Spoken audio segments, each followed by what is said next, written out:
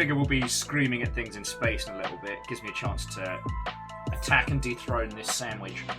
I made the good stuff.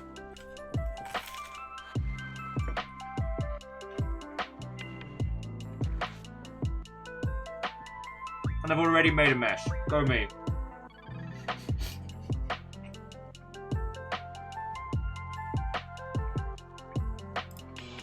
It's a gift. A messy, messy gift.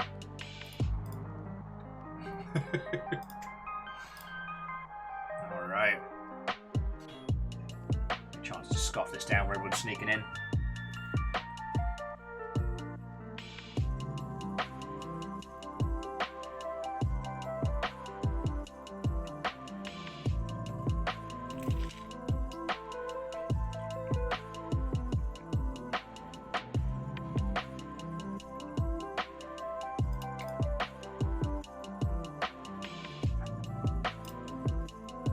But also make sure the games industry hasn't done anything weird in the last few hours.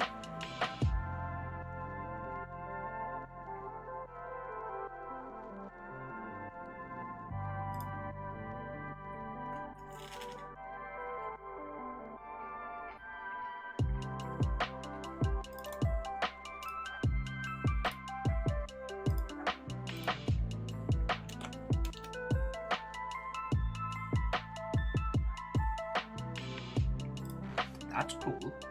Sorry. The Xbox TV app has launched. That's a subtle little win.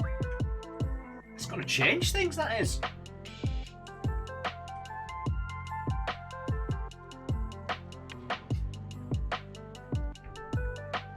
Catastros, Stepagen, what ho friends? Hello, hello.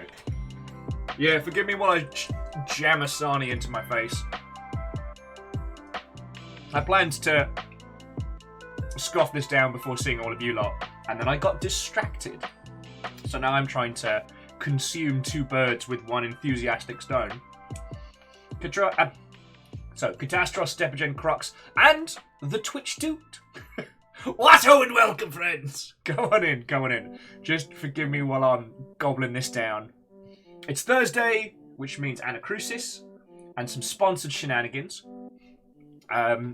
No, I think today's probably just going to end up as a conversation pit hangout. Like, I don't know, I got like a weird vibe on me today. I like the idea of going into it for pure faffermancy.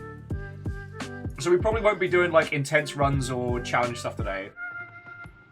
Night Valen, this is the, according to Dan Floyd, fastest neon white runner will overguard. How can I direct your call?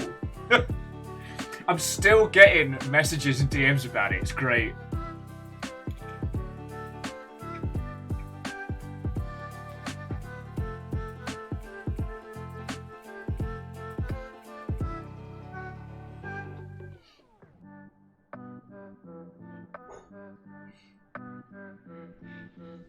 Oh god, don't tell me it's Okay, that single frame is glorious stammering. I was about to be like, oh no, like don't tell me that feckin' Dinobots died again. And Hillian Watto, friend! Hello, hello. Coming in.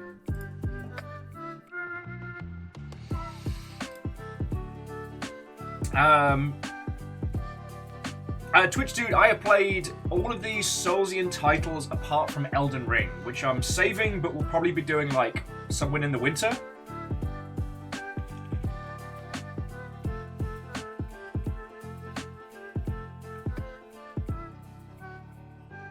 Wait, Wolfgrad, you just learned about Neon White's red medals.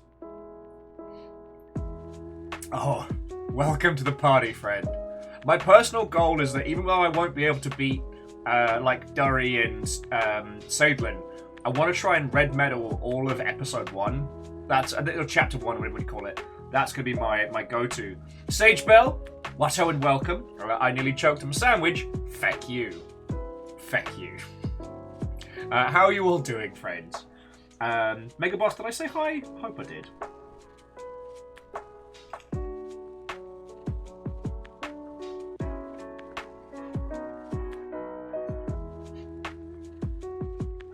So stammering, I was gonna joke and say, no, like, it's not me drunk after stream, but I got whoops drunk last night on like 4 ciders, which was embarrassing. But it hit me fast enough that I was aware of it. So Fiona comes in and she's like, what are you doing sitting on the kitchen floor by yourself? I'm like, I got accidentally too drunk, so I'm just sitting here with some water.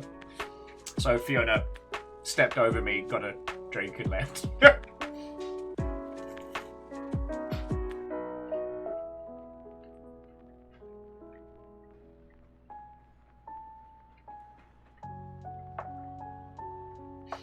J-Po's just adding, no tolerance is a cost of efficiency, and Sage with, what's friendship without the hazards of death? Why you like this? Trying to eat Masani.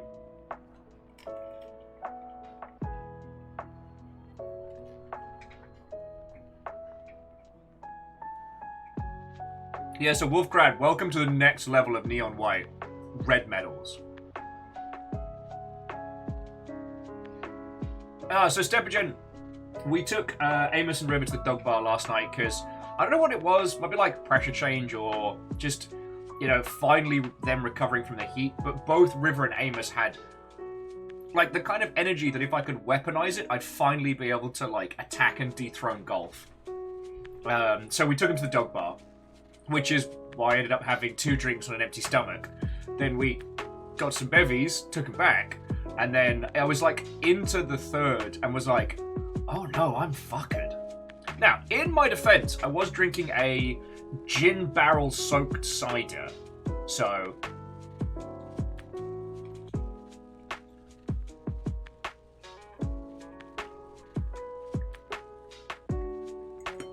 Oh, and jumping back, like Catastros. That's the thing I've really loved about watching Floydo's attacks on Neon White, watching his runs. Is he's looking at me like, holy crud, how can I be that much better? And here I am. Not, like, when I'm playing Neon White, I'm not cackling over everybody else like a rich anime villain, like, hoo, hoo, hoo, hoo, hoo. No, I'm like, how do I beat Zaglin? How's he doing it? And there's been a few times, for like, tens of minutes, where I've been top of the boards on certain levels, and it feels good. And then Zaglin finds a new skip, and I'm like, ah!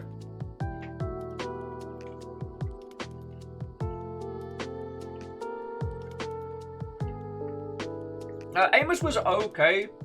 There was one dog there who was very nervy, and Amos had too much energy, so we had to give him like little timeouts and stuff, so just to get him to calm down. But he was well behaved. I mean, he's a little sweetheart.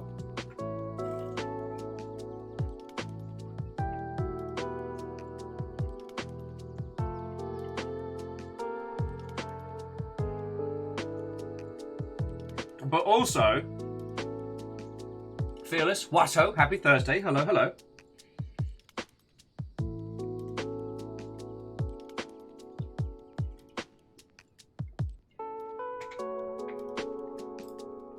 Please forgive me while I stuff my face. The games industry's been a little bit quieter since yesterday, which is nice. Yesterday was everything all at once, which I did not appreciate. Though the big one is going to be a subtle thing until the ramifications start to be felt. But Samsung TVs have just launched the Xbox app, which is basically the Xbox cloud gaming setup, but directly on your telly. So the thing that so many cloud compute companies, Stadia, OnLive, you name it, have been aiming for, is now just a thing on certain TVs. Now, they're not making a big deal about it. It's a pretty subtle rollout, but that could really have a big impact. That could finally be hitting the whole people who can't afford powerful PCs and consoles finally being able to experience games, which I'm cool. Yeah, Wolfgrad, if you could give it a try and let us know, I'd be really interested in how it goes. Twitch dude was asking, which, as in Souls game do I like the most? It always feels a bit mean because Bloodborne is the Soulsian series what Transistor is to Supergiant. Like, there is not a single theme or concept out of place. And it's not until you played through Bloodborne you realise everything was created with just like gorgeous precision. Dark Souls 3 is my happy place, but yeah, out and out, like, Bloodborne can't be topped.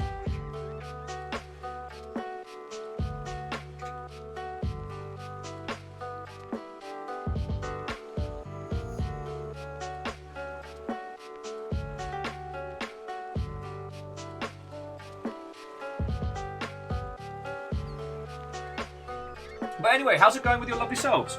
Akko, what's up? I'm doing pretty good. I got struck by exceedingly hot coffee this morning, which when I was informed, be careful, it's hot, what I expected was a drink of warmth to the point where, you know, I have to carefully sip it. What I experienced could be best described as licking the sun's ass. It was just pure burnt horror fire. So that was my eventful morning, but the rest of it's been quite nice.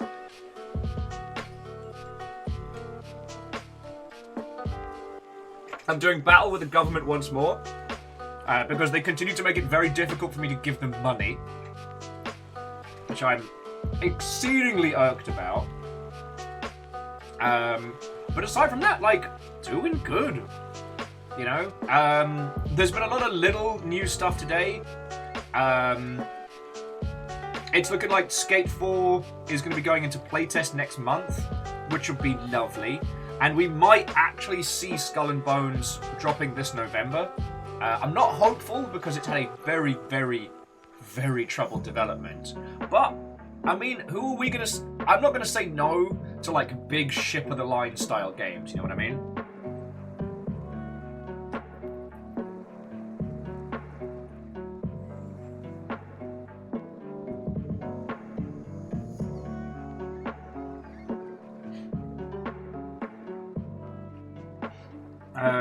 And Hillian, I think that's fair for everybody, though Skull and Bones hasn't been heavily advertised for a long time. So that's not just on you or on the success of Sea of Thieves. Oh! Ew, no! That's a bad time!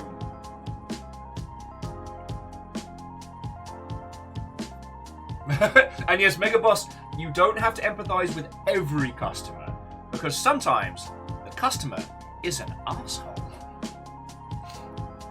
My friend always liked translating the that old phrase, "the customer is always right," is when it comes to what the customer wants to purchase. If they come into your store that you sell jam and they want to buy a table and chairs, you sell them the table and chairs with a vast markup. Sadly, that's not what the saying means. For a long time I thought it did, but turns out it was a misquote.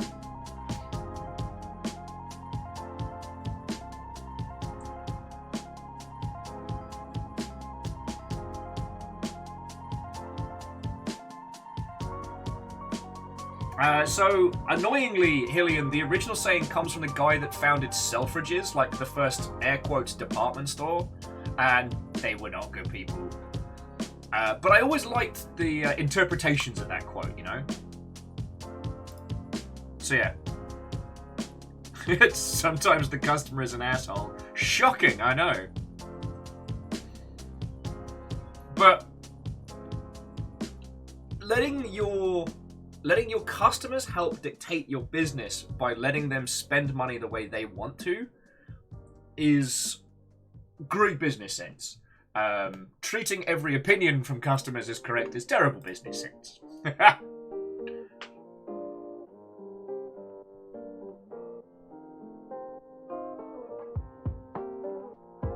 And Mega Boss, I understand, like, especially in a profession like that, striking a balance between empathizing with people and, like, looking after your own well-being, like, that's the challenge of being human.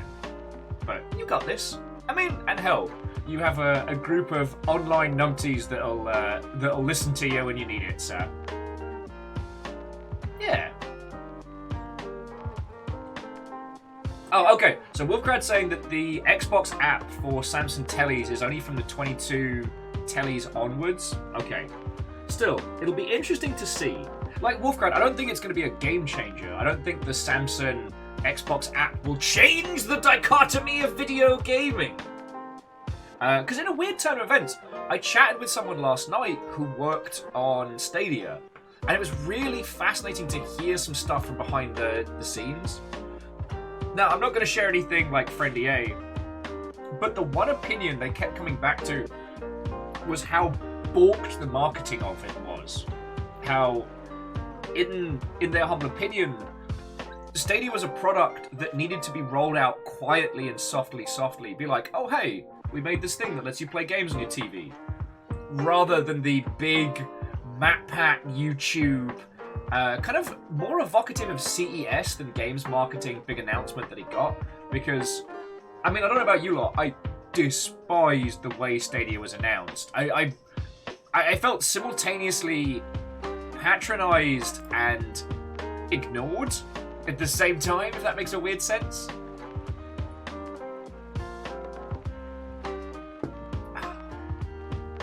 And it was just interesting, you know? Because, again, you can see how people genuinely believe in the idea of being able to stream games, and they're not wrong. Like, the idea of creating an incredible video game and being able to tell people, hey, you don't need a console, you don't need a PC, you can just play it.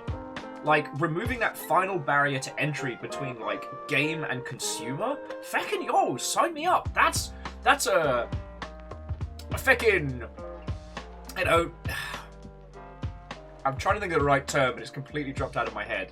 But that's some, like, Star Trek, you know, removal of currency type gloriousness right there. But yeah. I mean, as MDH says, the commercials were bad. They were. And you see, you're right. The overpromise and underdeliver, that is the way of the Silicon Valley. And that doesn't fly in video game spaces.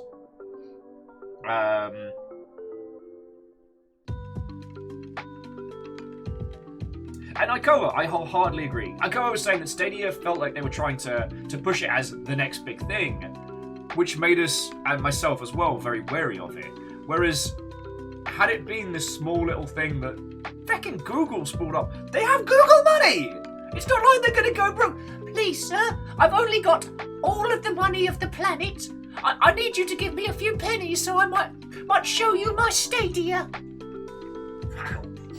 Fuck off, Google child! Smack. But, like, they could have just gently rolled out, like, the Stadia to desktop functionality, just calmly. Be like, oh, hey, how's this going? It's going good? Yeah. And Immortal N, Watto and welcome. Anyway, it was an interesting conversation to have with somebody, and getting into the guts of how we can make our games more accessible is something that, you know, we've talked about a lot, but we haven't really discussed how we can make accessing games more affordable. Because computers are much more ubiquitous, and there's a large portion of games that run on just browser and phone and whatnot, far more than we had back in the day. I mean, the mobile gaming market is kind of dominated by a specific kind of monetization system, a specific kind of game, and evolutions on that. But, you know, the phones are in people's pockets, they have them. So that's a huge barrier to entry removed, but, like, picking up a console right now is no mean feat. And hell, getting a PC that runs games? You ever tried to take someone through their first gaming PC acquisition? It's a trip. In those regards, we still have such a huge barrier up around our industry. And everything that brings down those walls, everything that brings more people in is always for the better, you know? In the sense that video games make more money and more people get to experience video games. I know that's a bit mercenary of me, but yeah.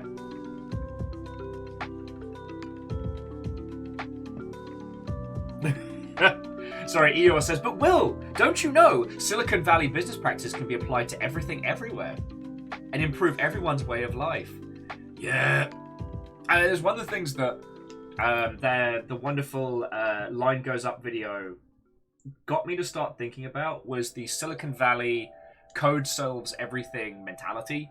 That the arrogance of a lot of these tech startup types, thinking that they're the first people to approach a problem in that mindset.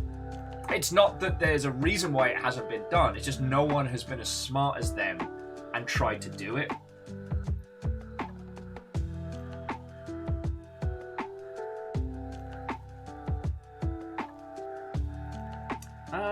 And Phyllis, I don't know if it was about like stock speculation because Alphabet, which is Google's parent company, already has all money.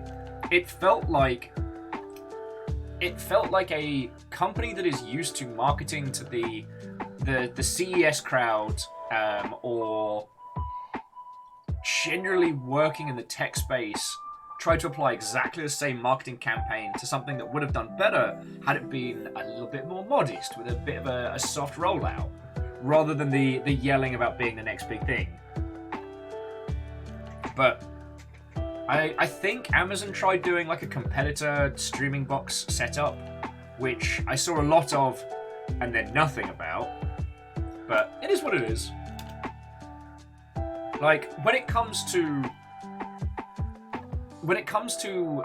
I hate the term streaming games because contradictory with streaming video games, but I've never been against it. I am very pro anything that lets more people play video games, and especially people who don't have cash. Like, I've been lucky, you know? You know, when I was a kid, I had an absentee father who I could guilt trip. So, I was a little shit, by the way, as a child. I was an absolute little shit. I probably would have beaten up more, but I was very quick. But when I was younger, I convinced my biological parents that a Game Boy wasn't a games console. It was a toy, which is why it was fine. And that was kind of what started my path into gaming, because otherwise I had to just use everybody else's. Like, we didn't have a lot of cash growing up, you know? And most of the things that have allowed me to be part of gaming as it's grown up have been dumb luck. I mean, hell, even now, getting to do this with all of you lot, like, you know, Stooge built the rig that runs the Longship. That was an incredible gift that's allowed this to go forward. It puts me in a position where I can engage with high-end games. But that's not something I would have been able to do with my own fruition, you know what I mean? Anyway, sorry, bringing it back. Now, GeForce Now is actually a good service, but the problem they had was they were too successful without really talking to people, and this created a real amount of friction, which kind of slowed their roll. Because the thing was, for those who don't know, so it's NVIDIA's GeForce Now is a similar service that lets you play games on your phone, on your telly, on your PC via streaming services. Now, the hook with GeForce Now, aside from it being pretty low latency, was that it launches things from your existing library. So it plugs into games you already own and doesn't ask you to purchase them again. Problem was, this wasn't conveyed to a lot of their partners, and a lot of game platforms lost their shit because they were working on their own competitor streaming services, right? And then GeForce is like, nah, you can stream the game you already own. Oh, lot of grumbling. So there's quite a few titles that have been taken off of NVIDIA's GeForce Now at the behest of big publishers and companies, creating a situation. Hillian, you speak to me of the Ouya on this, the day of the guinea pig insurrection. Oh, I don't know if I told you all, this is the day the guinea pigs take over. You all should probably close your windows. Sorry, I look over and Atticus is fucking dead-eyeing me as I said that. I just got my guinea pig giving me the "do not tell the humans" look. Apparently that means I'm on the in.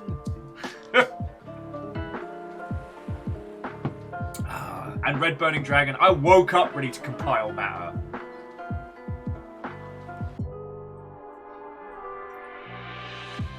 Anyway, sorry, I don't mean to get so arty-farty at you all straight out the gate this morning.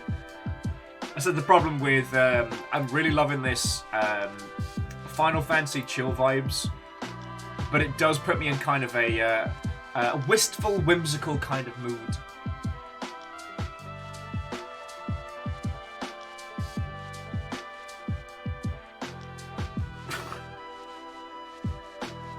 Jackie, are you okay? Do you need me to call someone? Also, what I would welcome. But Hillian, wouldn't it be New Guinea or Newer Guinea? But yeah, so I hope you're all having a lovely Thursday. As we were saying earlier, I'm still getting people blepping to me about Floydo's times on Neon White. I even sent Floydo a thing last night being like, for you, it was the day you found Neon White, was the day you discovered how hard into this bullshit I can go. But for me, and there's a list of all the feckin' times on Glass Dock? Glass House? Which one was it? Glassport, that's it. For me, it was a Tuesday. I still gotta get a red medal time on Glassport. Feck knows how.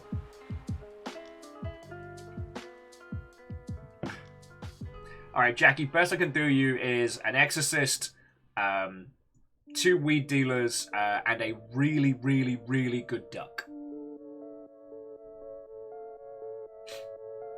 Newest Guinea. See, Hillian, you get it. And it was just a nice little surprise. Though I do feel bad because Deus did an incredible video yesterday. Let me see if I can pull it up. And I love it, and it's so good. I mean, the Deus edits of all of our stuff is fucking brilliant, but the stuff he's been doing with Sea of Thieves is so good.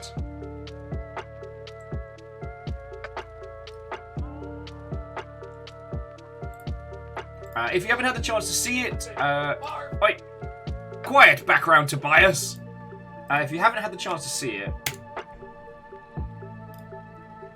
that is Deus's new video. Please give it a watch. Please give it a thumbs up. Like, the fact that Deus isn't a huge entity on YouTube is criminal, considering how feckin' good he is at, like, turning these little moments into great edits. I mean, hell, the Chest of Sorrows video, which haunts me, which people seem to have seen even before I have met them, has only been seen like 140 times. It's criminal.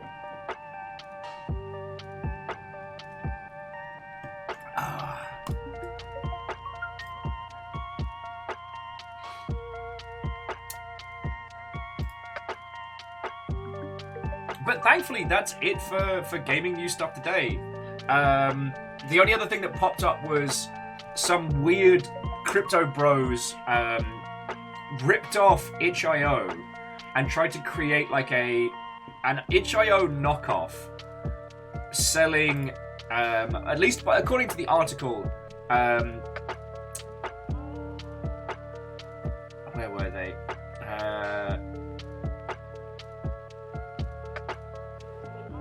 I'm trying to find where the games were stolen from. Because by my understanding, the games online were jacked from like an RPG Maker community. And Kimble, Motto friend, hello, hello.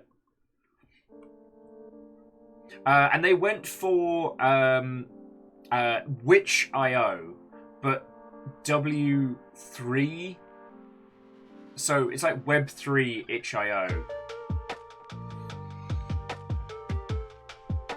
Again, making the case that if there really was a big paradigm shift in online sites happening, people wouldn't need to rip off other sites and repost them. Just saying, just saying. It's actually kind of fascinating because I've been chatting with Stephen, the gentleman who was responsible for XE, We interviewed him a while back, talking about funding and video games and classic stuff. Great person. And what was fascinating was that the original, internet explosion very much happened from a necessity standpoint. And it's very hard to pretend that there's a new paradigm shift happening when there's no problems being solved. Anyway, I mean, that's a whole nother kettle of monkeys. Sorry, I didn't mean to... I didn't mean to bring the conversation over on that spot. I've just been checking up on the hot sheets a little bit, because everything's been moving so fast. There have been a few times this week where we've started, and then half an hour in, the games industry's been like, lol. Well, Hillian, I've been going through kettles pretty regularly, so I figured we'll just move to canned monkeys and just go from there.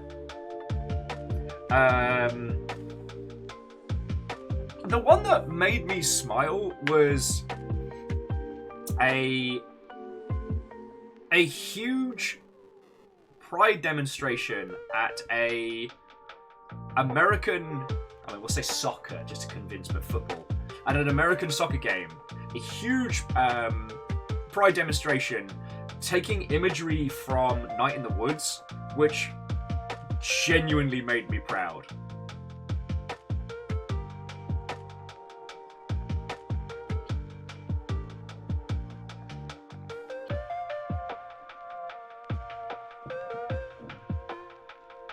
Oh, Bacon, I did see that the Portal Companion Collection was made available on Switch. A few people have been able to reverse engineer it to find a few of the early beta levels and whatnot.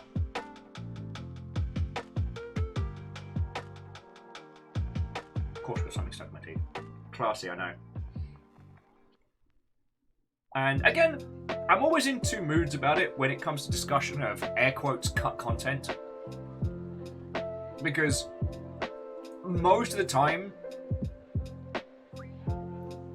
things are taken out of video games not because, of creative differences or because of, artistic vision. They're taken out because we've got 2 days to finish this video game.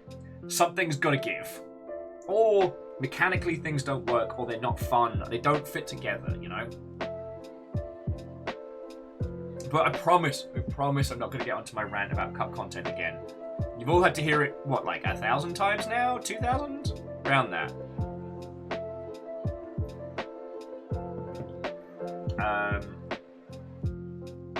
And I guess I wouldn't say sad news, but the unfortunate news today was that Ron Gilbert said that he's not going to be posting any more updates about the Monkey Island sequel because people have been really, really awful. I mean, again, it's one of those things where, no, people online should not be horrendous to other people. Really need to gut out the core of this, angry, loud, toxic part of, video games as an ecosystem. Flip side,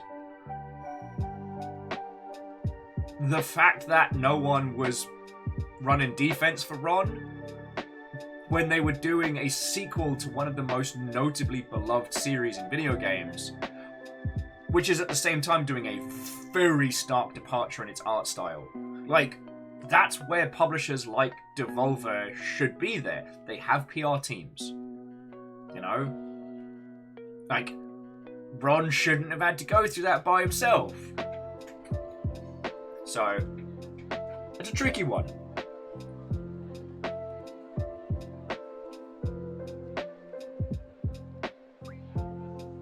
Oh, Hillian's still on Tales of Monkey Island. Yeah. I mean, it's a good reason why... Wait, Tales? Was that the Telltale follow-ups? Because there's probably a very good reason... sorry, there's a... Wow! I just completely forgot how to speak, so I'm going to sip this coffee. Look, let me take the special walking lid off. He says, not being able to take the lid off. Yeah.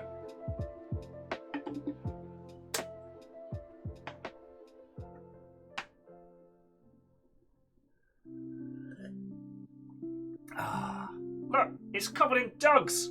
It's covered in dogs. It's right good.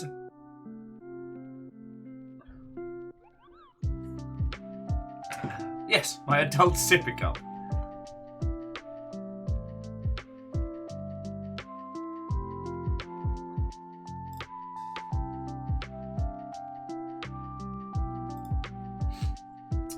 Oh, thank you. It's Fiona's mug, but I got given it this morning, so I'm right happy. And Durry, what oh friend? Hello, hello. So Immortal Len, it's a complicated one. See, Monkey Island's a huge part of video gaming's history. There are a lot of people who played the absolute heck out of the early ones and haven't really been part of the video game space as a whole since then. You know, people who've had families, people who have kids or work so much that they are not able to keep up with them. So games like Monkey Island end up being ingrained in people's, I guess, personality. Do you know what I mean?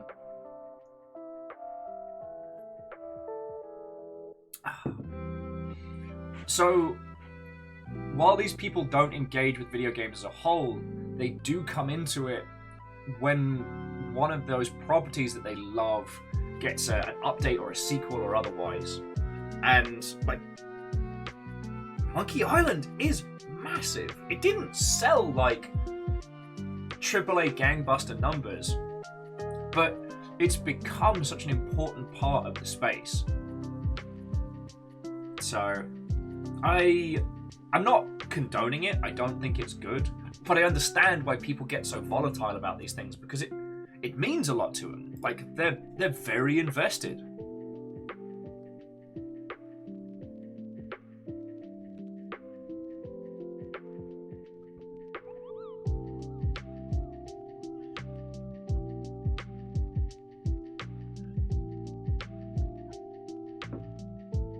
I mean, Hillian, essentially, you know, when Monkey Island dropped back in the day, you know, LucasArts was one of the big names in video games. They couldn't do anything wrong. Kybal, Sonic fans are very weird, and yeah, having interacted in that space, oh boy, the Summer of Sonic in the UK is a fascinating event to go to.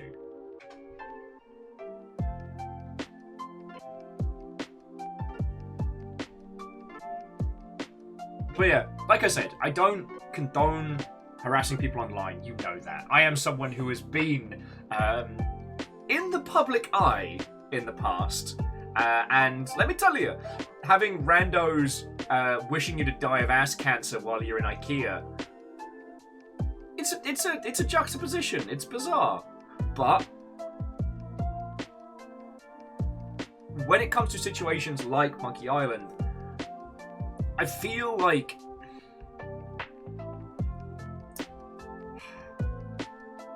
I don't know, someone should have been there.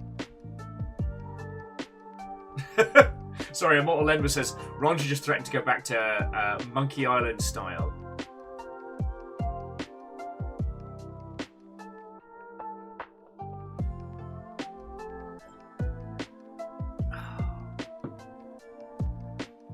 Wait, was Republic Commando in the last games LucasArts released? LucasArts is a very, very different operation. God, that's fascinating. But yeah, friends, it's something that doesn't really get discussed as much as it should, which was that for a time, LucasArts as a game publisher could do no wrong. Like, every genre, they crushed it. Every title, a banger. Like, they didn't sell millions and millions of copies like the big hits of now, but the market was much smaller. But there was a solidification between, like, LucasArts, the film side, being a powerhouse, and LucasArts Games being unstoppable.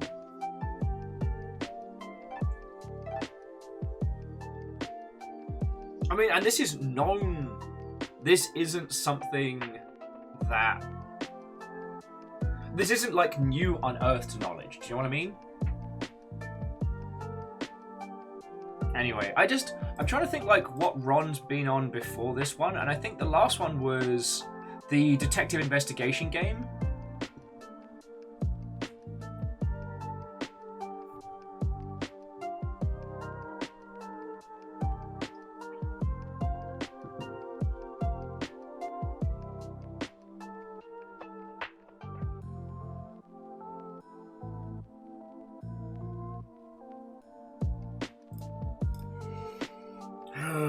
And yeah, I mean, Jackie, the transition out of LucasArts was a very messy time in video games history. There's so many horror stories from the end.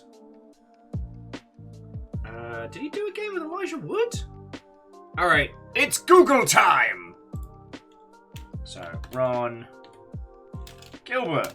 Obviously, everyone's Googling him today, so it gives us the full deets.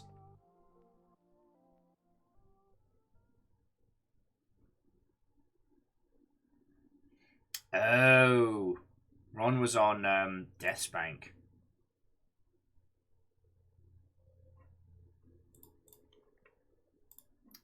Oh boy. Oh, Death's Bank is a whole thing. I don't know if Ron worked on...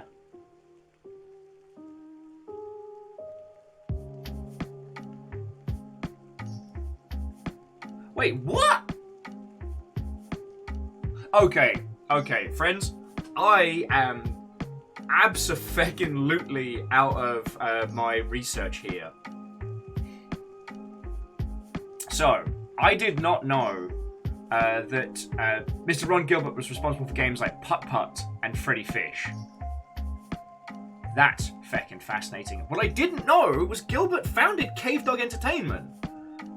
For those of you who don't know, Cave Dog Entertainment did Total Annihilation. Rewrote the entire feckin' strategy game environment.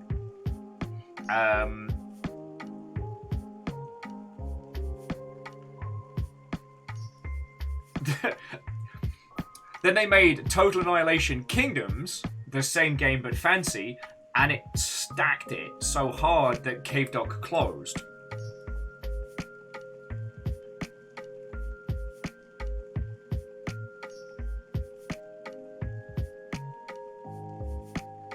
God, and Cave Dog didn't even make it to the year 2000. Oh my word.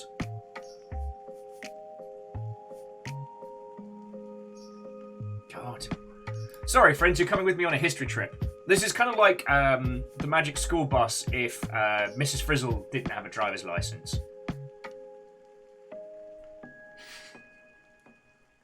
Alright, kids, get your Oyster cards ready. We're going through a journey through the human colon on public transport. But yeah, I had no idea.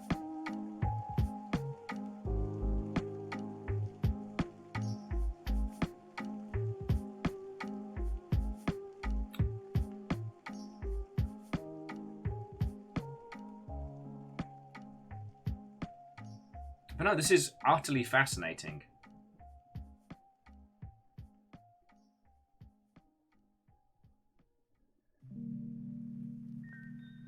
Sorry. Immortal Len, I give you a 50-50 chance. Thimbleweed Park, Eeyore, that was what I was desperately scrambling to remember, which was very, very good. But, like, by my understanding, Thimbleweed Park didn't set the world on fire. Like, I think we're aware of it in the gaming space, but I don't know how well it's sold. Because it was kickstarted for $375,000. Woo! And the thing with Kickstarter games is it's often hard to know how well they do.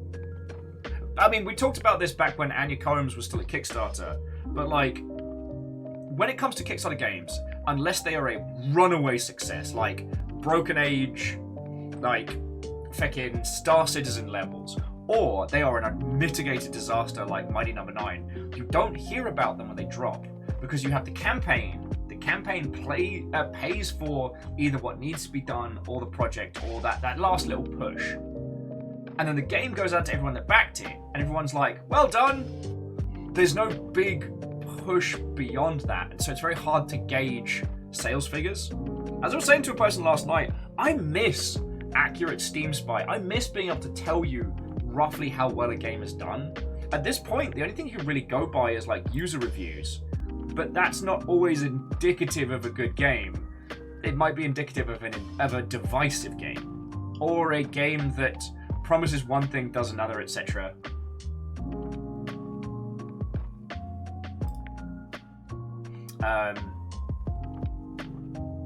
So yeah, I don't know how well Thimbleweed Park did. I hope it did great. Like, it deserves to.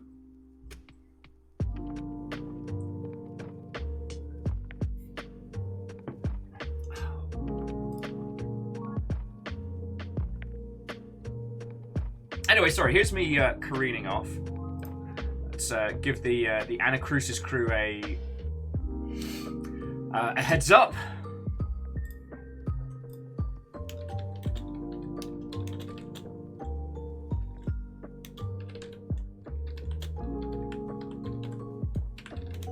This is your 15-minute green room call, people of the Anacrusis.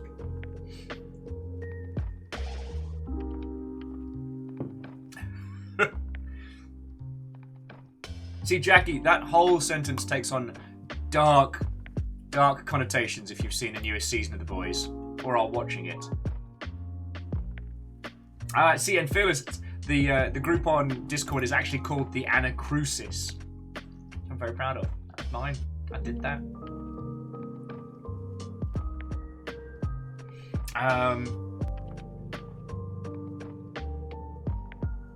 But yeah, that's kind of the long and short of it, games industry-wise, right now.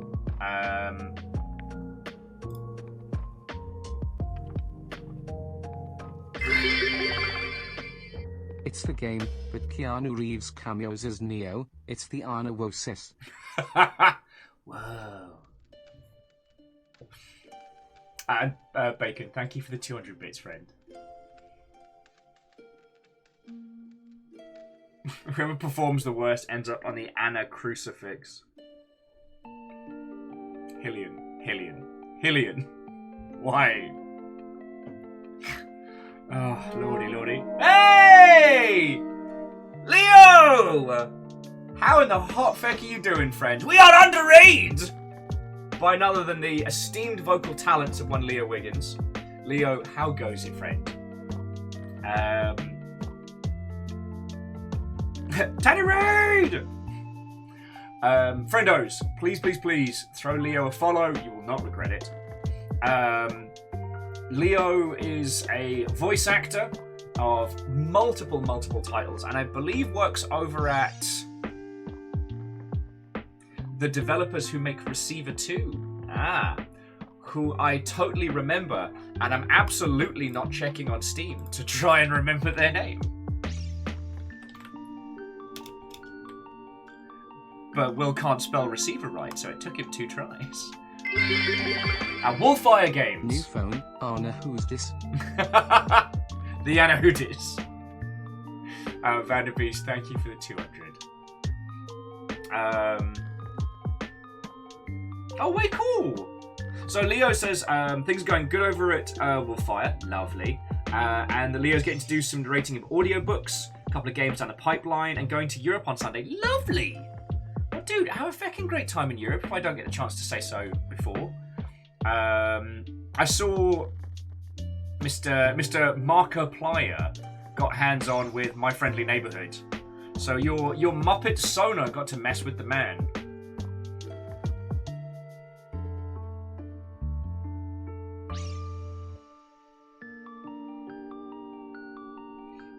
Oh, Vanderbeest, did I say thank you for filling the pint glass? I hope I did. But yeah, so Leo, we're doing sponsored streams of the Anacrusis, which is a 70s retro future co-op shooter. It's made by peeps that worked on like the OG Left 4 Dead games.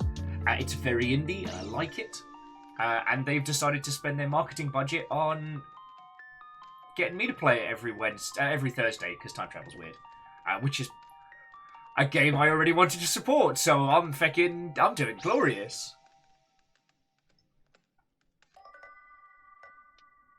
But yeah, Leo, that's feckin' cool to see. Markiplier is always a dice roll as a creator, and I'm still sad that he didn't end up having a good time with the Blackout Club, because that could have been a very different timeline, but it is what it is. Oh, hey, Leo, thank you for the lurk. I will do my very best to be entertaining to your lovely audience. Plus, I get, at very least, a Perios and Sagebell joining me in a second, so you're not just stuck with my dulcet tones.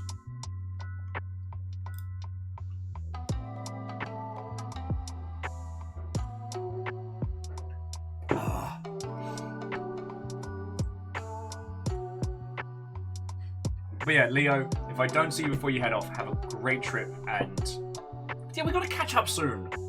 Like I said, it's one of the reasons I miss, like, yeah.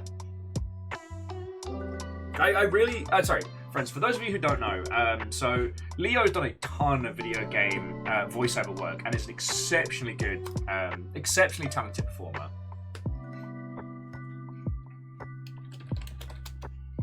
I got to voice a character alongside them for the DreadX Collection 3, and it was so much fun. It was so much fun. Leo's also good at giving other people voice direction, so I didn't sound terrible when I did it.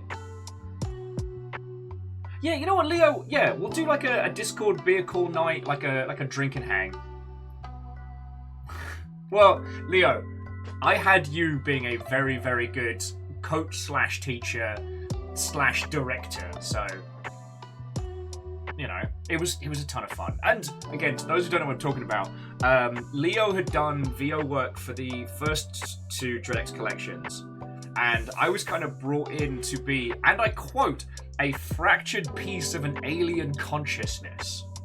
And it was fun. It was really fun. But I mean, we talk about this a lot whenever the conversation of, you know, VO in video games comes up, which is that I'm not a voice actor. I have a voice. I am able to use it. But like, being an actually talented vocal performer is a very solid set of skills. And there are a lot of people, especially on this Twitch.television, that consider themselves to be voice actors, when really they do some silly voices occasionally when they're reading stuff, and that's not the same. But in the same breath, I had so much fun working alongside Leo, and I got to do some stuff for PAX. I got to do this kind of look around you style fake infomercials about the internet, which was so fun. So yeah, for friendos that have projects and stuff, I've been like, look, if you could let me throw some vocal cadences on it, I'd love to do that.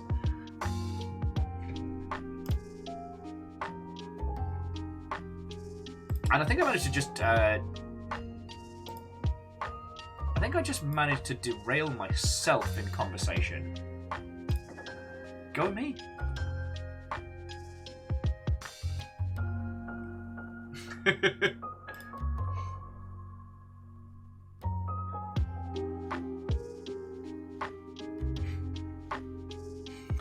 Okay, so yes, so to those of you who've come over from Leo's stream, hello, my name is Will. It is lovely to make your acquaintance. I worked in the games industry for 10 years, and I do this now for a living.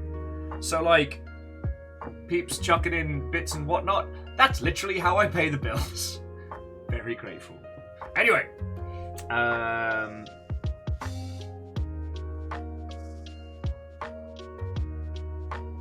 oh yeah. See, Megaboss, again, I wholeheartedly agree. I've been lucky enough to have friends like Leo, like Alex, or Octopimp, as you might know him. Telltales? Yes. Like, individuals who are accomplished and exceptional voice actors. Thing is, like,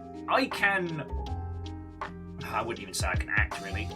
My gift is that I do not get stage fright. You can put me on a stage with little to no warning, with as much of a crowd as you want, and I'll be vaguely entertaining. I make for a very good host. But when it comes to, like, acting and performing, I'll just go ham with flailing and body language to make up for my lack of talent.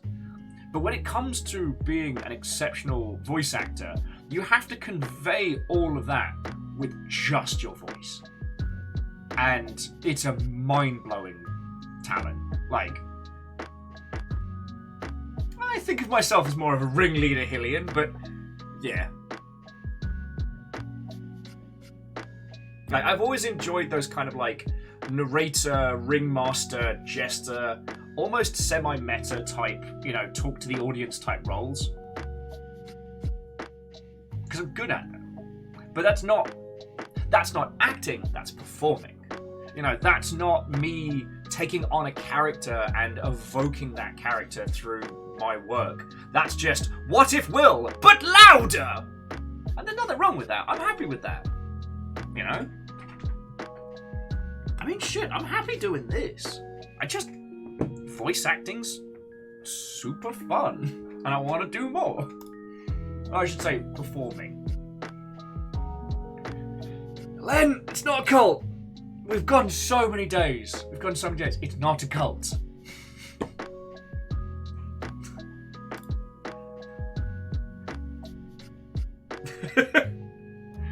Lagmaster, in a shocking tone of, how about no?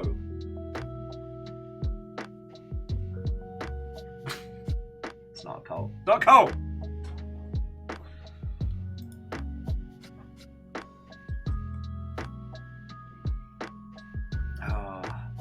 Alright, so friends, we're going to be getting into the Anacrusis in just a second. Yeah. Cult.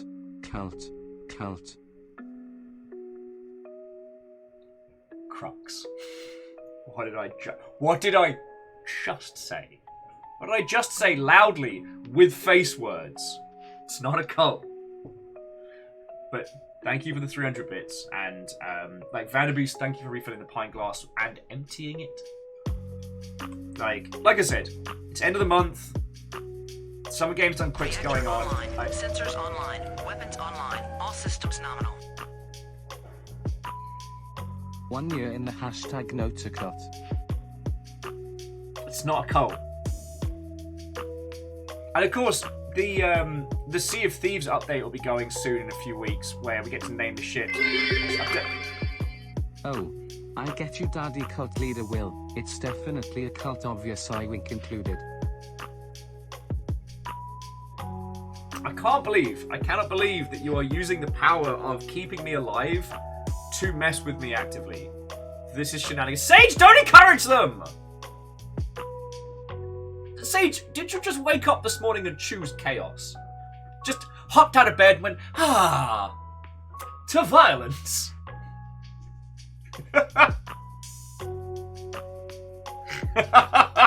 The answer being always.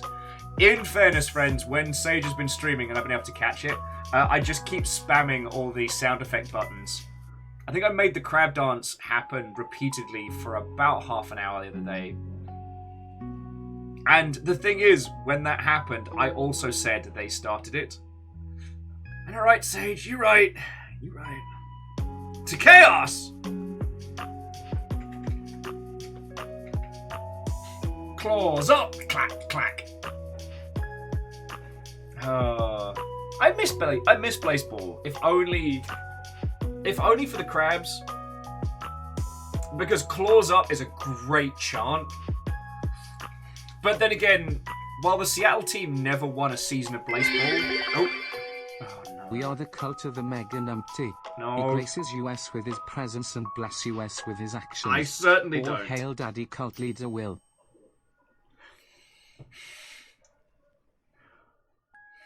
I can't get mad. Can't. And yet! I'll get Sage in here. Right!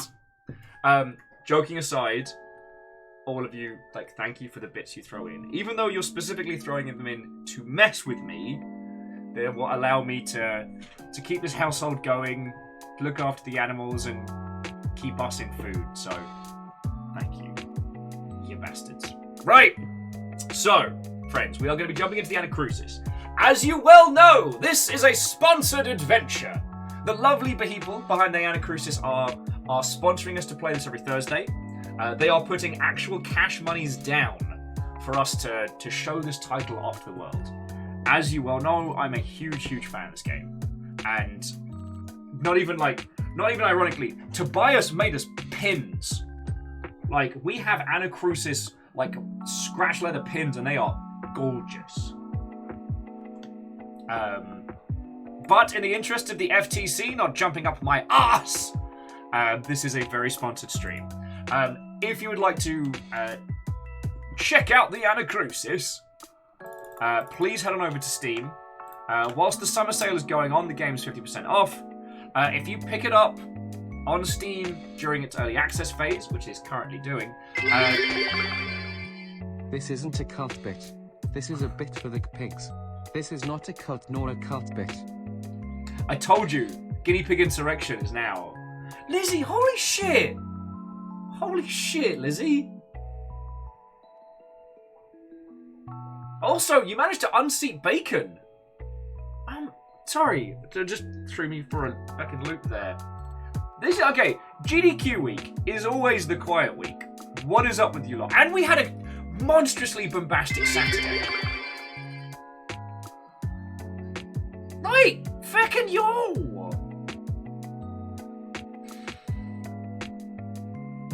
Lizzie, that's $50 in keeping us going. Thank you. I will make sure the guinea pigs get some super fresh goodness specifically. Okay, and as soon as I said that, Perun pulled his head out of his house like, yo, heard there's some fresh salad going around. Frickin' yo! Snipe. And before I could even acknowledge the reign of Jarl Lizzie, Wolfgrad's like, air horn sound! Pushing people off chairs. Lizzie is, as my decree of Jarl, I shall... Oh, wait, no, never mind. Fucking yo. Also, anyone who wanted to get off at stations 1 or 2 on the train, sorry. Much like intermittent journeys on Southern Rail, we are not going to be stopping where you think. Vulcanor just yelling, chair fight! Night Vale with salad, salad, salad! Perios, you absolute terror. Absolute terror.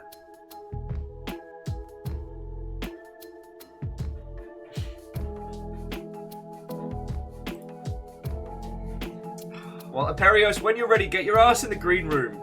I'm gonna say... Oh wait, I haven't even put the train on! Oh, all over the shop today. Fuck no.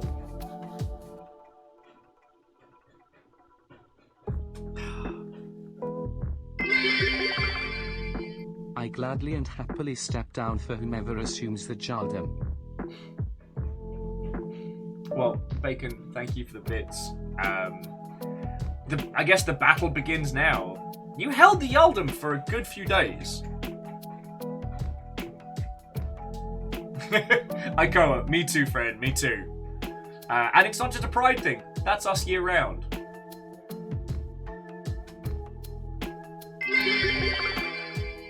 I get up to reheat some coffee and I return to train in progress. At least I didn't miss the departure. You didn't miss the departure, but, like, stations 1 through 3 just got screamed past, so that's a thing! But no, Bacon, Fearless, Wolfcran. Again, Lizzie, holy fuck! Holy fuck! Thank you all. Sorry, I'm still kind of processing. Feckin' yo!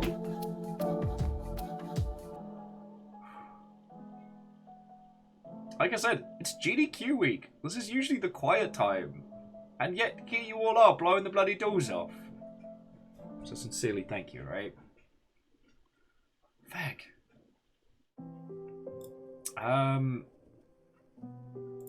Let's get this game going. And I will think about it loudly.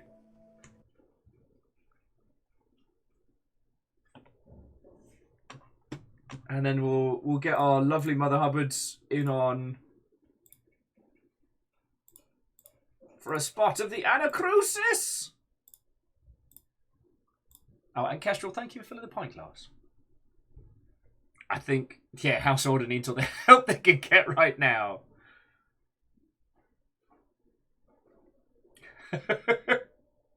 Lagmeister saying, is this trains done quick? And Fearless adding, for tax reasons, this is not a cult. It is absolutely not a cult. There's very specific tax paperwork you have to file.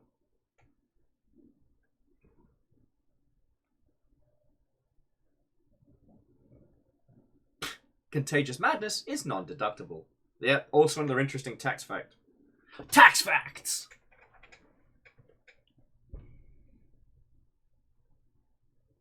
Oh, lordy, lordy.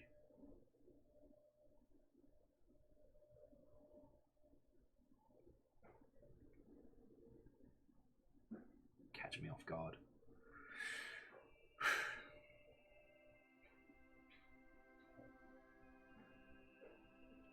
And Fred, a good afternoon to you. How are you doing, mate?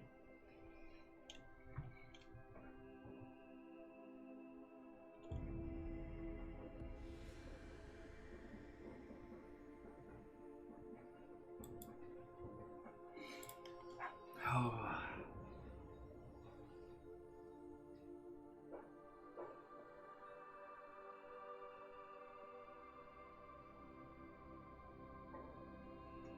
You can't keep doing this.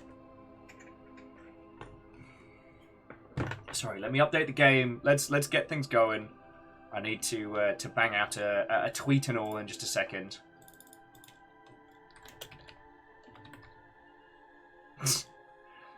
And if this place was entirely populated by cows, it would be the Anacrusis. Thank you, Fearless. Lizzie, I can even hear that over the microphone being like, we can in fact keep doing this. You're right, I have no control over you.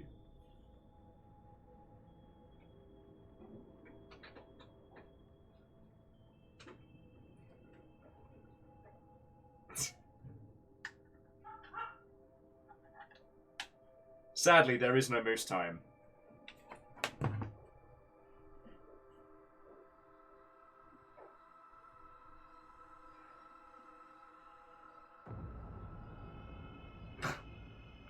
Anacrusis, a Phasmophobia crossover game called the Anacrusis.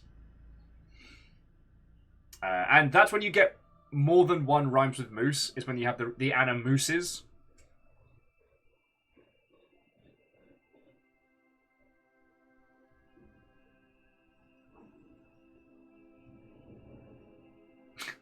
Stop that incessant clicking. Aww. So Lagmos is adding if it was cats, it'd be the Anacrusis. And Lizzie, thank you for gifting a sub to Pup Time specifically. You took exception that Pup Time wasn't. Friends, all of you, thank you for throwing in a train. It's like a level 3. That's no big deal. That's a lot of bits. It's a big part of what keeps us going here. So sincerely, all of you, thank you. All right.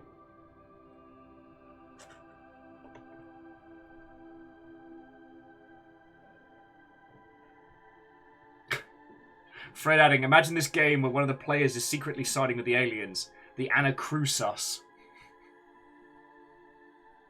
We'll talk to Victoria, see if we can get a crossover going. Oh, my life.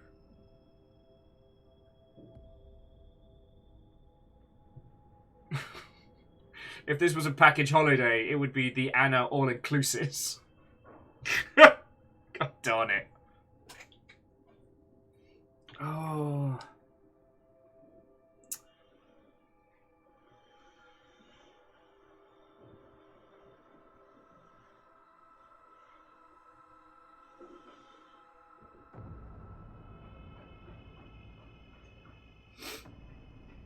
Oh no, Lizzie, I got it. I just you'll caught me off guard today, and I'm just processing.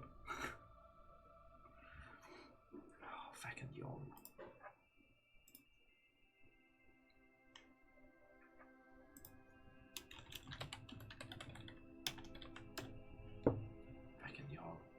Right, let's get Aperios in here. Let's get Sagebell in here. Let's get into mischief.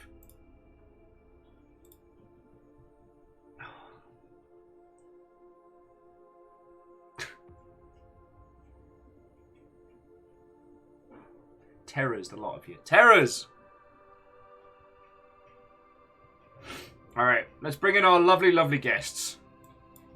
Hello, hello. Oh no. Oh, yes.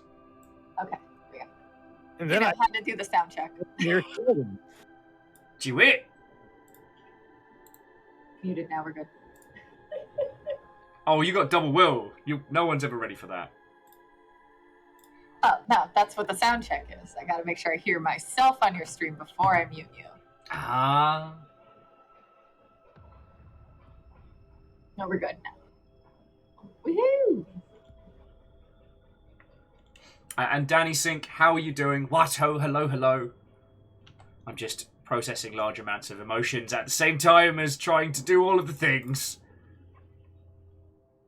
Everything happens. So much. Lizzie, no! I don't have to, you all can't make me. Oh, lordy, lordy.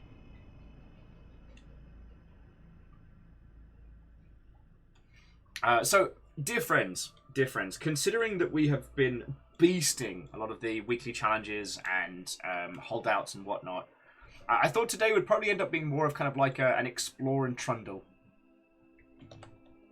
There's been a few times when we've gotten lost in the mall, or we've hunted for shoes and chocolates, or just generally explored the glorious weirdness of... Well, okay, weird's wrong, but the glorious detail of this title, and I think I'd like to get stuck into that today. Aparios, it's not cold. Why are you like this?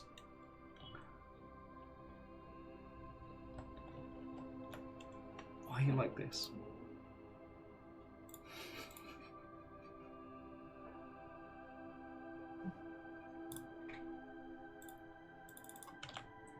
Oh. Anyway, Sage, Perios, how you doing? How's it going? Waito and welcome. Doing well. Stream was good. Fiddling around with Unity for now. Woo! Oh wow, yo! How much has that changed in the past 10 years? Well, I can tell you a lot because the last time I used it was probably 10 years ago. Bundle store purchase made for $13. I try to touch it like every 3 to 5 years so I can like pretend I'm paying attention. Me and a couple of friends genuinely started working on a game a few years ago. So I have just like a whole bunch of assets and other shit just kind of sitting around in Unity collecting dust. And I had an idea for a really dumb game, but then I realized that multiplayer might be hard. So I don't know. That's kind of where I'm at with it. No, way cool. I went to school for game design and programming, so Unity was a big thing in college for us. Oh yeah. You've been trained in the ways of Unity. Yes, it was much more common to use than Unreal, the UDK. We had like one class on UDK, and then never again did we touch it. Well, if you think about it, like that was before like UE4 basically became free use, right? Yeah, I don't think Unreal was free at the time. Also, And the documentation on Unreal has gotten a lot better. oh yeah. Honestly. Good So, lord. sorry to interrupt. Whoever that was that used the Humble Store link to pick up a video game. I don't know if you've all heard about video games, but let me tell you, the next big fad. Whoever that was, thank you kindly. But yeah, so like, this is where I feel like fucking grandpa of video games is that like, back in my day, if you want to learn how to make video games, you had to learn how to code an engine from scratch. Like, that was just what you had to know how to do.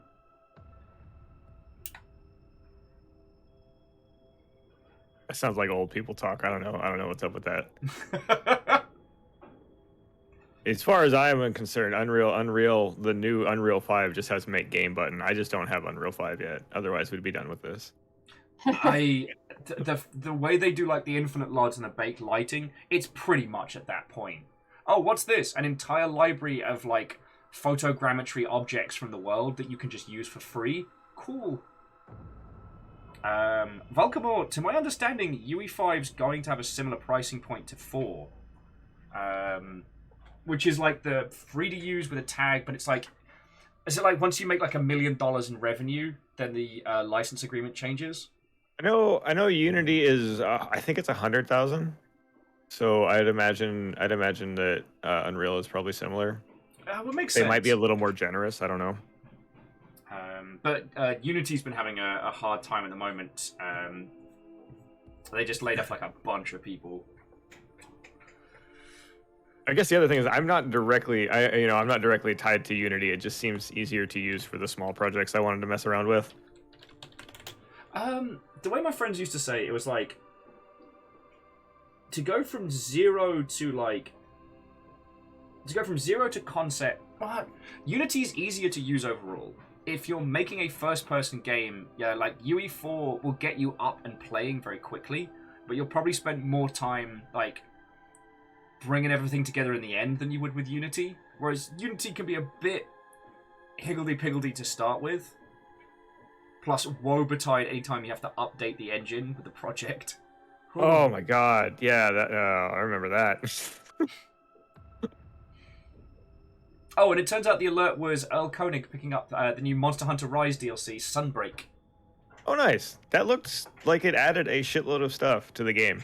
Yeah. Earl, go punch Gore Magala in the face for me, alright?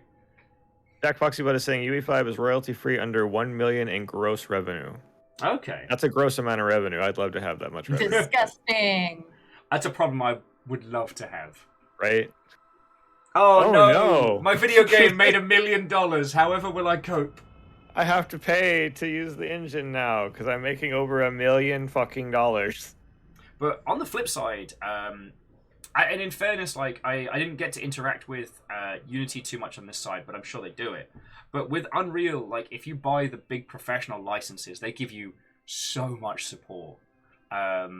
Like I got taken to the fancy Unreal dinner at GDC one year, which was like all the people who are paying for the big licenses.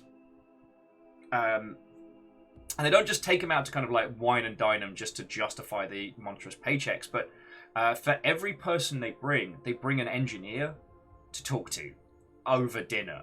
So you can like start asking like in-depth questions and really get That's to the wild. weeds. Yeah, it was so cool.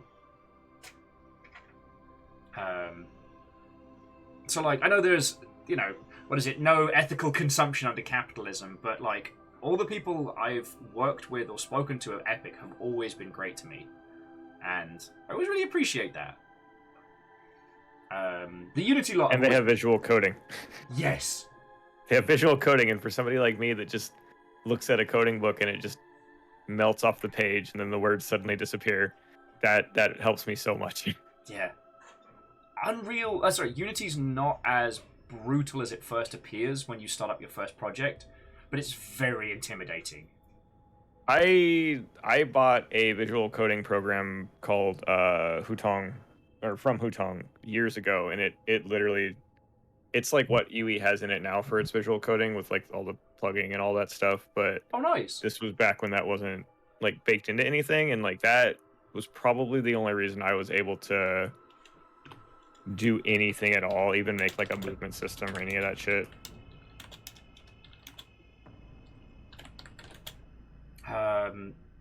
Yeah, so Sage, how long were you dabbling with Unity? I shouldn't say dabbling. How does one interact with Unity? I feel wizardry feels like the most accurate description. I mean, it was just in college, so that would have been like 5 years with it. Because, you know. And then I would dabble back and forth, but I wouldn't stick with it for super long because, you know, life and work. But my favorite... That was 2017. Wasn't that long ago. 2017? Yeah, 5 years ago, 2017. Oh no, the last time I graduated college much longer ago than that. I'm about to say, assumed / would have been scared if not. 7 years ago, and then I guess for the last 7 years, maybe like once every couple of years, I try to pull it up. I try to more or less go into the 3D design tools instead for making assets, because those are, more important to import and stuff. Yeah. And I like texturing. I like texturing and I like sound design. I learned in college my strength was sound design, but I was already in my senior level, so I couldn't transfer majors at that point. So I do have my Adobe Illustrator. I have my Adobe subscription, and I'm like, all right, someday I'm gonna get back into that sound design, do some more video editing. I got this. You got I this. can do it. The thing that's just been breaking my brain about Unreal Engine 5 though is just how quickly you can clean and import photogrammetry stuff. So if you want a rock, you don't have to just craft some grey polygons together to make something rock-like.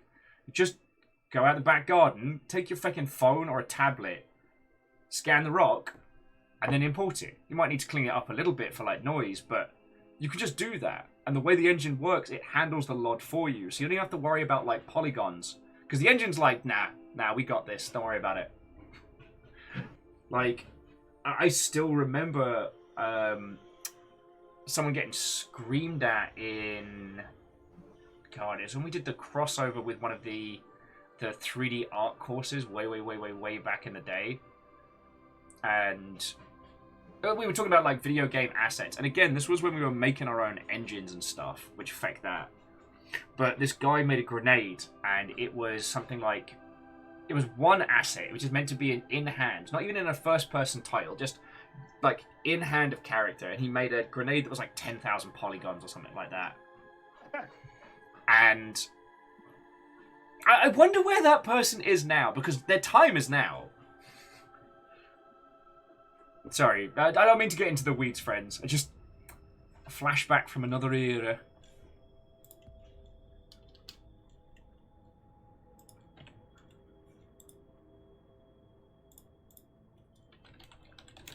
Because back in the day, the free engines you got were mostly weird or terrible, let's be honest.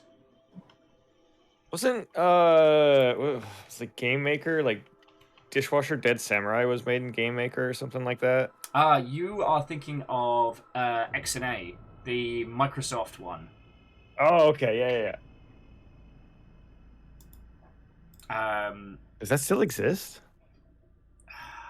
I'm racking my brain. I remember reading something about a particular project where they had to essentially resurrect XNA to get it working.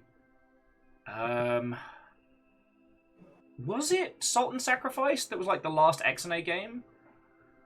It might. I mean, that was the follow-up to Dishwasher. I mean, it was by the same group or individual, I don't know, but it was the same people. Yeah, it was a two-person team working on it. It was actually kind of fascinating. Well, that's one of the first games that really, oddly enough, kind of inspired me, because I was like, yo, this isn't beautiful by any means, but it plays so fucking good. Yeah. Dishwasher Dead Samurai was genuinely fun to play. The combat was really well built.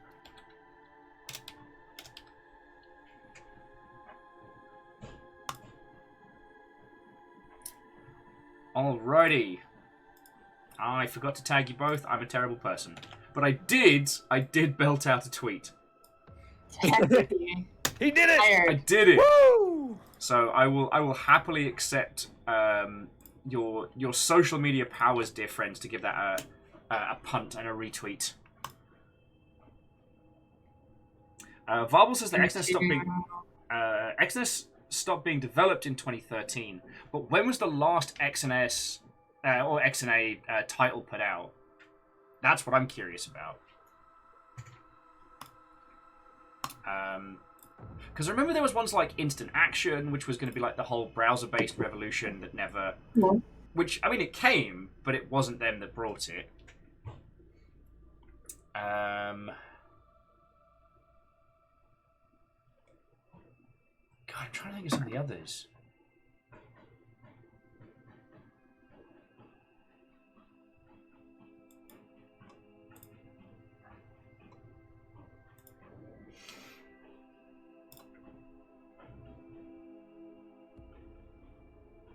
No, it's completely dropped out of my head. Let's shoot some aliens.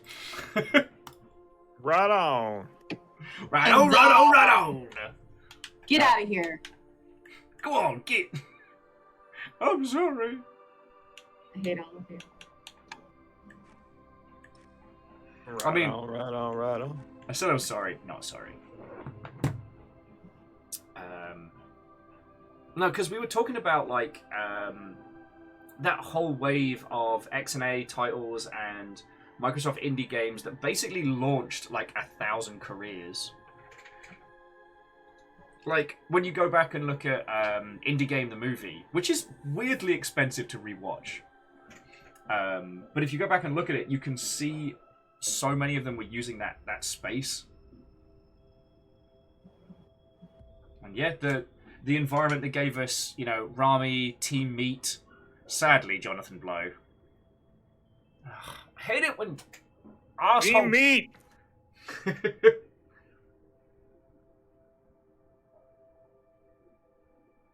Oh wow! So according to Lagmeister, the Supergiant games pre-Hades still used XNA. That makes sense because Damn. Bastion was an XNA title. Wait, Celeste was XNA? What? They did. No. They Varbles, did love that. and respect, but I'm calling bullshit. I am googling this one. Love and respect. I gotta Google this one. That was Pyre and Transistor. Then that would be the other two. Yeah. Damn.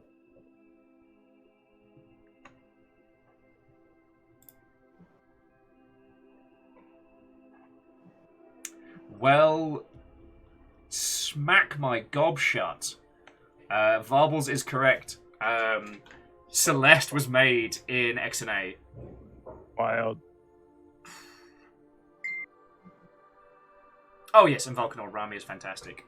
Now, to those of you watching, if you're wondering, like, why would modern games use old engines? It's amazing what you can do with a game engine once you know its guts. And not every good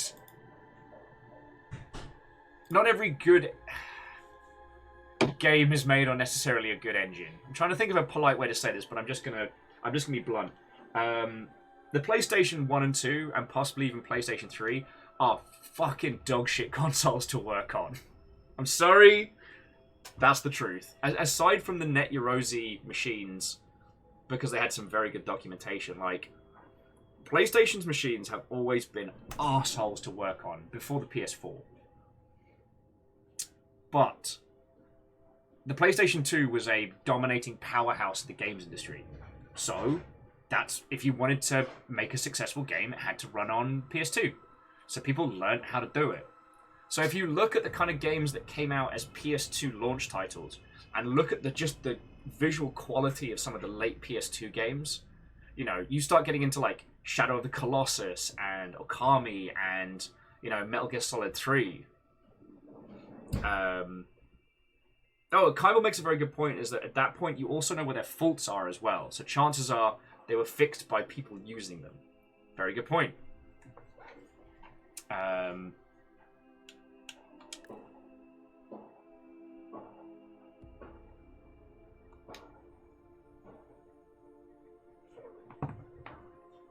Oh yeah, Fearless, like absolutely. Sorry, Fearless was just saying that the PS3 is a pain to work on. PS4 is incredibly smooth. Yup. The Xbox has always been easy to develop for, but it's definitely during like the post 360. There was a time when the bureaucracy to get a game on the Xbox. This is when the naming convention fails me. It's the Xbox One, then the Series X, right? I don't know. They fucked up when they did that. I gave up. I just call them the skinny one and the thick one. That's how people to refer to you and I. What is a dinosaur's least favorite reindeer? Hey, Comet. I'll take it. And just to pass this on to both of your lovely selves, what is a dinosaur's least favorite reindeer?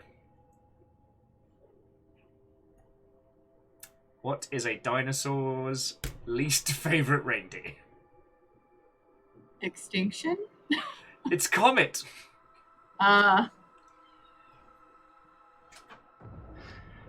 Even though I could have just looked at your screen. I was like, Blitzen. Extinction? Is that how the names work? Is that the joke? Extinction was the one that replaced Rudolph after he went on the whole like rampage. Not a lot of people know that. On Blitzen, okay. on Buster, on Extinction, on Sephiroth, XXX 420 YOLO. No, Kindle, it's not Christmas. It's not It's even. Rudolph's Redneck Rampage. Go. Let's start with Grandma. Well, she got run over by a reindeer. She's Yeah. dead. It was probably Rudolph I mean, who did she it. might not be dead. It was a hit and The run. song doesn't explicitly say that she died. She could just be laying there still. They Okay. did make a whole movie where she did die. And it's Okay. animated. How many reindeer are there pulling aforementioned sleigh? Because I'm just thinking about like velocity, momentum, and number of hooves. Isn't it like 7? Grandma got ran over by a reindeer. Yeah, not the whole sleigh, just a reindeer, so it was a stray, clearly. I Okay. mean, the reindeer could have been in a car for all we know. Would explain that due to their lack of opposable thumbs, the difficulty they had in driving. Indeed. Video games. Oh, lordy, lordy. I'm just looking to see if the Anacrusis weekly challenge is going to be doing a cheeky reset, or if we've got a little while. I was looking up random game dev stuff, and I came across this little web console called the Pico 8.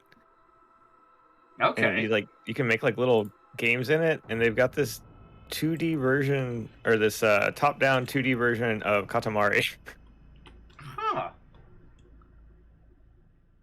A little a game engine a little prototyper engine that you can make small games in. That's really cute. I'm just having a look at it, and yeah, share thousands of teeny tiny games. That's rad. Because like I really enjoyed the GB Studio, which is a little bit of a drop and drag kind of like development environment, but lets you produce like legit Game Boy ROMs. Like you can flash. Oh, interesting. Yeah, you can flash them onto a cart and everything. Man, that's something that does absolutely fascinate me, is the people that put the time into making old school console like cartridges and ROMs. Like there's a game that came out a couple years ago that was only released on the Super Nintendo, and it was like a new game. Hey, it's a cult. It's not a cult. It is a cult. Cult, Oh yeah, cult, brother, cult. it's a cult. I'm just gonna let you keep talking and just not acknowledge it. Favor 6 has I been know. a terror. I looked at the screen right when you didn't want to say anything. I was like, oh, good. Perios is talking about the great weirdness of people porting to old systems. Because, okay, Favor 6. Feck you, but thank you. No, so the thing that strikes me is, like, some of the stuff that people still develop for is because it's easy. Like, the Dreamcast still has a bustling development environment. But the thing is, all you need to do is develop a game in a Windows environment, burn it to a disk, and it will just run on a Dreamcast. Interesting. Yeah. Because the Dreamcast was developed, like, part and parcel with Microsoft. You know, it would go on to result in, you know, the Xbox. And a large proportion of, you know, why the Dreamcast ended up being such a beloved console is because it's so easy to make for. The sad thing is it didn't sell better. Because the PlayStation doesn't give a fuck. Truth. I mean, and plus, we all know that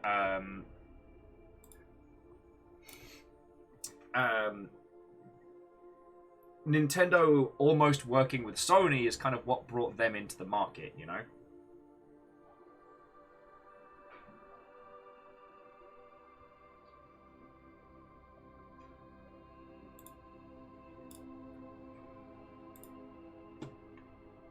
I mean, I guess one of the reasons why I keep thinking about this is I really, really need to start prototyping some of the projects that I've been talking about so fervently. I just need fucking hours in a day, you know? You don't need sleep. What the hell is this sleep? Oh, you mean hours in a day? Yeah, get rid of your sleep. I already did! No more sleep for Will.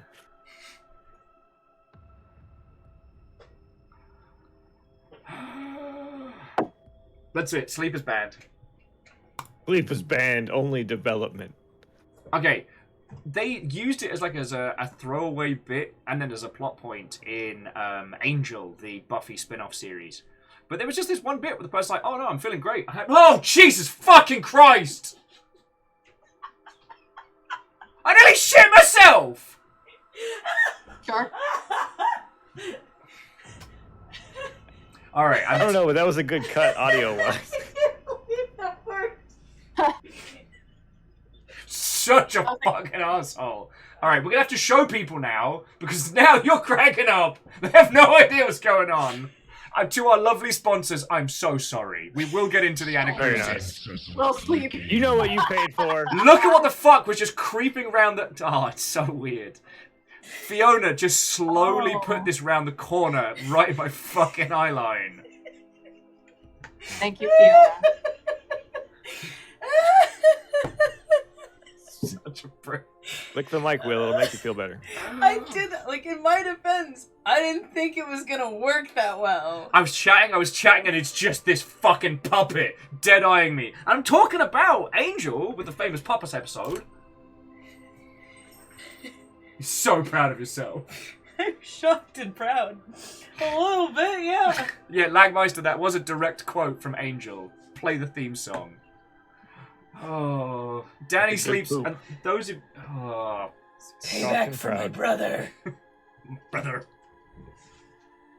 Yeah, now that Amos is seeing, I gotta get this out of eyeliner. Lizzie, it's weird. I look at the Yaldum, but it seems to be like a bunch of garbled text. So strange.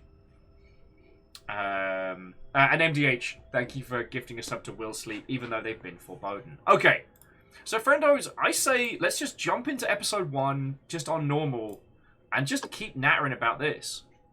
Like, Sage, I'd love to hear about like some of the game project stuff you worked on. I had some silly things I've done. Yeah, I got some stories. And you should have a party code if you want to come join us. Are you sure? I'm so sure. I'm so sure. Yeah, no, I did send it. Oh, no, now it just came through. Yeah. Uh-huh. That was weird. I need to leave it open so it doesn't overheat Yes. in here. Oh, also, I get a fan. See a fan. It should be okay today. Sorry, friends. The unboxing is almost complete, but we're just getting to the last bits of sorting out the flat.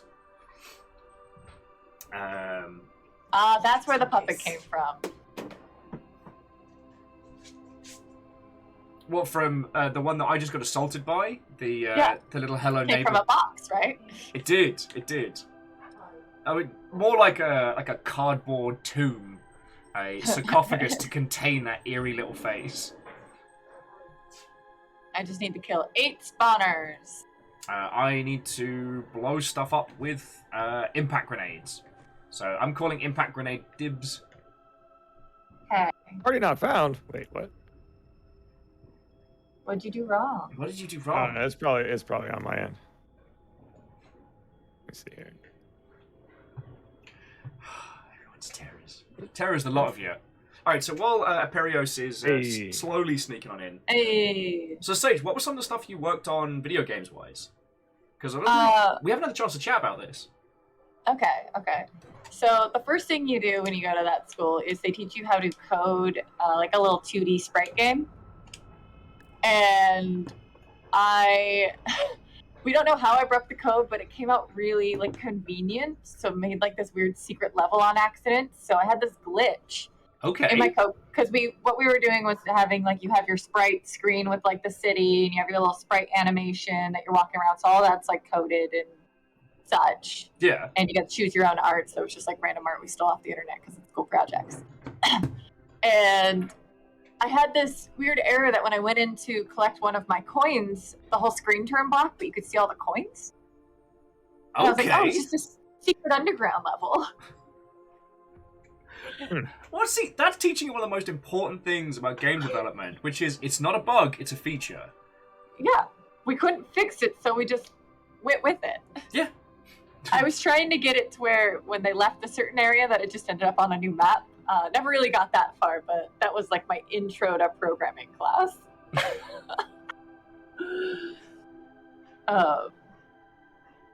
And it was like horrible because it was the teacher, he made his own like engine that we used with Visual Studio. Okay. And the class was called like C++, and so I had my programming friends try to help me, and they're like, your whole thing's written in C and Java. And I was like, what? This book is useless. Like, I had like a textbook for this class, but it was not going to help me through any of my projects. Yeah. I remember working through like a Bible-sized tome of C++ programming stuff to get me to the point where I could make like a faux text editor so that I would understand enough to be able to start making an engine. Jeez. Yeah. Well, see, what ended up happening is then when I finally started like going to school to learn how to make video games, because I'd done all this stuff of my own volition beforehand and looked at all these engines, and then they make you like sit down and learn like, you know, Pascal for beginners and stuff. Okay, we look fucking cool. Look at that group. Wow. I managed to get like a lineup shot with all of us in shades looking red. Hey. One of my so I actually made this really fun one where it was like we were programming asteroids essentially. Yeah. And so you know, basic concept stuff. Yeah. On that thought, Catastros is heading to bed, so have a lovely rest of your evening, friend. Good night. Wish I could go to bed at this hour. Sorry, Sage, you were saying. So that was one of the classes where we were learning how to make asteroids, right? And with that, I created a bee game. So you're a bee trying to take the pollen to the hive. Okay. And so you could collect pollen, you could shoot the pollen as well. And there were hornets that were trying to kill you. So Hornets are bastards. I made like a low poly version of the game, which is like whatever I made in Maya. And I made the little maze, and I had made this like cool little honeycomb for the bee to go to, and like had the shooting with all the like the pollen out at the bees and stuff, and had the little sound effects. And then for the final project, we got to team up with other people in the other game design majors. Yeah. And I actually got someone else to make like a bee and a hornet in the CG modeling. Way So, cool. like looking stuff. And then we just made the hornets black because it's terrifying. Yeah. I hate Sorry, bees. the reason I was chortling is Alan was like, bee game, you say? Well, according to all known laws of game design, there's no way a bee should fly. I'm still mad. I'm still mad about the typo. I don't know if you've both met Thor yet, of Pirate Software. He's been to some sober events and stuff, because he streams game development. Sober events? Yes. Come on, come on, come on. You know, sober, where on them streamers go. Oh, sorry, I didn't understand you through your accent. Wow. First I'm getting tortured, now I'm getting mocked. Shenanigans. Well, it's the cult compiler. I'm gonna throw myself into space. Healing goo. There's a matter compiler. Nessa. There's a working matter Compiler. Everyone. There's a matter compiler. I'm coming. Everyone. A matter compiler. Perfect. Banter compiler. I was waiting till I got the look. On my way. Let's stay together. Heading over. Sorry. Sorry. I'm coming. Sorry. I think there's something wrong with my gun. Sorry. I hope it's Sorry. something good. Sorry, says not being Sorry. sorry. Oh my god, so sorry. Was it your My face? mistake. Can someone help me? That was me. Sorry. Sorry. Sorry. Not meaning it. I love the subtitle there.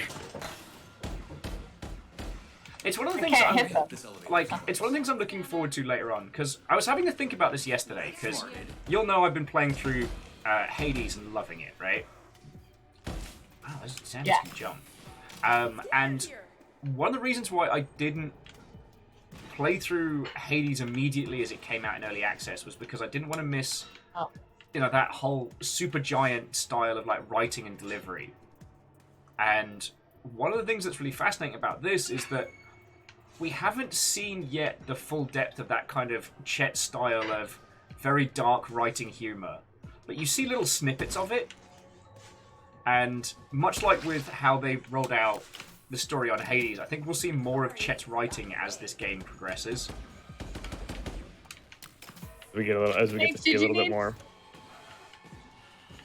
Will, Wait, what kind of grenades did you need? impact, please. Okay, I'll pick up. Find a different. Oh, here. Okay. Will. Grenade. Thank you. Back in here.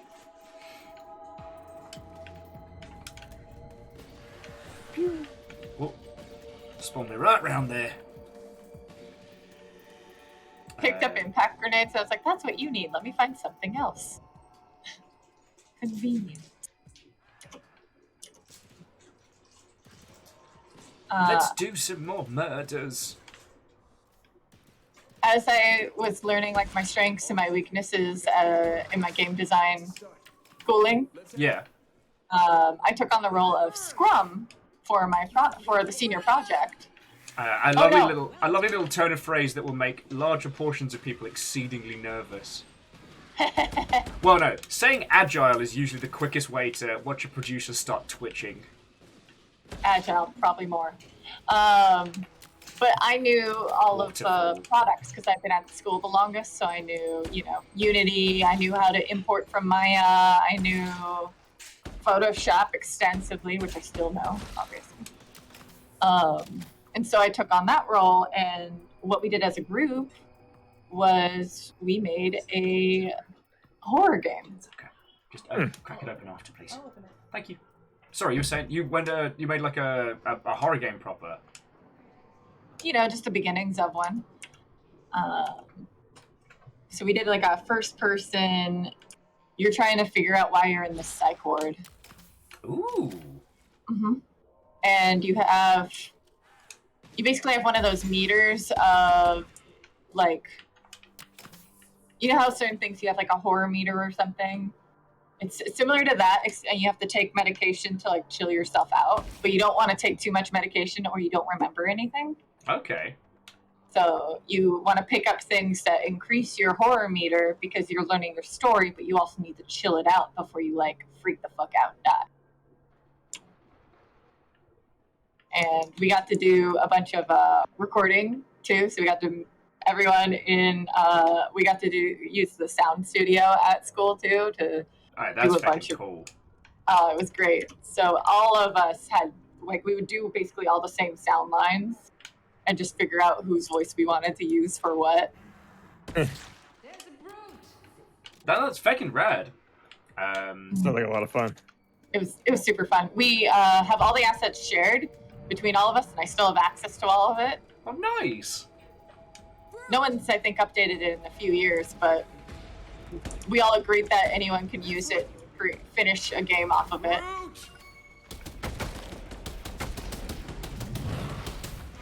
Oh, go on, nearly got ruined. No, that's fucking cool. And the one thing I would say to everybody, like, in and out of games is, like, always keep backups of all your projects when you can. And if it's, like, a big company thing, take private screenshots and stuff of your work, because you'll always regret if you don't. Just get in the game like Will did. There's also that. But there's a few projects that I've worked on that never got to see the light of day, and I'm still sad that I didn't keep bits of it for myself. Not like to share, not to, you know, to break NDA or what have you, but more just like for reflect myself. on. Yeah. Personal portfolio. Have a glass of gin and be like, I did that. Yeah, because I didn't do it with some stuff I worked on, and I still miss it. And the things I do, like, there's a great video game that I worked on, which will sadly never see the light of day. And we came up. Okay, so my bosses brought me on board to be kind of like one of those like jack of all trades style CMs. You know, does streaming, makes YouTube videos, can do a community plan, can, you know, take a game to market type of thing. And, you know, I was lucky because I've been trained real well.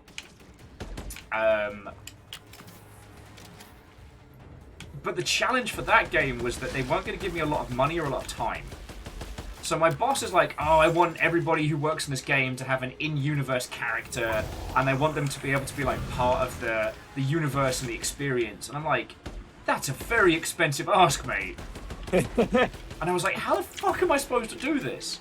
And we came up with a great concept, which was... No, I'm here! You'll be fine. Just sleep it off. Absolutely, I don't think I got any of them. So the concept we came up with was an in-universe radio show. So my in-universe character was a super washed-up radio DJ who got stuck on this little abandoned radio satellite and had to do broadcasts to pay the bills. And that way we could do like just quick little in-universe assets for each of the people, and then they could all kind of play their own in-world characters. And I thought it was real fucking smart, and I'm really happy that while it'll never get shown to anyone, I've still got that. It's kind of like a proof that, yo, I did this. You remember when, like, was it at some point in the 90s, maybe early 2000s, it was really popular to have, like, people in the video games and not really, like, CG models, but, like, the people? Yeah. Yeah. I don't know what game it was, but I was definitely in one of those. Was it Mortal Kombat? No. I just remember not because Mortal Kombat had two. That's animated. It was more like that person like talks to you on the screen or whatever. But Are I we was talking just like face. CD-ROM style? Maybe it was like a very long time ago.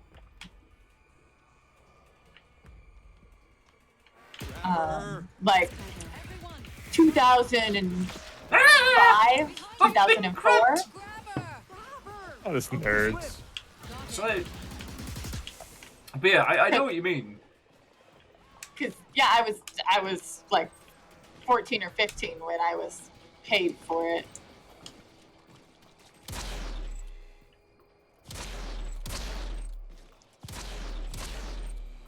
So I was calling Will a nerd because he got grabbed. Just kind of standing there watching him dance with the grabber. Oh, and also, if you see stasis grenades, please let me know. Stasis now? Stasis now. Yeah, I managed to get all of the... I managed to get all of my last grenade challenge with one shot. Nice. And thank you for the goo health. What was the game you were in about? Because like... I have no idea. I was 14 at the time. Ah yes, a time before memory. Yeah. Before you understood. I barely played video games at that age, just the ones my parents played, so like... You know. I mean, I was always fucking obsessed with video games, and my stepdad... anyway, I want to get on to some very, very long and boring stories.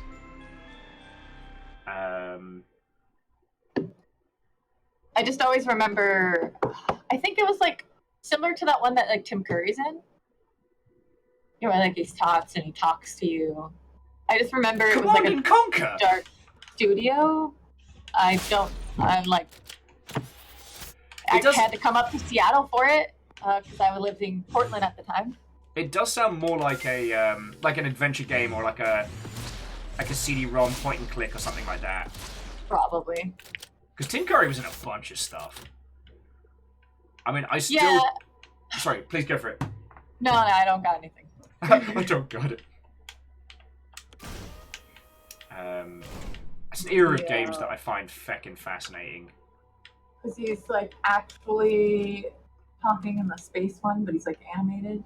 No, he's not. He's not quite that. No, that's a little too much. Lower quality than that one. So not Command and Conquer, older. Yeah, so it's definitely starting to feel like an FMV game or something like that. Yeah, I just always think of Command and Conquer just because of the video, but older style than that. I just can't place it beyond that. All right, dear friends, let's start compiling video games that have Tim Curry in it. Let's go. Now, favorite 6. The sorority house with a serial killer you're thinking of is Night Trap, and they weren't killers; they were vampires. I like vampires. Not these ones. I am one. I mean, I've seen the evidence to prove, but it's more the case of if you haven't encountered Night Trap, it's a glorious piece of weirdness. It's not a good game, but it ended up making history by being a big part of the anti-video games hearings they had in the 90s. Yeah, the most fascinating thing about Night Trap is what surrounds Night Trap, not the actual game. Yeah, the game itself is not controversial. It doesn't do any weird stuff. Ouch. So the wildest part about it to me is that everybody will learn this once they go through the story of it. But I gotta kill that. I think the changes they did to make it not bad actually made it worse, almost more intense in some ways. Yeah. So yeah, for those of you who don't know, Night Trap went through a bunch of different creative revisions. Because wasn't it Hasbro was paying for it, or some games company? Sorry, some toy company. And so the vampires had to specifically be slow. They couldn't show any neck biting or physical violence. The vampires had these weird little grabby hands. They were kind of like those things used to pick up stuff off the floor if your back gives out, but for people's necks. Yeah, they went around your neck and they sucked your blood through a tube and they would drag the person off screen with it. Oh, so God. ultimately it ended up looking a lot worse. Ew. And all of those changes were made so that it didn't proc censorship boards and stuff. And the other thing is they couldn't look like vampires, so they ended up being these dudes walking around in trash bags. Literally they were just trash bag monsters with grabby hooks that sucked blood. And for whatever reason they were fine with that, but not regular Bram Stoker Dracula neckbiter things. Yeah. It was so bizarre. And because it was I forget if it was a sorority house or just coincidentally a house full of teenage ladies, but that certainly didn't help the case. You could say it had that old horror movie vibe. Yes. Well, I mean, Night Trap was pre-Scream. Ah! Oh, I avoided it. I got grabbed. There's nothing more Just got out of the satisfying. way. There's nothing more Tim Curry satisfying was when you in- see the hooks come up and you just kind of step to the side and it gets the other person. Yeah, so Tim Curry was in Command and Conquer in 2008. It looks like there was another one, Frankenstein Through the Eyes of the Monster, in 95. Okay. Maybe that's that really old Tim Curry one. Earl's saying that Tim was in Gabriel Knight, Blood of the Sacred, Blood of the Damned. Yeah. Wait. He's also was in Tim Brutal Curry... Legend. Yes, reprising his role as the devil. Lagmeister, was Tim Curry in Wing Commander 3? Because, I mean, famously, that was Mark Hamill. Art of the Tiger. Yeah, that's on this list here. Toonstruck, Duckman, Sacrifice, The Wild Thornberries, 2 games with that, a Scooby-Doo game, a Rugrats game, a Jimmy Neutron game, 2 Lemony Snicket games where he played Lemony Snicket, 2 Nicktoon games. Schnicked those lemonies so hard.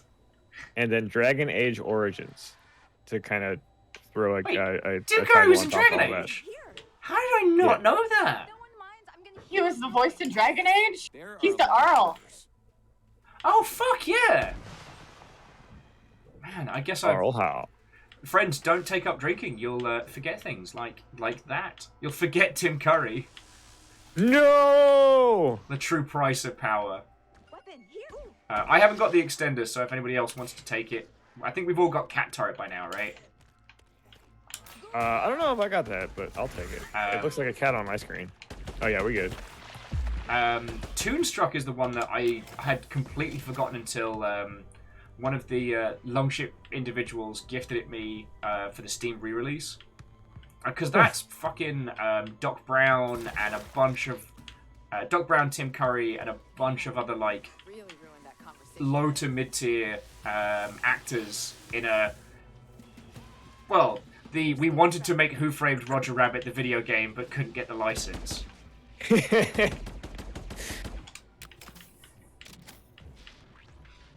Was there a video game of Muppet Treasure Island, Lagmeister? Again, I'm sorry, I seem to be challenging all our lovely viewership today.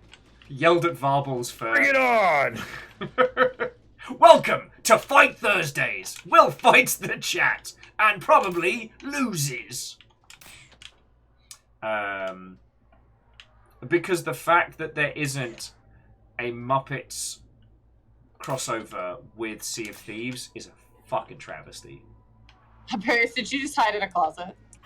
Yeah. Seemed like the easiest way to go about this. Why you hit me?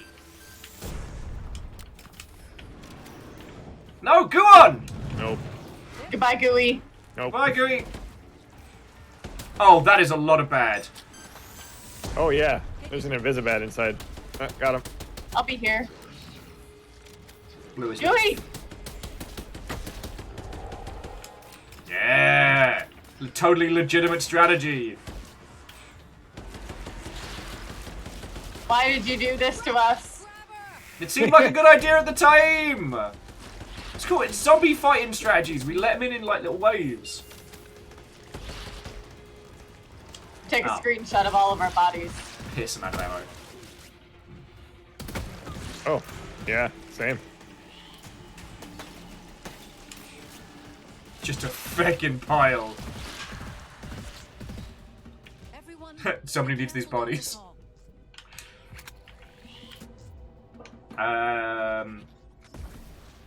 Shit. Grenade. Oh no, sorry. The shit was that Muppet Treasure Island was a PC CD-ROM game developed in 1996. Compiler. Is that a Matter compiler?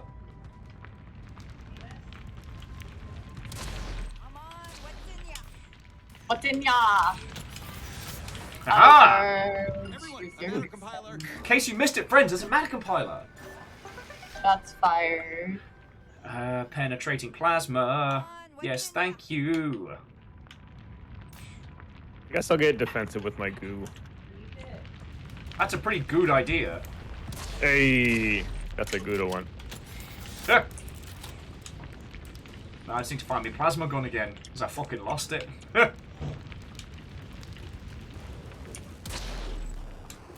I gotta kill two Oh, more. did you need stasis grenade, Will? Yes. There you go. There you go. Thank you. Grenade here. Grenade. Ammo here. Appreciate it. I appreciate it.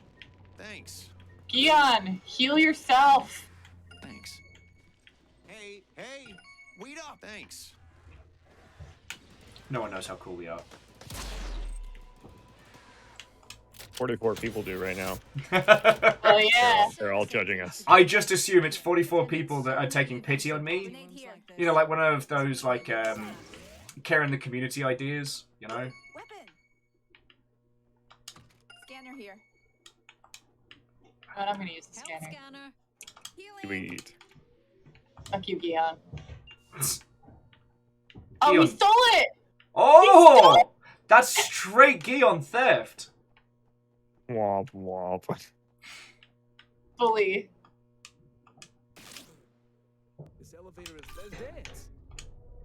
Let's Now dance. it's Gion that's become the Anacrusis. It's an Anacrusis. Disco time! Right, where are they? There they are.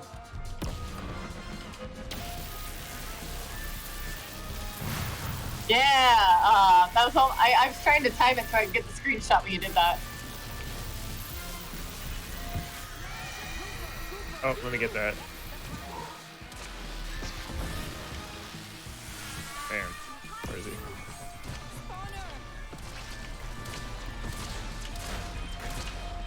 There's just so many in stasis. This is amazing. Been good. Be ungood!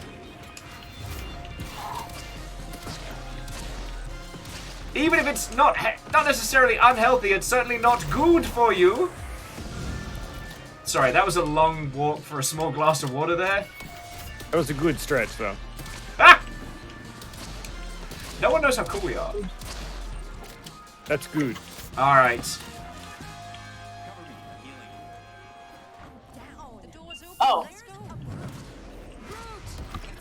Let's move that that there so I can see. Brute handled. I blame Gion. Which is the safest. Careful now. Hey, Mega Boss, I wish you good sleeps and a lovely rest of your day, alright? Thank you for coming to hang out.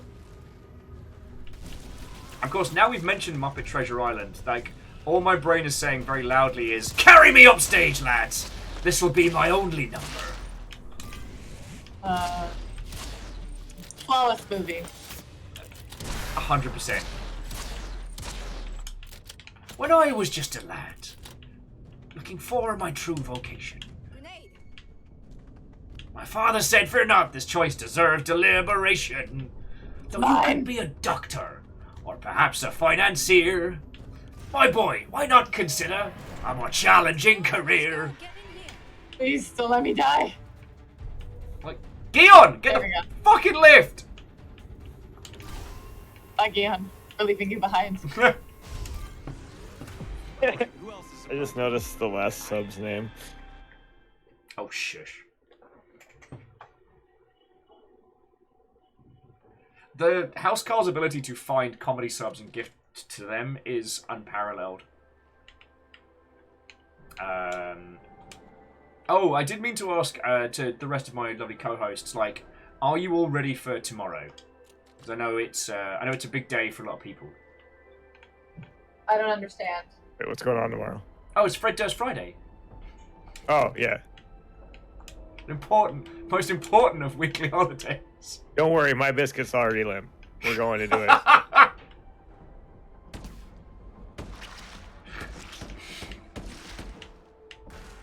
You know what? I can't top that. You won. I had a whole bit. You win. Don't worry, my biscuit's already limp. It's like, what does that even mean? There's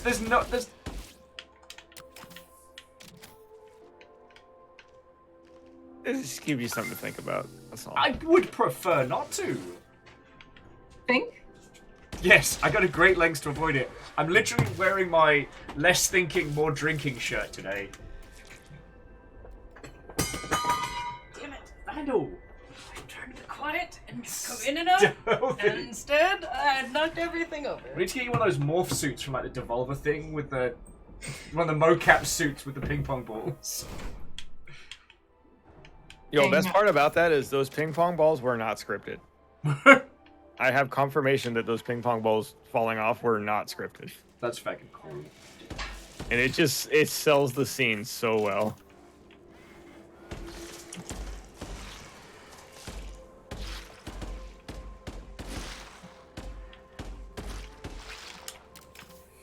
Oh, Kybal says that Limp Bizkit will be playing Manchester this year. Good on them. Oh, in a real, so like on the real, Yeah. Limp Bizkit does insanely well in the European market. Like I don't know what it is, but like they're still touring, putting out albums, and it's all targeted for over there. I mean, the Backstreet Boys are still touring Asia all the time. Oh Before they really? got I their did not know that. residency. Damn. Yeah, so like the time that we didn't hear about them, they were still creating music and touring. They're just all over Asia. I mean, who are the Backstreet Boys if not like the proto K-pop? Right. They are to K-pop what the woolly mammoth is to the elephant. You know, it's part of a process through. And there's a big like new metal contingent in huge swaths of Europe. Boof. Oh, new metal. Spelt N-U with an umlaut, metal. Yup. Very important that. I need to get the splasher. Sorry. Kill. Damn it! I have the bullets go through. Oh no, it looks like I got it. Look, I think that actually counted for me. Oh, okay. That's something we'll have to test, but like I needed 2, and Sage got the last one, and you got this last one, but I think it counted for me too. Okay. So now I just need to kill aliens with explosive tanks. And I'm here with To kill the spawner! special weapons. You bastard! I have to kill 4 more spawners. Alright, but did it count towards your total? No idea, maybe. Because if you just hit, well, I think it's like either tab or back, it shows you much more now. Like they've really improved the quest tracking. So, suicide by coffee, robot. Robot. No! Robot! We'll always remember you! Alright, before we go any further in this level, we need to name this robot. The robot who spent their entire creation serving people coffee, and in the end, they chose to go out on their terms. They necked an espresso despite having no digestive system or system for handling liquids. Oh wait, oh damn. This robot needs a name. Move forward a little bit, Will. Just like a few more touches. A little further. Over to the left a little bit. Just a little closer to the robot. I want to see if your character does it again. A little bit closer. Little closer. Going. Over to the left. I think you got Damn, me. it's not it. Your character had put the foot up on the robot's thigh. Oh. How's that? Yeah. Under my heel, coffee bot. Did you get Hell the yeah. screenshot? I got it. Yep. Yeah. I don't know if Danny syncs in with us, but Danny told me last week how to disable the UI for screenshots, and Yeah, like it's a control command function, and I don't remember what it was either. I wonder if we can. It's a string. I wonder if we can get it bound to a key for later on. Oh wow, this. Oh! Friend! Andy! Give it big arms, make it friend-shaped. It's a brute.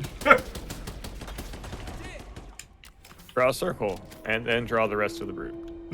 Yeah, that's how to draw a brute. Yeah. Start by making a friend, and then make it beefy. Okay. I thought I was just here. We were. That was a circle. So Vulcan was suggesting Keurig for the name for the robot. I think we It's not bad. fair. Krieg. It's pronounced Keurig. Well, I mean, Drippy. the Nestle one's more popular in European markets. Whatever that's called. Oh, it's also called Limp Biscuit, but again, with an umlaut, and it comes with biscuit at the end. Oh! Yeah. Man, that was my favorite part about Europe, getting like free cookies with your coffee. Yeah. And the frontman is Frederick Durstington. Von Durstington III. Sorry, I was trying to do a bit about Limp Bizkit in Europe there. Thought I'd try and bring it back. The bit did not land. The bit did not land. You're clearly not drinking the right liquids. It was a little limp. Get out of my house. Brute. In case you're curious.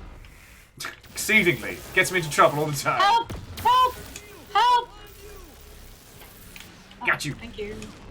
Nice.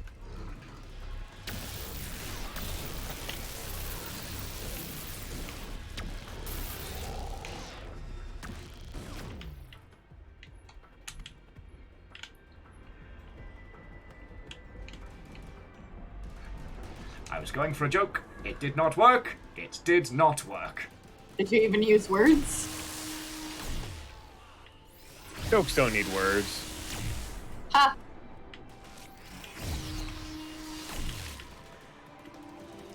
See, it feels like this robot just stopped working, but it does look like... I'm going to call him Craig. Craig the robot just chose to go out on their own terms. Huh. Do you think these robots are individual or controlled by one central AI? I mean, are you asking me for the service of the bit, or like what I actually think about the Anacrusis? Actually think, because that gets me into wondering about these like coffee pots and stuff. Does this robot use these other robots to make coffee?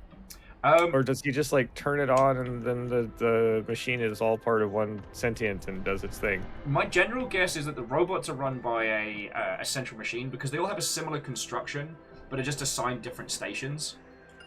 So I assume these little like auto coffee machines work for whoever, but this robot's been assigned to this one, which is the actual reason why they're all like mid-progress and just stop.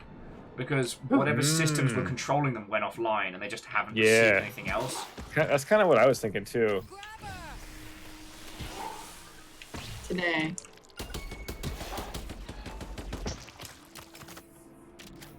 On an unrelated note, Kyle was saying they actually got to see POD live, and they were very good. I would not have expected that. I mean, so like being real, apparently Creed is pretty good too. So like, they can rock hard. Creed is in like nasally nasal, arms wide open. Arms wide open. With arms wide open. It's got to all come from the nose. It's the only way. Not Arms of an Angel.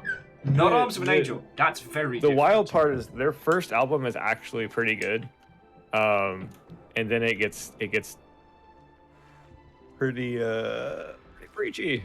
Fifth floor, halfway there. Clearwater Revival, right?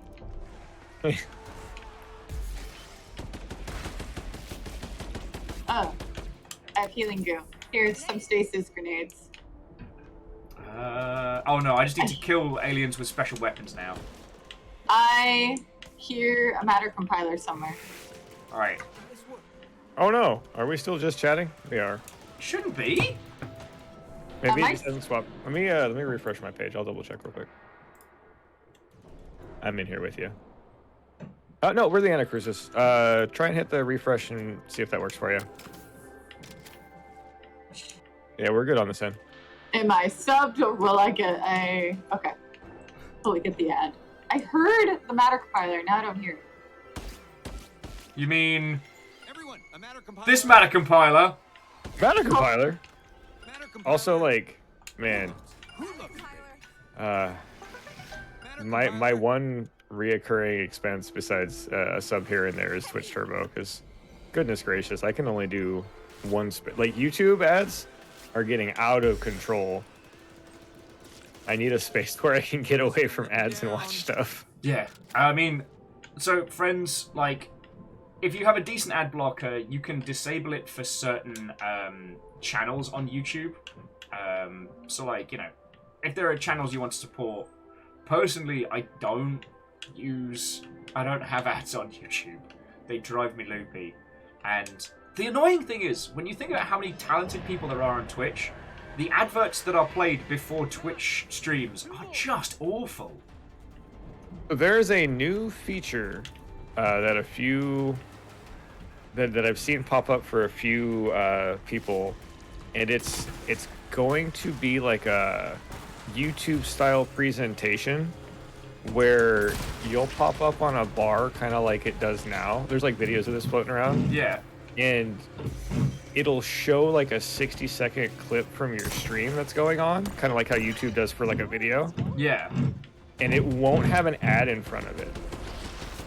So there will actually be a level of like, you can mouse over somebody, see their video live, and not get hit with an ad before you jump into their stream. Okay, so you get to do like a little preview thing. That's nice. What? You fall? Where'd you go? Me? I just heard a loud yell. So no, you're up there. The spawner went into this hollow of darkness, and it just started running away. Cheap But bastards. you can't go. I can't go in here. Oh, did it just fuck off? behind an invisible wall. Cheeky bastard. It went into the darkness in here. I was able to kill it, but yeah, it went into that dark corner. I like that it just went, nah, fuck this noise. I'm not dealing with this. Yeah, it just sent a bunch of its spawn and then left. Now, the thing I've noticed with people who have Twitch ads on, like ad break intervals, is they will always happen at the worst time. I was watching a good friend of mine playing Resident Evil 7, and it was just getting up to one of the really good bits. And suddenly, I've got some fucking Geico lizard trying to sell me car insurance. I have a fucking car, lizard! Car lizard. I have a fucking car! Thank you for... Yeah. Well, I don't have like a shitload of people that I have to worry about interrupting with ads. I am trying to be conscious of like my pre-rolls, because you can hit the run ad button and then it'll shut it off for like 32 minutes or whatever the fuck it is. But yeah, I totally get it where it's like, unless because like if they're playing something, it's a lot more difficult because like you're not keeping an eye directly on the timer if you're in the middle of like running from zombies in Resident Evil, right? Yeah. So yeah, I could definitely see that being a little more jarring for sure. And like it's also, I'm in a very privileged position, as you both know. Like, the Longship put in so much, let's be honest, just literal cash to keep this operation going. And one of the things they like doing is hunting the unsubbed. So a larger portion of people that hang out here don't have to see adverts, which is great. He just eats the money. And you're not supposed to tell people, but yes, friends, I just pour a bunch of dollar bills into a big mixing bowl and just chew them down. I thought it was 50-cent pieces. No, I need to get my teeth looked at before I can get back on the all pennies diet. All pennies diet. That's living large right there. Alright, here comes the party. I guess I'm less worried about getting that down as I am it coming back out. Wait, the pennies or the grabber? The pennies. Okay. I'm less worried about the grabber. I'm more worried about your penny fetish. You never heard the British term, spend a penny? Never heard that one? Okay.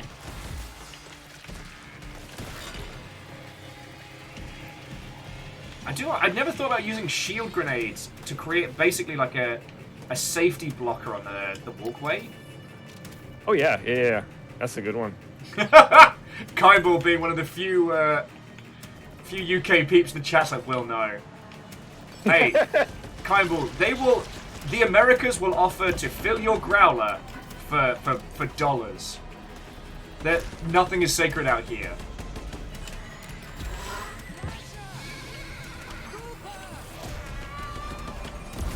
Oh wow. Did it count towards your number?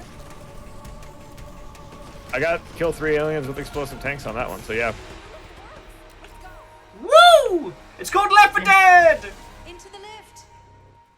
Wee! No! An exit around here. Iffy. Spend a penny? Will, are you taking the piss? I mean, I'm trying to. Hey. Let's go. Get in here. We did it. Woo! It was teamwork, people. I don't know why taking the piss makes me think of Will P. Steeler Overguard. Why are you like this? I invite you onto my show week after week, and I guess I'm incapable of learning. You've openly said this multiple times. But yeah, like, here's the thing I don't understand, like, why Twitch doesn't do just like banner ads. Like, just put Some a banner people ad. have that. Well, they do, but it's a weird one where it shrinks the stream to pop like a little banner ad beneath, and you can't always control if it's going to be one of those or if it's going to be a full video takeover ad, which mutes your stream and pops you up into the corner. Like, yeah. Because why isn't there an advert for Gundams beneath my stream that Twitch gets paid for? Like, they have the fucking data. I know, because every social media platform I use is like, hey, you want some Gandams? I'm like, actually, yeah, I do. Yes, I do. Yeah, I do. You're spot on. Except for occasionally when the algorithm breaks and I start getting like, do any of you have this where like advertising algorithms will like, I don't know, they'll either break or reset and suddenly you get weird adverts for like, I don't know. I kept getting ones for like underarm tool belt holders. You know, for all that tooling that I do all the time that would facilitate the need for an underarm sling. And you could keep a 6-pack in it. Ooh. 6-pack? That's a lot. I found one of those little shoulder slings that said as one of their advertising things that you could fit 5, maybe 6 beers in it. All right, that is a challenge we need to get on. Tobias? I do hate how TikTok keeps showing me new ways to smuggle booze into places, and I'm like, I'm an adult, I can afford to. But now I want to try them. Yeah, Crux, I was using Adblock for a long time on Twitch. I don't know when I stopped. I think it's like I've been using Turbo for a long time, and I just sub to the very. So I got Turbo specifically because I watch a shitload of esports stuff, and there's no way I'm subbing to every esports channel so I can watch it without ads. It's just not happening. Yeah. It's too spread out. It's a bunch of different things. It's a bunch of different channels to catch everything I want to see. There were even some channels like StarCraft did a really dumb thing where like they put their VODs behind a paywall. It was such a huge pain. So a lot of people stopped watching StarCraft too. I think because of that, its numbers really tanked. But yeah, Turbo's been good. Sub to whoever I can.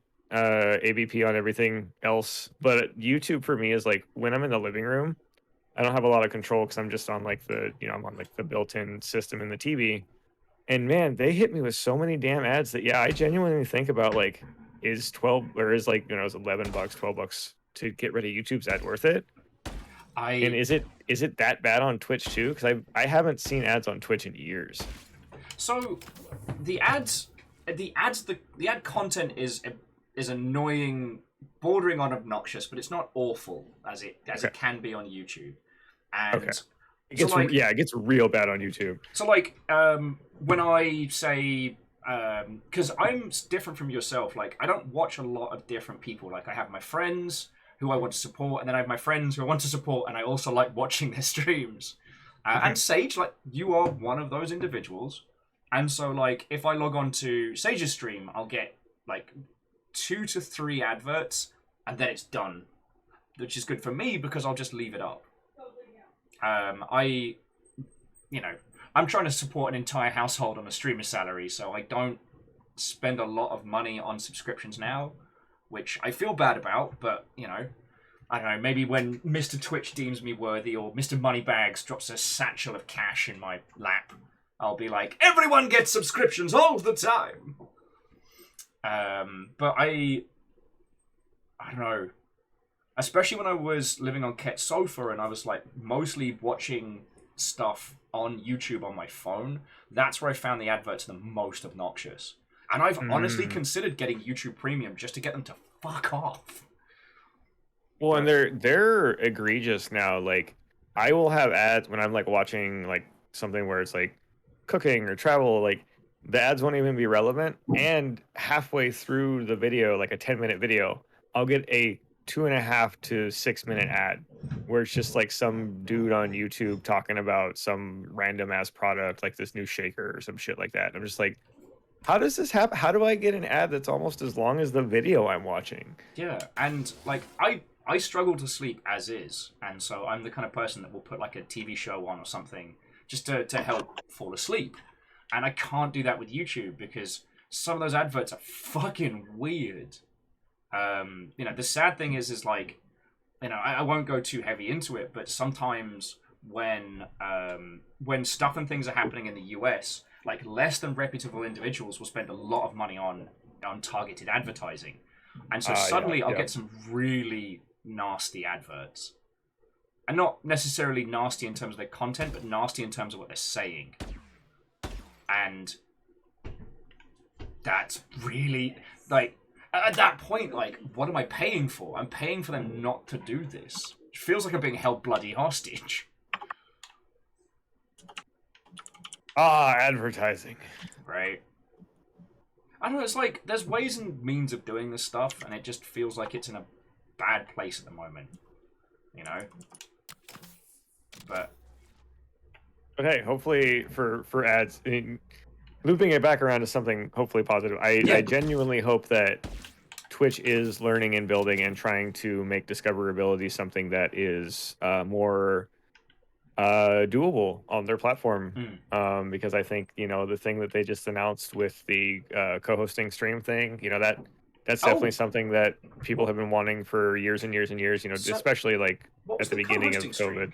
Oh, and friendos, as an FYI, so Aperios is one of the individuals that runs SOBA, or the Seattle Online Broadcasters Association, and is legit the person I go to like talk about like the realities of Twitch as a platform. Like I've said to all of your lovely selves, I'm not the person to ask about this. Aperios is. I have frequently bought his information for the price of a coffee. You know what I'm saying? See if I can let me see if I can link an article. But yeah, there's they're trying to do a whole bunch of new stuff that, like, I think it's good. Is it a little late to the party? Yes. Do they need it regardless? Yes. I think that this will definitely be something that will be good. Here's the actual Thank you. And yeah, I don't want to go too far into that, but I've had that, and it's the fucking worst. And Wolfcrad, it's SOBA, Seattle Online Broadcasters Association, as in like soba noodles. But the thing is especially for me, I'm a monstrous pisshead, and the sober events are well catered to, we'll say. There's been more than a few times where I staggered out of GameWorks, riggedy shit-faced, and having a very good time. But yeah, no, the things I saw today was Twitch are going to be adding custom tags for streams, which is a horrible idea. But they're also going to be adding features like shared band lists and things like that. So, if somebody gets... So, like, if someone gets banned on one of your channels, you can share that ban list with me. So we'll know ahead of time if someone pops up and they're like, oh, look at me, I'm a little shite. Oh, I'm going to say bad words in chat. Oh. You know what I mean? Well, I mean, what I'm hoping is it will help cut down on the kind of people that float from stream to stream, specifically looking to target, femme-presenting individuals or whomever, which unfortunately does happen more than we'd like.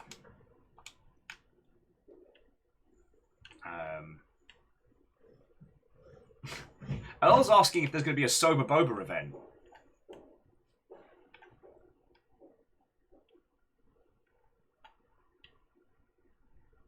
I mean, there was free boba for VIPs at the last event. I don't know if you got one. Did you get one? No. I got deep into the Red Bulls. And to be fair, the only reason I went into the VIP room is because Tobias couldn't get in, and it's the one and only time in life when we'll be able to go into a VIP room that Tobias can't. I do think the VIP room should have been more of just like a chill out room for people who needed it. So that existed. That was the quiet room. So there was a space for everybody that needed it. The specific reason that we did the VIP room, and I can be very open about this because we're very open about everything we do. Okay. Is there was a lot of requests from community members for a space like that. So while this was a test run, we're always looking to see how we can better implement spaces like that for sure. Okay. But beyond that, yeah, there was a quiet room that we had for anybody that felt like they got overwhelmed. That's something that we want to make sure that 100% exists at our events. It was a beautiful room that had the door shut, but it's like a green painted room with big windows that overlook a lake. and it is incredibly serene back there. I completely missed that, but that does sound lovely. Sober Bober Soba event. I don't Hey, know. well, but how about there, you snip Eel. that one out? I want to hear that. I want You want to hear about say the that Sober one. Boba Sober event? Yeah. Is everyone else We're trying gonna to go think? get boba. There was Boba at the Sober. There was. You were right. We I- didn't have boba. Hey, I promised pizza and booze. I feel I delivered. I'm sad you didn't get to join us at the Shanghai room after, but oh, did we get drunk? There's video footage of us in the back of Deus's car. Deus was not shit-faced. The rest of us were going to Taco Bell, trying to write the metal rock opera to Untitled Goose Game. That was a night. Untitled Goose Game as a rock opera.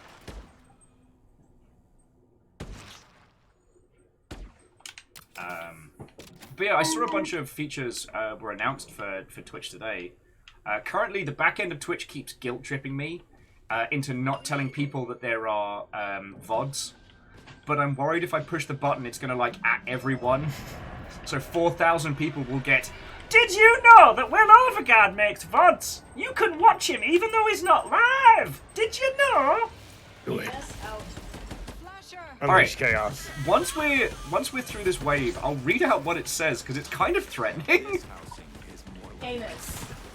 Amos, baby boy. I know you want to help with the stream. Out.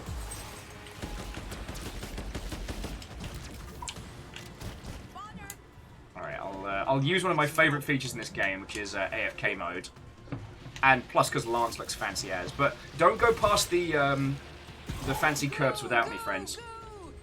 Will not do. Okay, so it says, and I quote, "Let viewers know your stream was previously recorded. Failure to label reruns leads to viewer confusion, which damages trust." What is Twitch? Oh my god, it's wet, goopy feet running. It's hilarious sound effects. Oh, it sounds so nasty. I want to see the fire. Yeah. Spread. I thought you were going into AFK mode, Will. I read out the thing. It was just Twitch threatening me that if I don't label my VODs correctly, it will damage trust. But they say it in the kind of way of like, you know, you sure do have a lovely stream. Shame if something happened to it. I mean, that's kind of how all the wording from Twitch reads. Wait. Oh no! Tyler. Kind was like, no, trust broken. Oh, Mana Compiler. I'm dancing for the curbs. Yeah, no, we must dance for the curbs first, then Mana Compiler. Danny Sink is saying on Tuesday they played Left 4 Dead modded maps in the Stray Discord. Nice. Oh, way cool. I saw them playing like Devour or something yesterday, and that actually looks kind of neat for $4. Wait. Oh, Devour's the like open world co-op horror-y one, right? Yeah, you play as like what are they, like monks or something? You run around trying to like banish cursed areas. I'm on fire and stabbed! Hoisted by my own fiery petard! Oh, I might be thinking of Desolus. I'll have a look in my Steam library because it's like a big old co-op first-person melee game that I think will be brilliant with the right group of friends. Huh. Spawner up there. Alright. It's an extender. Oh, grabber up here. And a brute down here. I got the grabber.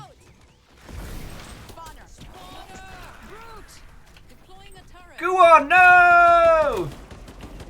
Brute just punched me so hard in the face.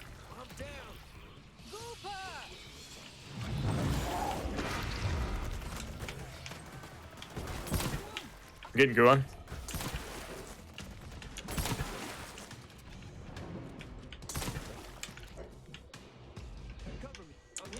Fucking bastard! I just need him dead. Just kind of wiggled away. Ah, complete episode 1. Is that what we're on? Yes. Yeah. Yeah, I think so. Hey, we finally got all the spawners. I'm catching up to kill aliens with explosive tanks, so give us a shout if you see a tank. Cool. Give us a shout. Yeah, I gotta do 5 more. Well, according to this, I've already done 3, so it might be sharing it between us, which would be lovely. Oh, eggs. Egg. Wait, no, there's a shield. Excellent. Yeah, pop that shield down and let's light them up, baby. Light them up, baby! Ah. What an exceptional plan! Convenient, there's a shield grenade just right next to the eggs. Perfect. Hey, you could say it was excellent planning.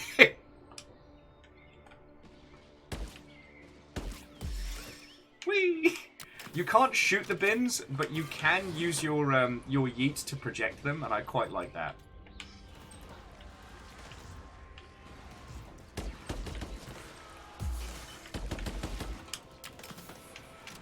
But yes, as I haven't said it in a good while, friends, this is a sponsored stream by the lovely, lovely people over at the Anacrusis. So while the Steam sale is still going on, this game is half off.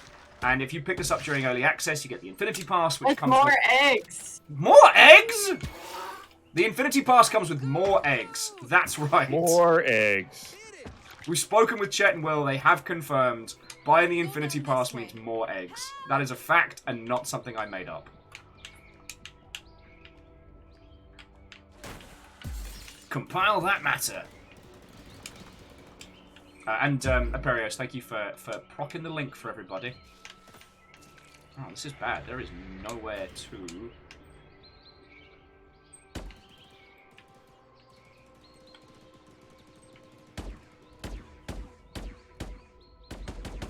They're easily avoidable eggs.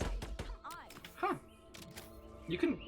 Oh you no, can there's a matter compiler by the eggs. Hey, Will. You can snipe them. There's a barrel. Oh, thank you.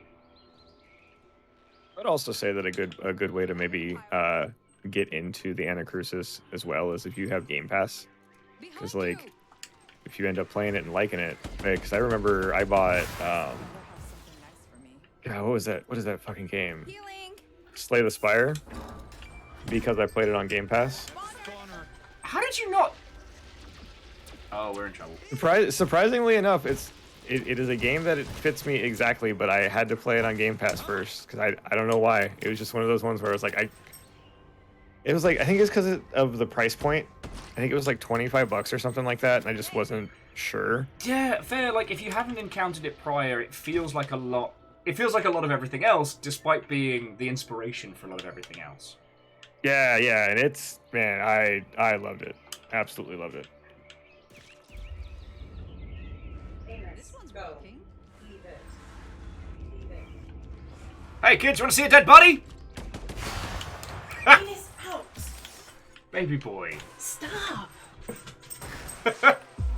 Mother! Amos has chosen chaos. Isn't that 90% of the time anyways? Also, yes. Chaos. He doesn't mean to cause chaos. It's just in his little nature. You can't speak for him. You don't know that. This could all be a plot. Yeah, Amos has been playing the long game this whole time. Breaking you down. Giving us a full Close the sense barrel. of security and then BAM! Amos turn. I'm just Yes, on... Amos. Oh, God, the spawners are gross. I'm just on complete episode 1 as well, so... Feckin' weed. Nope.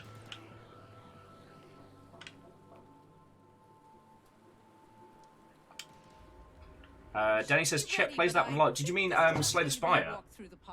God. And Slay the Spire is a local dev team as well in Seattle. Oh yeah? Yeah, and... Okay, this is a completely tiny thing, but it's one of the things I... And the guinea pigs agree with me. One of the things I love about Slay the Spire is you can turn on the OG placeholder art for all the cards if you want to. Because some of the placeholder art is so funny. It's so funny. Alright, that's cool. Oh, Moose. No, I do not want to imagine Amos as We're a running, blink. let's go! Okay, we're running! Oh, wow, they just come straight out the feckin'... Ah, they're good! It's not looking good for me!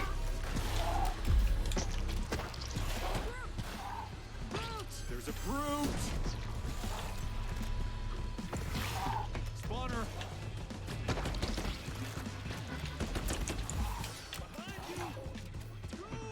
I will always remember you, Guon. We'll always remember you. Oh, silly Guon, you're not people. Bad time back there. Oh, that is all mine. Rags. Oh, yeah. I see you're making friends, Sage. There's a brute! Making friends round the capybaras. Behind you! You mean that guy? Making friends round the giant guinea pigs. Safe room's back here. Get into the safe room.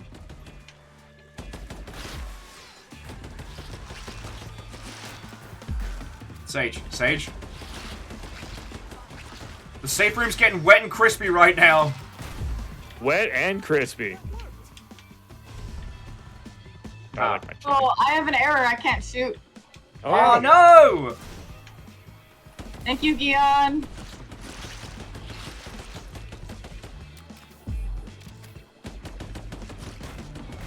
Let's go, Gion. Let's go, Gion. Let's go. Oh, piss! Down. Too many spicy bastards!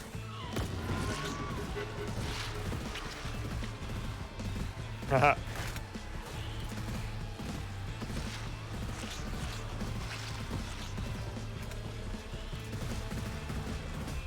This whole section is awesome and fucking brutal.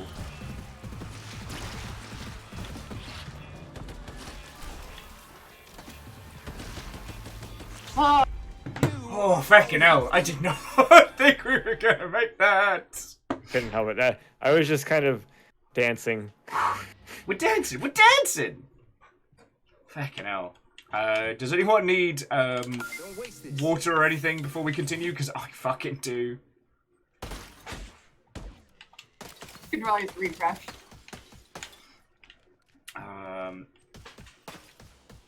Well, I'll tell you what. Do you mind if I quickly grab some water and then we'll rotatey potato? Hell yeah, let's go. All right, friends. I leave you with our lovely, lovely hosts. And to my lovely, lovely hosts, do not encourage the longship. You know what they're like. If I come back and there is mischief, I will be livid. Livid. To be continued.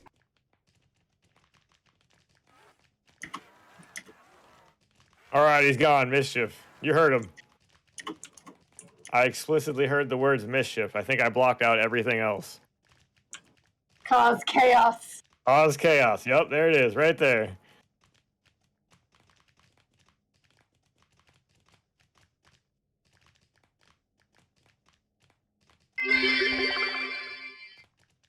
Oh no, he left his mic on. We have to be loud. Blah, blah, blah, blah, blah. Oh yes, we're picking up on Mike. Hello. Hello. Hello. Yeah. Hello, everyone. My name is Sage. I am very tall. I have a craving for broccoli cheddar soup still, and dark chocolate. Was this like craving for broccoli cheddar soup just like an all the time thing, or is this like a recent thing? Just like the past 3 days. I even tried to nice. I tried to make I tried to make like a shitty Alfredo with some goat cheese and oat milk and butter. Didn't quite work, but I poured it on some broccoli and I tried because it was too late in the night to go out and just grab some broccoli cheddar soup from the grocery store. You know what I mean? Gotcha. Still had that cheddar craving. It sounds like they're tap dancing out there. Does it not? What is that? It's just all the aliens hanging out. They're tap dancing. Hey. Dance too, buddies. Yeah. I often make a mock version of the broccoli cheddar soup from Panera Bread. It is delicious. Cheese is always delicious. Can you eat cheese? Are you able to yeah. eat cheese? Oh, good. Okay. Yeah. cheese good. Cream cheese, no. But all other forms of cheese, yes. Just not the poorly aged cheese, the lightly aged, the too young of cheese. Yeah. My fiance is lactose intolerant, so I have to be very conscious of like how I make my broccoli cheddar soup. And thankfully, lactate exists, and there is a lot of brands now that make like almost every brand makes a lactose-free milk, which is awesome.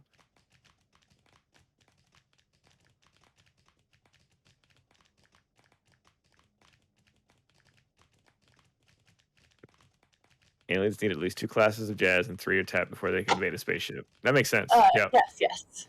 I agree. Yeah, mine's not a lactose issue. Mm.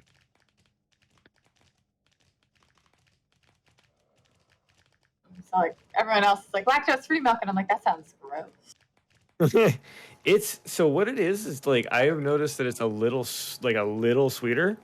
But that's like it. The one thing that has been getting better in the lactose free realm is like the cheeses have been getting really good. Deo, there's a cheese by Deo. They make a lactose free cheese, and it melts like cheese. You can get one that's kind of like a Velveeta. Some people argue with me if Velveeta is cheese or not. It technically is cheese. I don't care about anybody else's stance on it, but it is a cheese that once it turns into a liquid, it cannot be turned back into a solid. So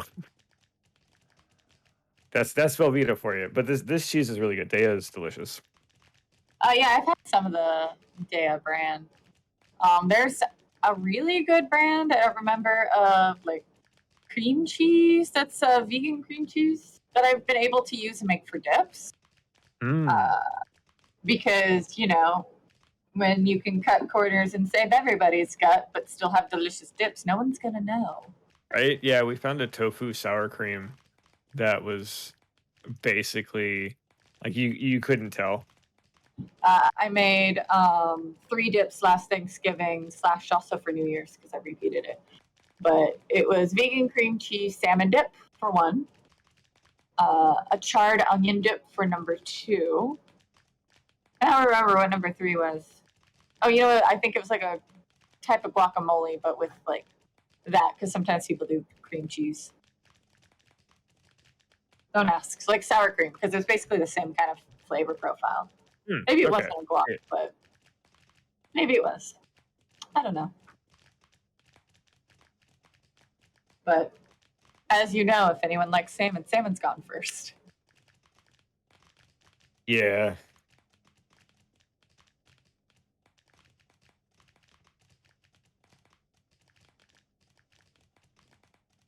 Hello, Will. Hello. Do you hear the tap dancing? I do! The aliens are performing for us. They're giving us a little show. I'm trying to think of like if there are any 70s themed musicals. All of them? I don't know. And Kestrel, thank you for filling the pint glass.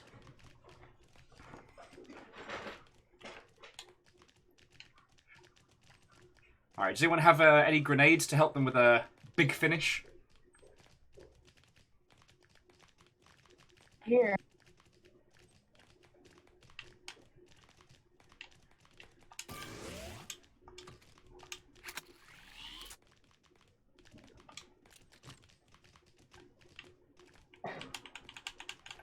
Sorry, friends, do either of you need to go grab water, take a quick break? I'll protect the safe room while we rotate potato. Should grab my spare water real quick. I got my corgis. I got my corgis full of water. Kestrel, maybe we can request that from like Chet and the team, like grenade type, a bouquet of TNT.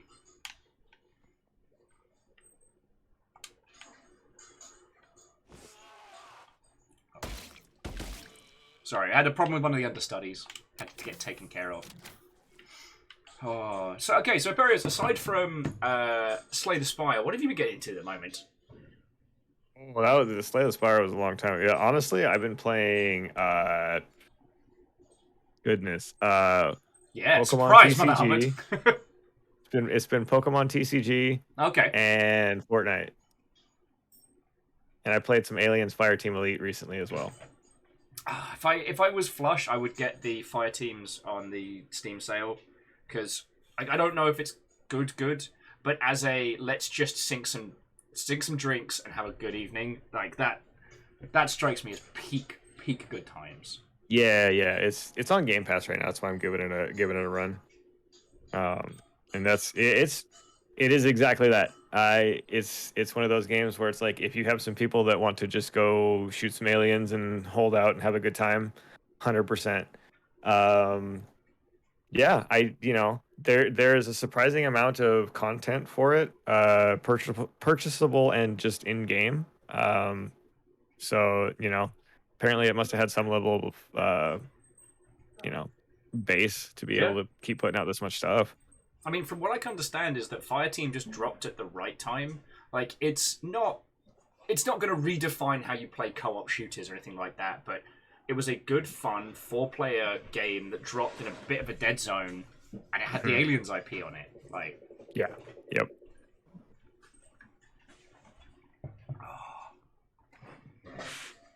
I will probably end up playing some of that Hood Outlaws and Legends that they gave away for free on Epic, I think, starting today. Oh, no. A game that I was interested in, but also didn't want to spend $30 on, because I had a feeling it was going to essentially come to this at some point, and I would get to try it before it does its thing. Yeah, it's 75% off on Steam at the moment, and the reviews are very mixed. Yeah. I like the concept. It kind of reminded me of For Honor's launch, where like there's a lot of fun gameplay there, but like it's just one of those things where I don't think the attach rate for the amount of effort you had to put into playing it was there. Oh, so Kestrel, the game Aparius is talking about is called Hood, Outlaws and Legends, which, I mean, I don't know where you want to start deconstructing it. In concept, it's a PvPvE heist game where you and other groups of thieves compete in little squads to do a heist. It should have been a thief game, but they couldn't get the license. And now if I stop you right there, that sounds pretty fucking dope. It does. But I'll let you continue because it doesn't stop there. Sadly, it does not. I mean,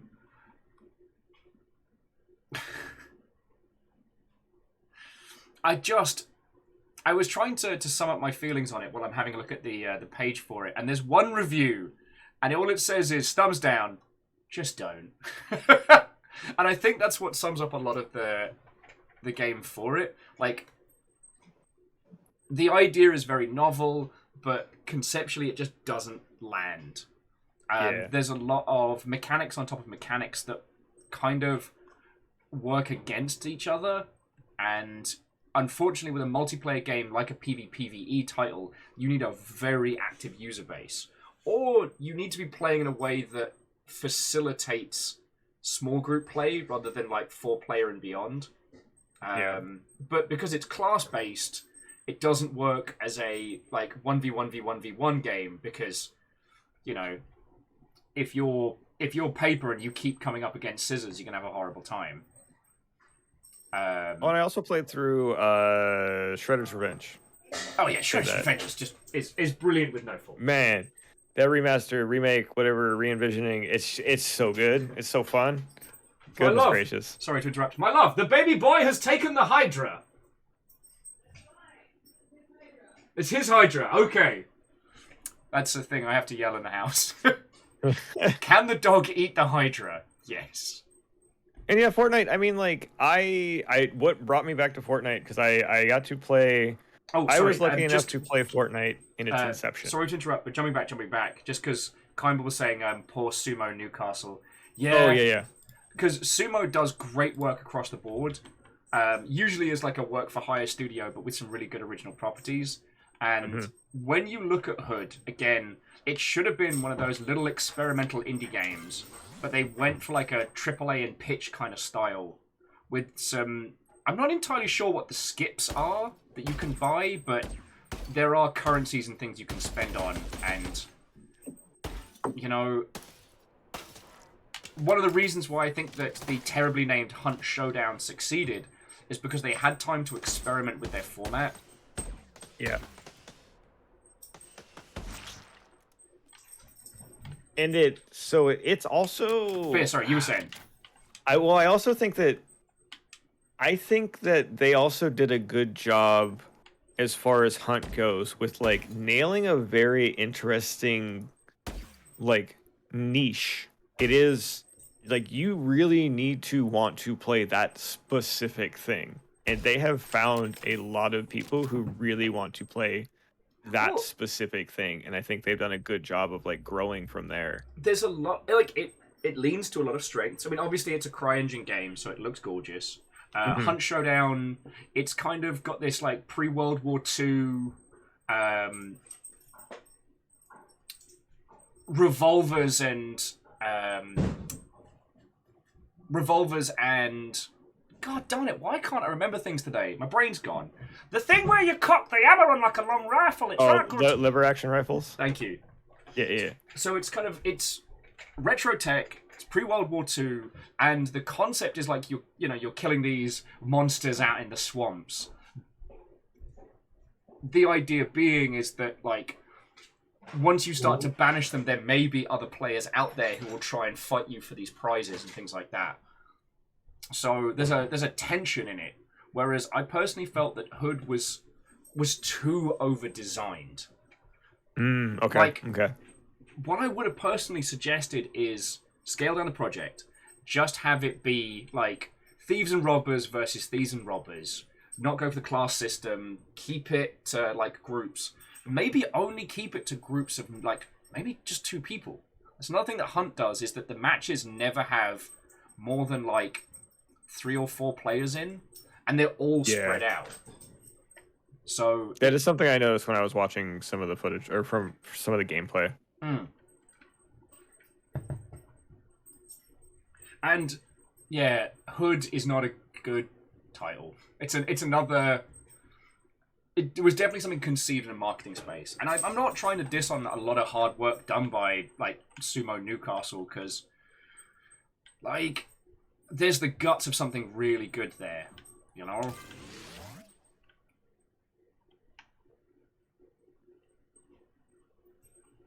I mean, it's okay. Here's my weird thing at the moment. I am fucking obsessed with bad games that you can't buy on Steam anymore.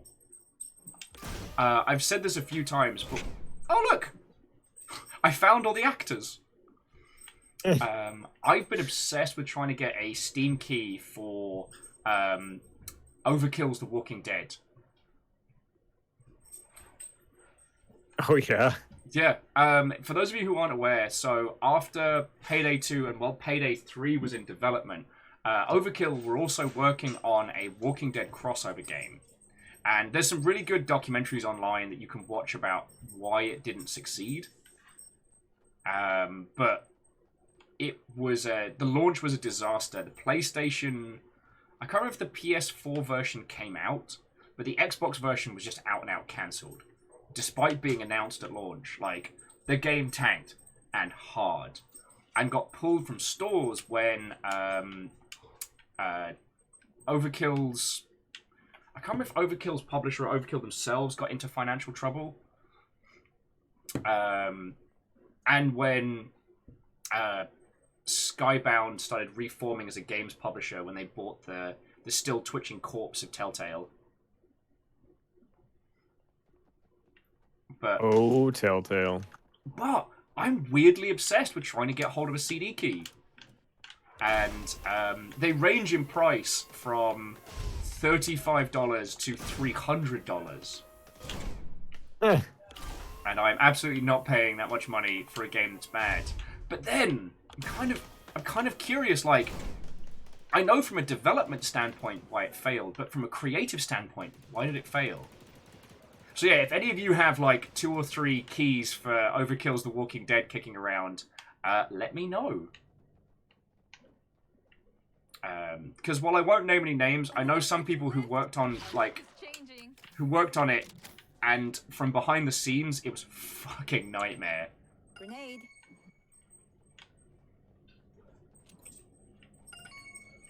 And again, like, I do understand. It's easy for me to sit here and talk about games like Hood and, you know, Overkill's The Walking Dead and stuff like that. Because multiplayer is so hard to do, and so hard to do well. Oh, just want to snoop around all these offices. That's smarted. But it's...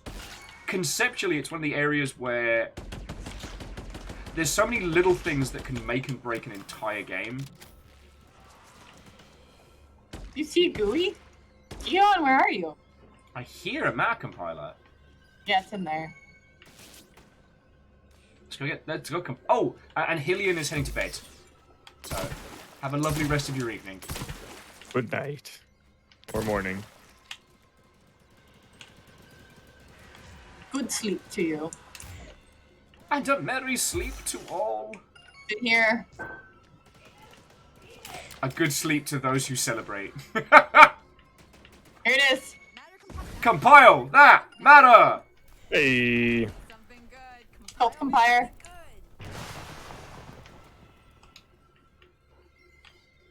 I keep going in the wrong building.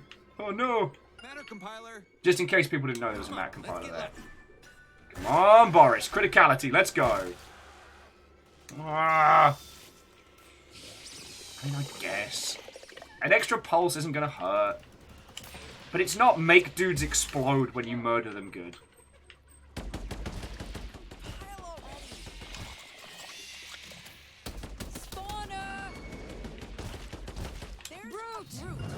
How about no? Oh, how did you break my fucking knees, you bastard?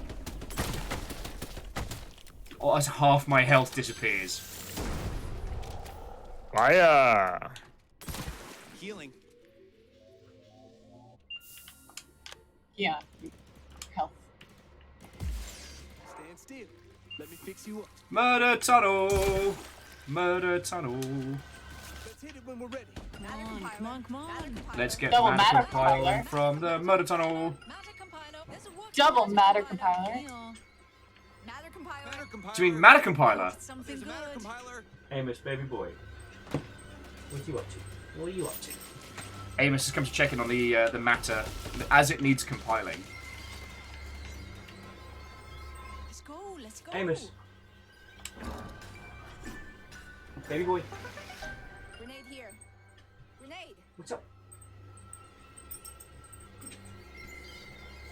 He's looking for a good place to poop.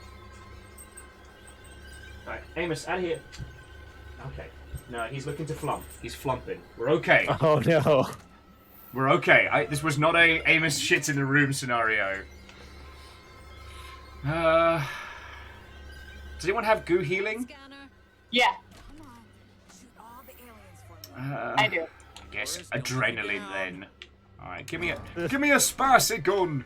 The cat sound effects from the gun are so good. They're so good. Oh, I'm going for Let's get lucky. the spicy flaming shotgun. I'm saving mine for when I need to go back down there. Oh yeah. Murder tunnel with the spicy shotgun. I mean, at that point, it sounds like I'm just making a really naff Chili's order. Hit the button. Doing it. Doing it live. He's flumping. He's flumping. Oh, they're coming. Whee! Scanner. Oops. Oh, your hair is glitching.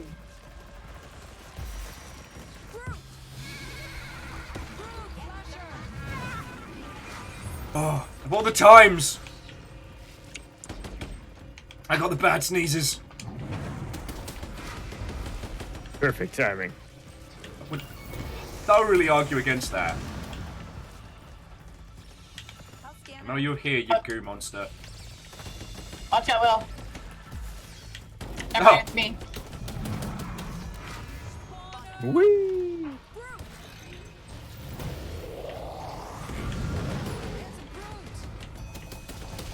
There is a brute.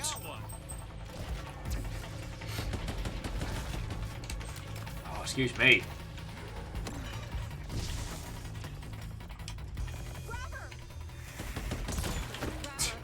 Oh shit! I've been grabbed by the grabber that you warned me about. Oh man, you hardly knew it. There you go. Grabber, I hardly knew ye. But what if the murder tunnel was on fire? It would be living up to its name.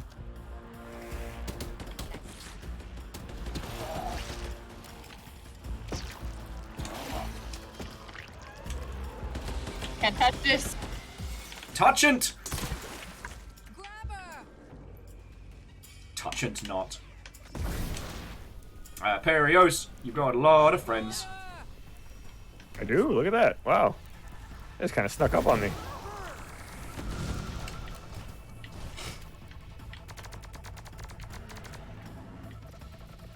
Grabber's down. Pew pew pew. Health scanner. Boof. Drugs. Oh yeah. Drugs for days. Oh, no way.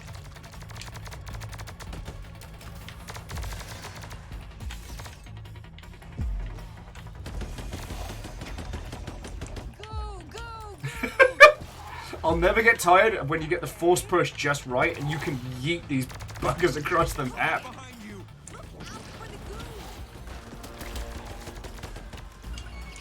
I'm sorry, but that's just too much to leave alone. If the question is, who set the fire? The answer is me. Sigh. What? He gave me flames shooting shotgun. Which actually sounds like a really naff country western song.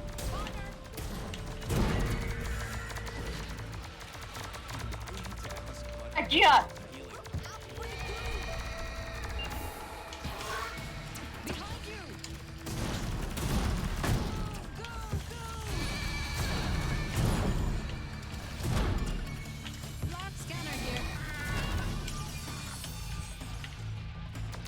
Move. God, I enjoyed it. Hey, Spicy shotgun sounds so good. And I think the little cat charm hanging off the side just makes the look.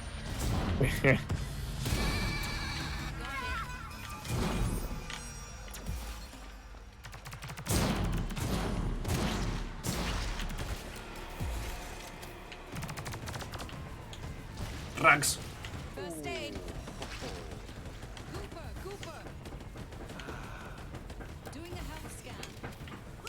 Health scan. 75%. Wait, as a complete aside, so Kimble, did you see the files from Sonic All-Stars Racing from back in the day? Because I know you were at Sumo for a bit. Because that's a very strange part of my life. like this music? It's going hard, whatever it's doing. It is very intense right now. You have a disc of my 3D face. It's a horrifying concept.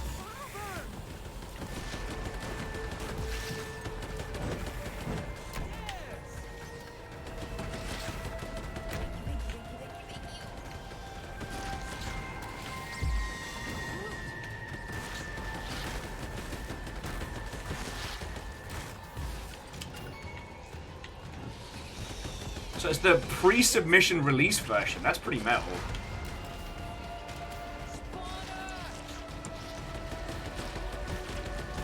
That bit where you can't tell if it's like a heat haze from powers or if it's one of those invisible buggers.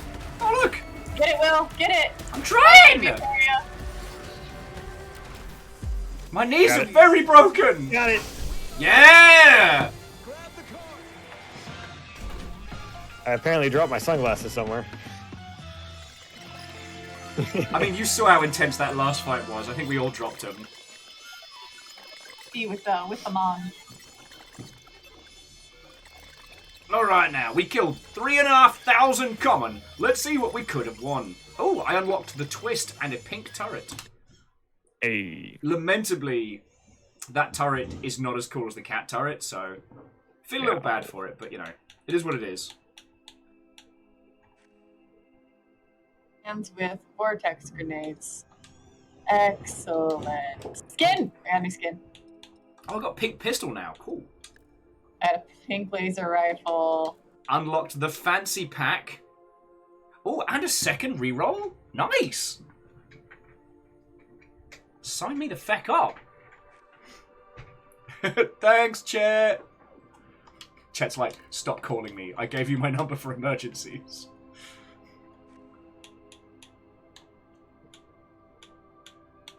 Why do I like the...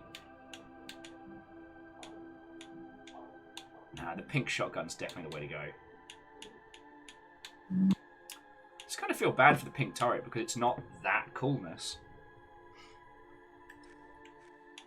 Well, I mean, you got lucky and got a cat. So, I mean, what else you gonna do, right? Fair.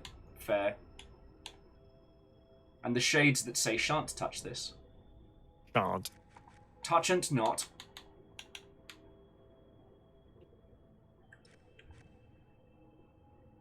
Oh, here we go. I think it is important that I adopt the twist, though.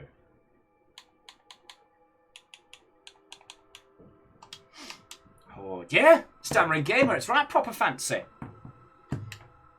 What were we talking about before we ended up eyeballs deep in the varying aliens?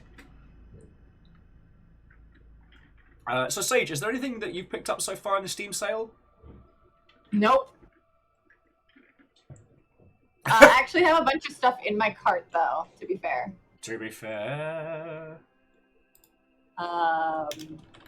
Because I had a $25 Visa gift card that still had a balance on it, so just put it straight in my Steam library so I can participate in such things. Oh, nice. So let's see what I have in my cart at the moment. Because I was debating on whether or not I wanted it, kind of thing. A Walk in the Dark. It's like a little spooky puzzle 2D platformer game. Okie dokie. Soul at Stake horror game. It is like over 50% off right now. It's an indie horror multiplayer game, so you can play with your friends. And then Pray for the Gods. Ooh. That had a bit of a rocky start, but it turned into what we wanted, which was like indie Shadow of the Colossus. And it does not have the tag as indie. It does not. Although, indie is such a... Broad? It's such a strange word to throw around these days. You're the one who said indie, so that's why. You're not wrong, you're not wrong. And I think with tax, that should be my $25, because Washington. Yes. Yeah! Woo! Friends, Kimball's heading to bed, so good night, Kimble. They're to do a 40-minute corpse run in Core Keeper, and so they are very done with video games. And Earl's asking when we're going to do Phasmophobia. An excellent question. I need to find a squad of people who have either played it very little or not at all. I've never played it.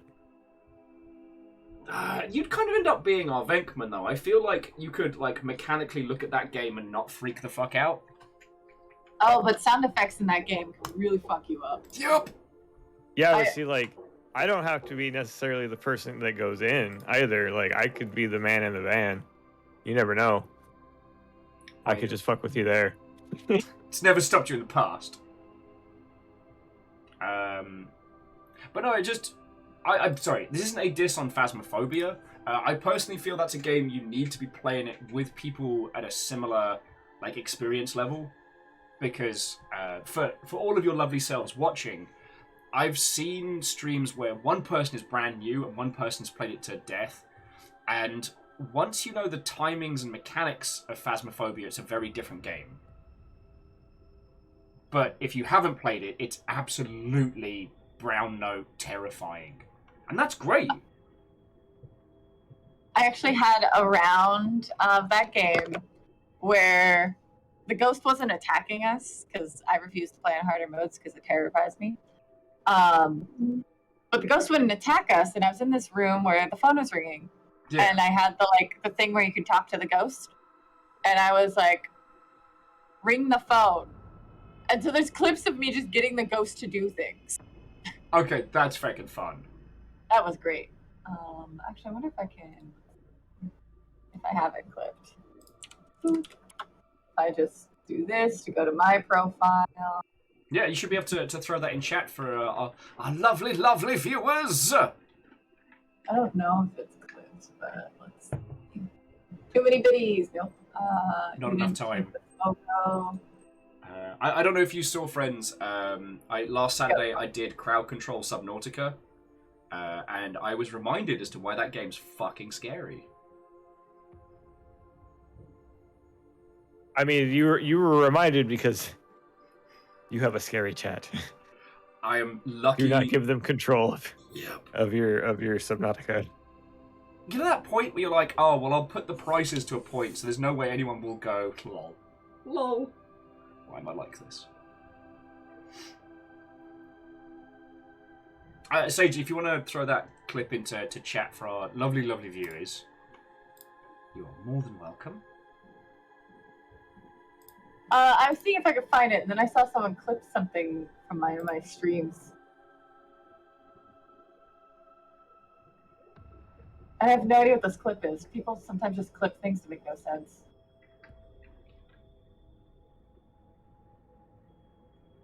Games and demo. I might not have it as a clip or of easily accessible one, if that makes sense. Hey, no worry.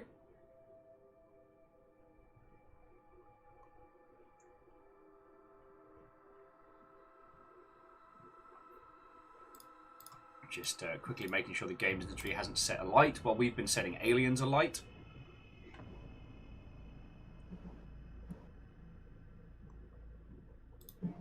Because it's very good at doing that.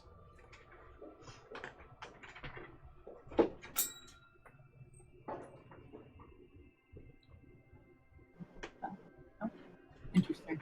Okay. Yeah, I don't see it. Shenanigans! But no, it also said one clip, so.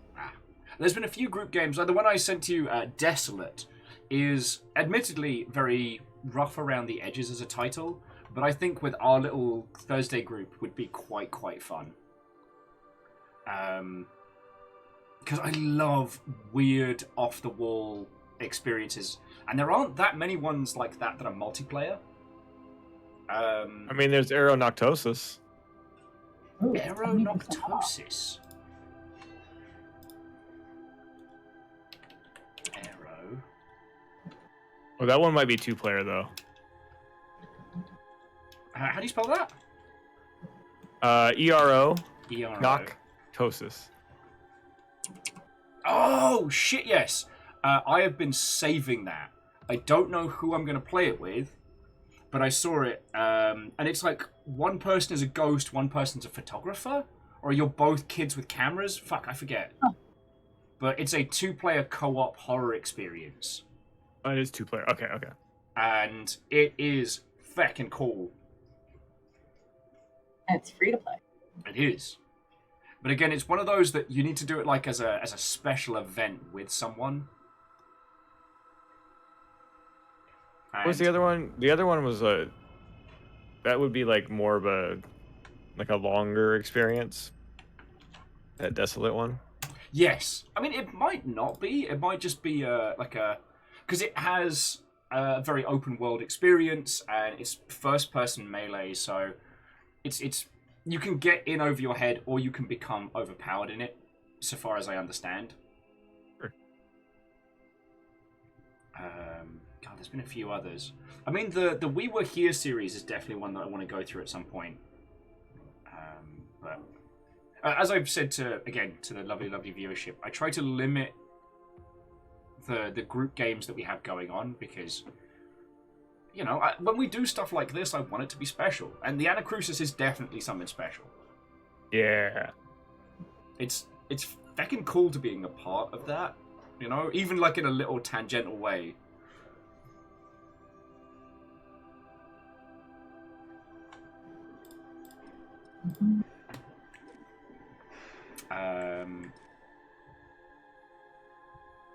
Oh, what do you all have on your season? Because I've only got just kill aliens with a plasma rifle.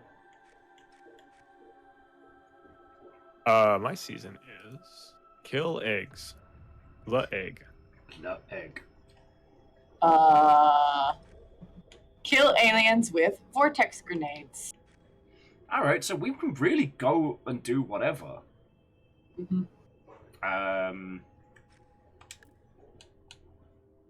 Do you want to do episode 3 again? Because, like, I've done 1 and 2 a lot recently.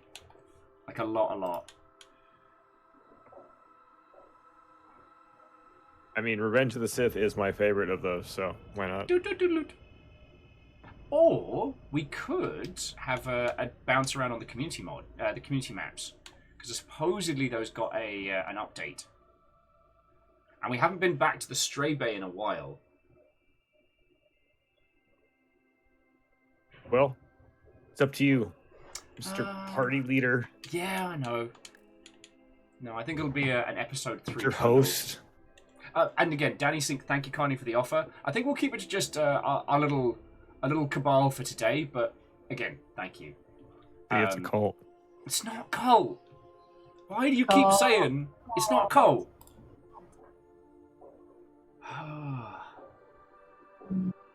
But no, sorry, the reason why I've got that 1,000-yard stare is I'm trying to remember some of the other weird multiplayer games that I've been saving. And I'm currently drawing a blank, but that's because apparently I have smooth brain today.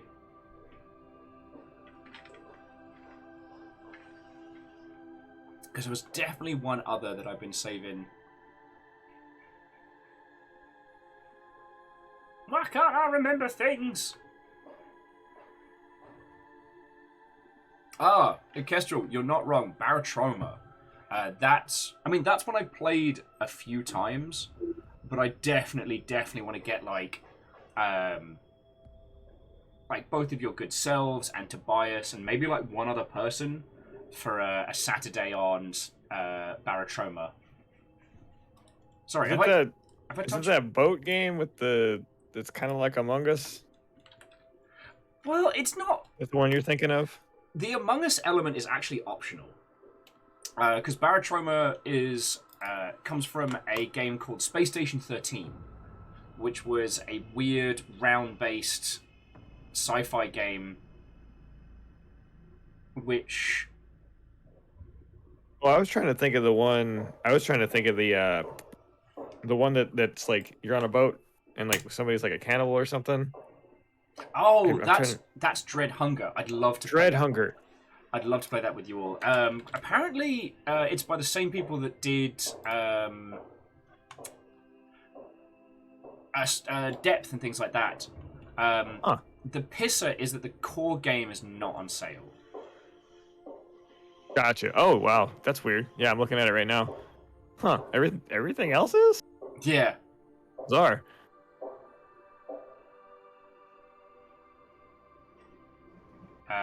Currently, Dread Hunger is suffering from that online problem of, unless you are playing it with a group of friends, it's not a fun experience with randos.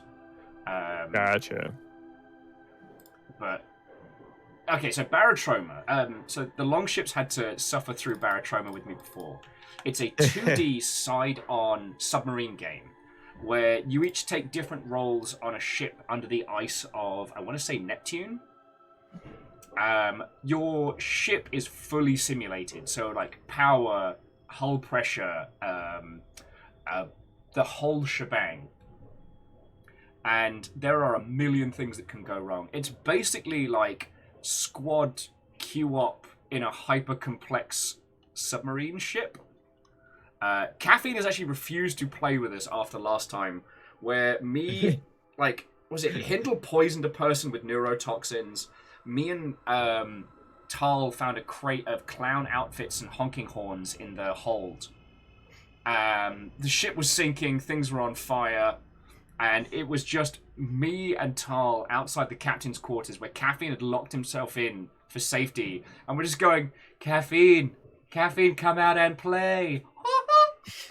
Come out and play, Caffeine, it's gonna be fine. The water's great. And there are gigantic sea monsters in this, and like undersea alien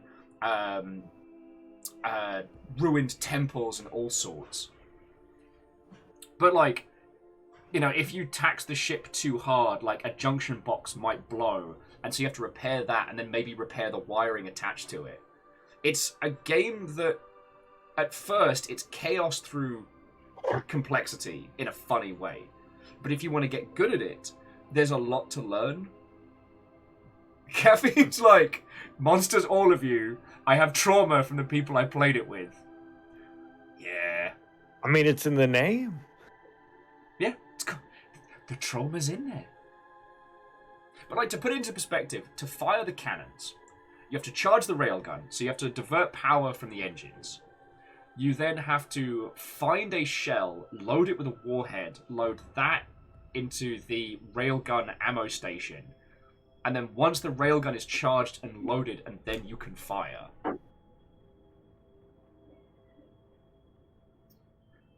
Oh, Durry's saying there's even a perk system with a feat tree dedicated to clowns. Okay, so clowns are actually a character class now, so that's cool. But it's like each class has access to different tools on the ship and things like that. But you can absolutely get people, like monsters trying to board the ship and giant crabs wrecking your day. Hang on, I'll drop that in our little chat as well, because even if you don't play it with myself, like it's $8 at the moment, and it is ridiculously fun. Like, you know how you get some hardcore games where it's not fun to lose? This is absolutely one of those games where it's feckin' hilarious to lose.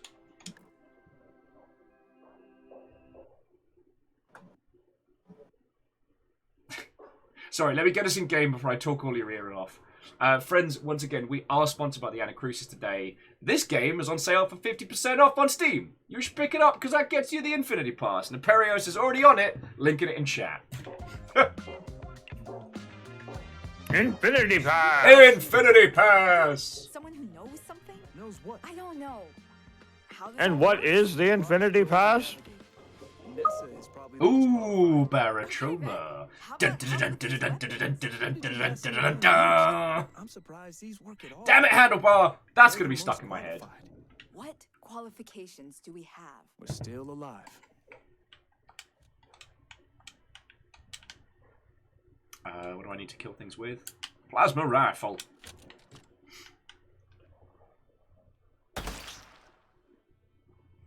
But yeah, we got playing, because the early demo of Barotrauma was available for free before the launch.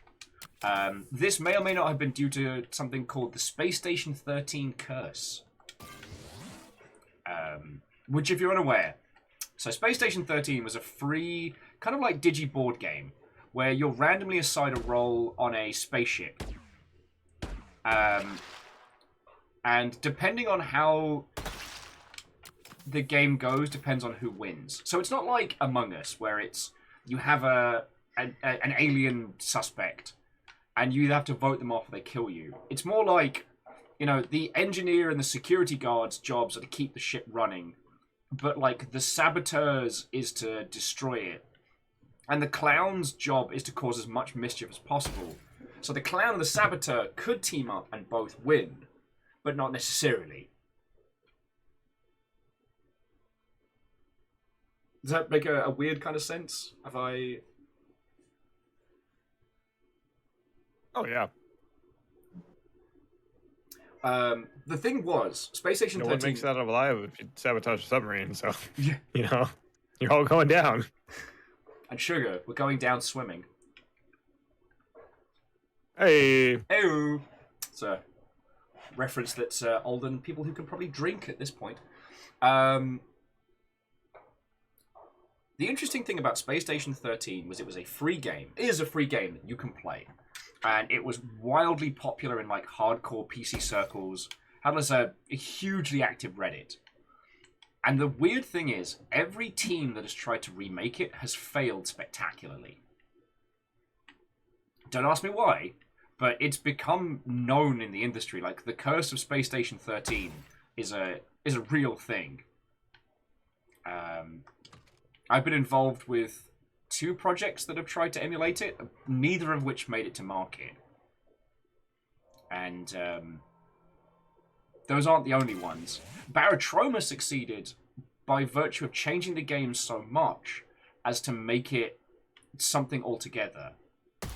Like, in Barotrauma, you go out on a mission with a goal, but there are other elements and challenges to it. Like, I haven't played it since they added all the new story mode stuff, so who knows. But it's a very different beast. Whereas Space Station 13 is kind of like a digi board game. Huh. Sorry, I find this shit real fascinating. Oh, in case anybody was curious, that Fall Out Boy song is not quite old enough to drink. It is only 17. Oh, okay. Oh, in some European countries. Yeah. And probably in the UK, it's been underage drinking for years. Meanwhile, in the US, you have to be 21 to do anything.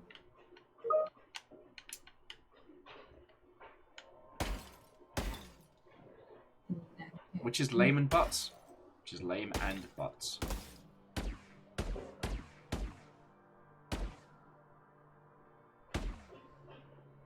That's not even the last one you gotta wait for either. It's like 25 to rent a car or something like that.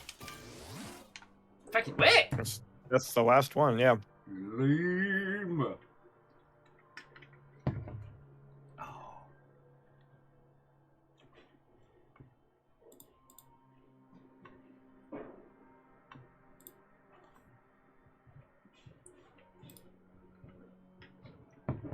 Okie dokie Lokis. Oh, I'm sorry. It recently got lowered to 21. Never mind. I'm wrong. I just looked it up. And now It used to be 25. For renting a car, yeah. Oh, wow, they lowered it? Yeah, except for in Michigan and New York, where apparently they lowered it to 18. I mean... When I think about 18-year-old me, that is a person who should not be given a vehicle that they do not own. Right. New York makes sense because they're like super business oriented kind of thing. So like all those businessy 18-year-olds running around. You know they do exist. It's business time. Oh, that's a different song actually.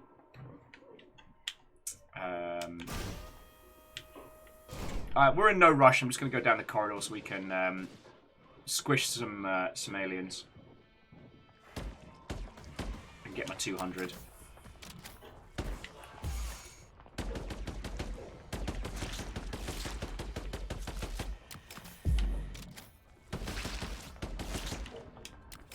And make sure we know if there's a matter compiler, which there's not.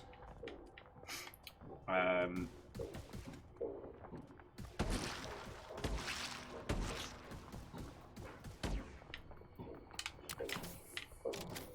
yeah, Barotrauma is ridiculously good fun, and especially if you can get the right group of people together.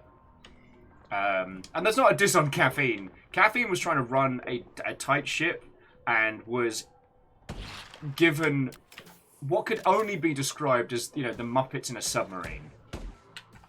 But the Muppets are murderous.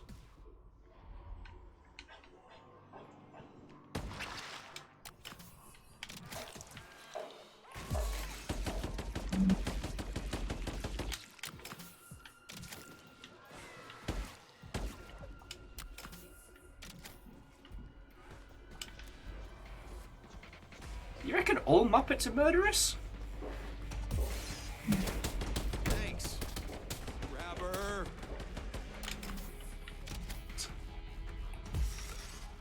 Grabber, I hardly knew ya.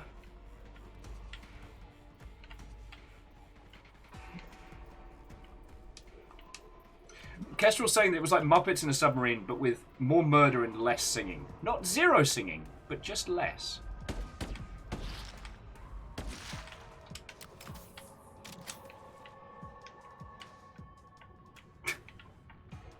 I saw VG Clubhouse and my brain immediately went, ah, it's nice to see that in space VG Cat still exists.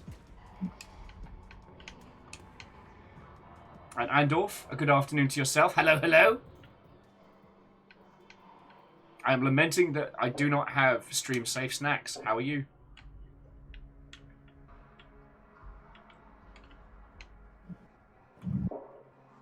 Should we just hold the bathroom while the Faffermancy is strong? Just so you know, none of your snacks are stream safe snacks as long as I'm around. Such a... Like, do you just have a whole ass folder of we'll eat stuff on stream pitches? It's getting there. Let's keep moving. Well, joke's on you. I can't afford to buy it.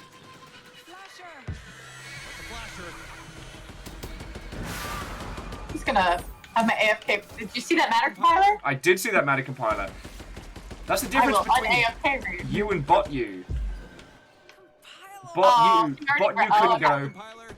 Penetrating plasma. She just walked up and took it.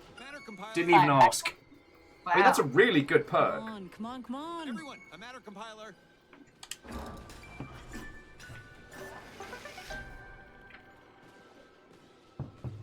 Although I get 2 rerolls now. Fucking wee!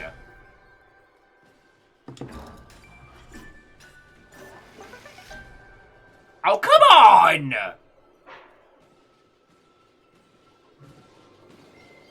I got the special weapon extender, so I'll take turrets. Don't let me down. I'm just taking adrenaline drugs. All of my choices were trash. And Coleman Cap, what ho, friend? Hello, hello.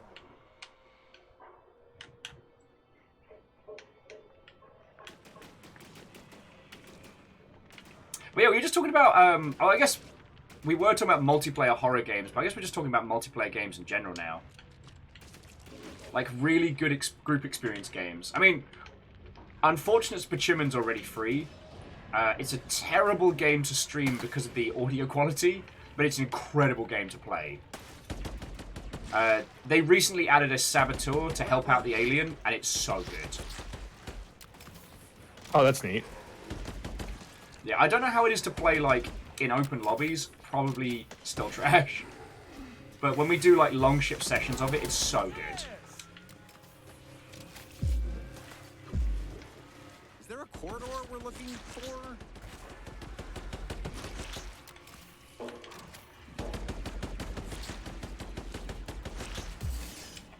Oh, and Clank, how are you doing this evening? This afternoon? How are you doing this merry time travel? Risque. Back here.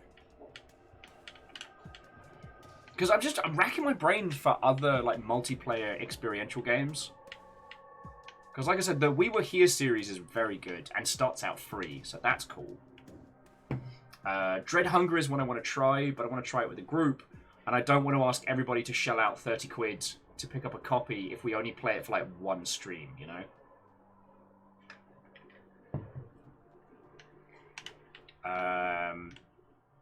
There's First Class Trouble. That's not bad. I like First Class Trouble. But I've not played it nearly enough. And again, I'd want to play it with, like, friendos. Oh man, did I tell you about the time I was playing with some other additional female streamers? No. And we had it open so that, like, randos can join us, like 2 randos. Oh, that seems like a bad idea. Well, we didn't have enough people. One of them ended up being super cool and joining the stream. Oh, nice. And then the other guy was like, oh, are you a girl? Like, really, this is 2022 and you're leaving because there's female gamers in this? It's like... Does AIM Messenger still exist? That feels very... Are you a girl? No, negative. I am a meat popsicle. We can head through the crew quarters to the medical bay. Oh, yeah.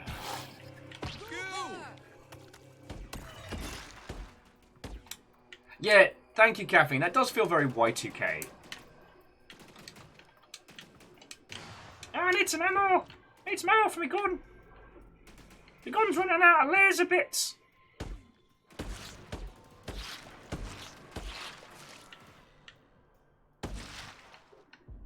Save one laser round for myself, just in case.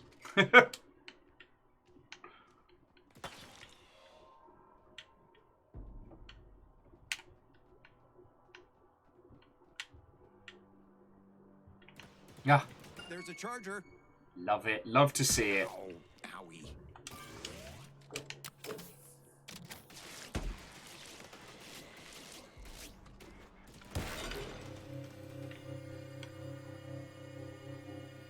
The sound that makes is so interesting. Right? Oh. Oh, this is bad. This is bad.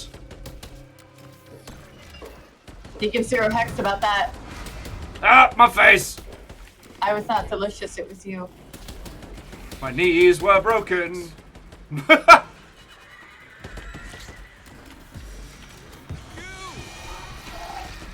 Ah, but good!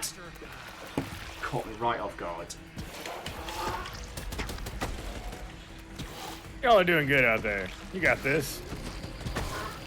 My person just decided to hold up her healing and then not do it. Yeah, I mean we've got Robo Sage. Like we're doing great. Stand still. Let me fix you up. Thank you, robots. You're right, Andorf. It has been good knowing you. I am just fucking hungry today. Probably because I forgot to eat anything resembling sensible food yesterday. I mean, we saw you eating at the beginning of stream. I did, but apparently that was not enough. And me getting whoops drunk on 4 ciders, it takes it out of you, right? Oh, that's eggs.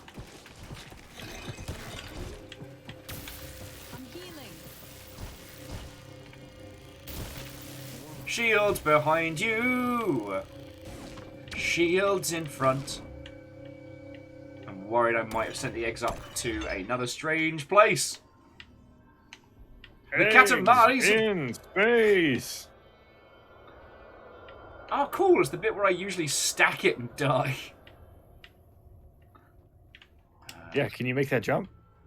See if you can make that jump. I can't believe that guy didn't make that jump. Dies immediately. You should have made the jump. Should have made the jump, but I didn't.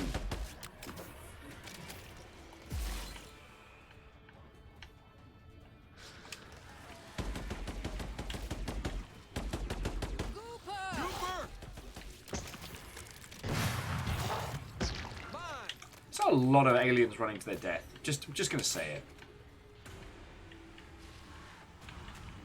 If I could wait. I thought it was gonna be handsomely rewarded with more matter compilers. Matter compilers? I was not. A great travesty. Great loss. Oh, hey, Nora, I'm fucking starving today. What the hell? Nom nom nom nom. Yeah, I could actually eat food like a person. What lunacy is this?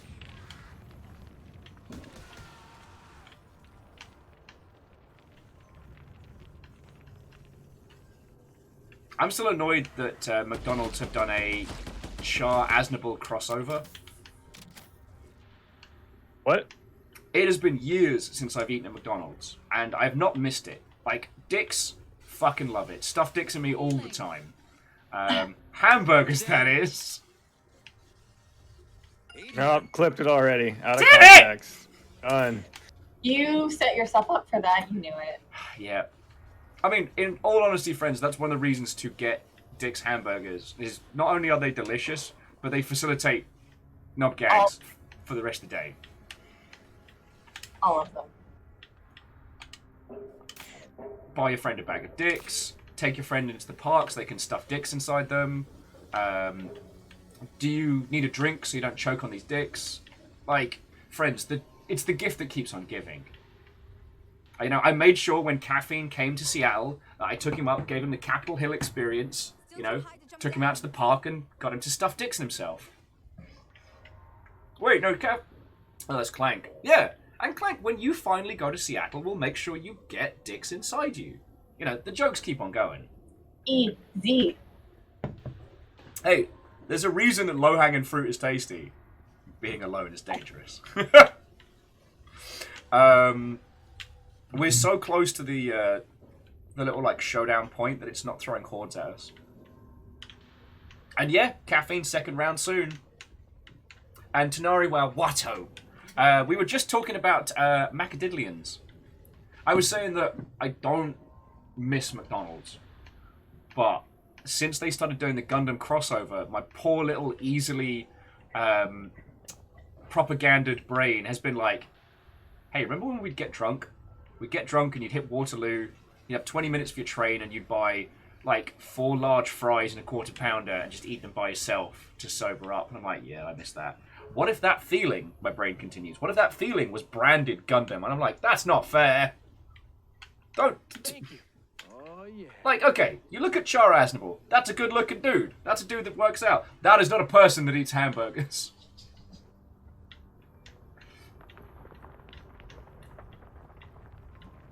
Like, Char legit reminds me of like the celebrity endorsement where they spit out the burger after they've eaten it on screen, you know? We have to hit these. How do people eat this filth?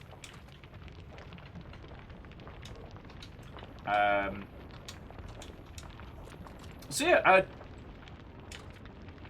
how was it? So yeah, so Tanari, well, how's it going with your good self? Yeah, I hate that through the medium of marketing, I have basically been propaganded.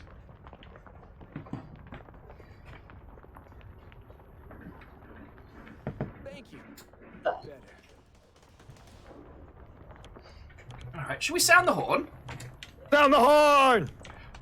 Woo! The horn is the battle horn has been sounded!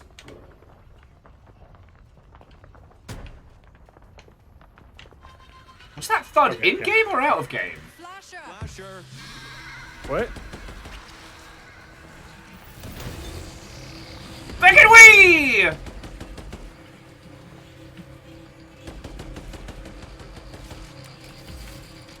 Oh, there's the bloody flasher. Oh, that is all mine. Boop! Not gonna get tired of that. Did one of you get grenade extender? Yeah. Ah, nice. Get them big shields. Grenade extender plus stasis equals... I don't want to say easy mode, but it feels like it. And I will say, the glowing red faces coming out of the darkness is genuinely haunting. Like, we've got this game on lockdown. We're good at this shit now, but... it doesn't make it any less sinister as those unblinking eyes come at you out the tunnel.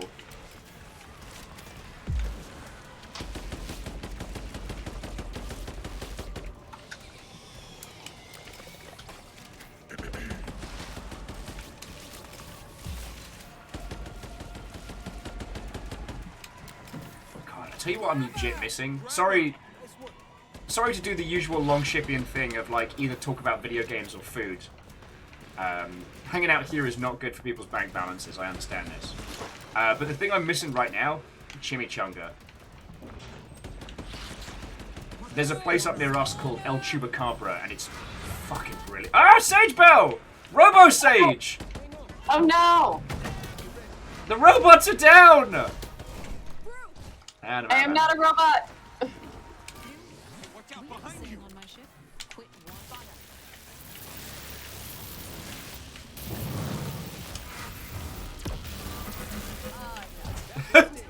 Sage Bell's down again! I didn't notice. But yeah, there's a place up near us called El Chupacabra, and I dream of the chimichangas. Which, to those of you lovely individuals, especially in the UK, if you're not aware, a chimichanga is a glorious thing. What if burrito but deep fried? The chimichanga is the answer to that question. Bay is locked down, but we can get through the emergency airlock. Or Really like these good corn tamales. Oh. Spawner. Spawner!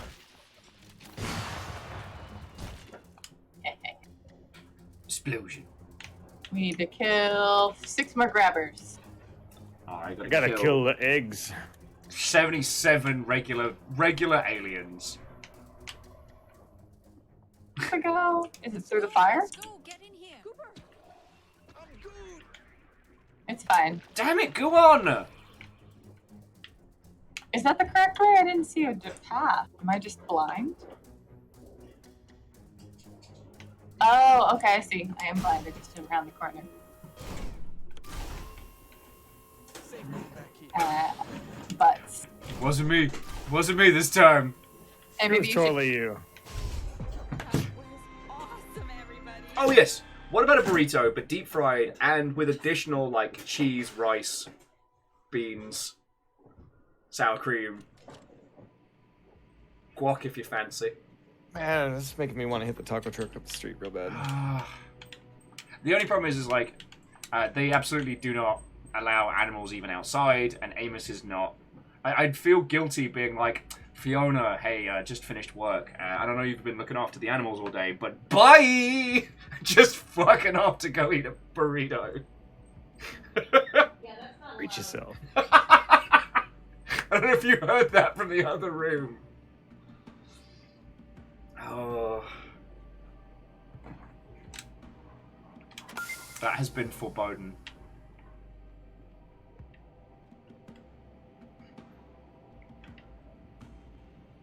Oh, and Fred, welcome back. Hello! God, Aperios, how are you so quick on the clips when it comes to this stuff? I don't. They have a button on the damn screen. You. They made it real easy.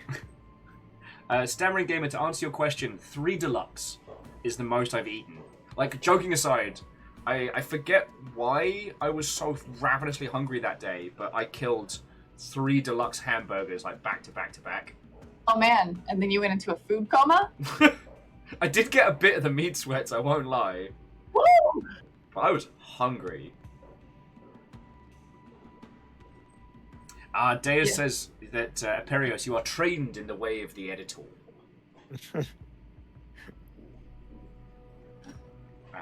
Deus, it is criminal that more people have not watched the Sea of Thieves stuff. You're a criminal. Wait. Oh, I think all of those thumbnails should just be clips of you eating. Or, as another suggestion, how about anything else? How about any other idea? Okay, Eating well, the how about same thing over and over again. how about the thumbnails of the shot of you eating, but you have a pirate hat on? Yes. Pirate. Does that make you feel any better about it? You wonder why I drink. Because you're alcoholic. There is a great clip of I think there's a good clip of Will consuming some dicks and talking. I was eating dicks in your car. Yup. It was saucy. You nearly choked. He even choked a little. Oh. Did you get dicks everywhere all over the car? Both of us nearly choked in that car. It was a good time. Joking on dicks together. Yeah. Yeah, Deus was saying that was in the Longship Day video and everything. God, it was such a good time. Yeah, I think Deus, for the, touch wood, if I manage to not die in the following year, I think for the 5-year anniversary, I'm going to save up some cash and pay you for your time to do like another, the story so far.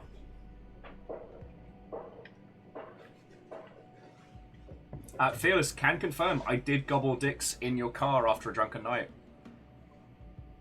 See what I mean, friends? And they're really good hamburgers. and they give Whose you card is infinite Mighty jokes. Dixon? God, at this point, I think it's easier to say whose I haven't. Yeah, whose card have you not eaten Dixon? What can I say? I get a few bevies in me, and I'm like, you know what this situation needs? More dicks. Hot meat. Cheap meat. Whoa, whoa, whoa. Affordable. Okay, cheap meat and cheese? I'm just sad I can't have the shake anymore. I get the shakes when I've been on the booze for too many nights in a row. No, the one okay, joking aside, the one I'm really missing is the Starbrass burgers, because those are also god tier, but that's another story.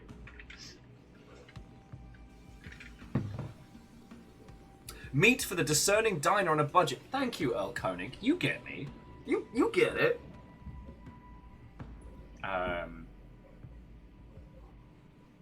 Shit, now I'm just hungry.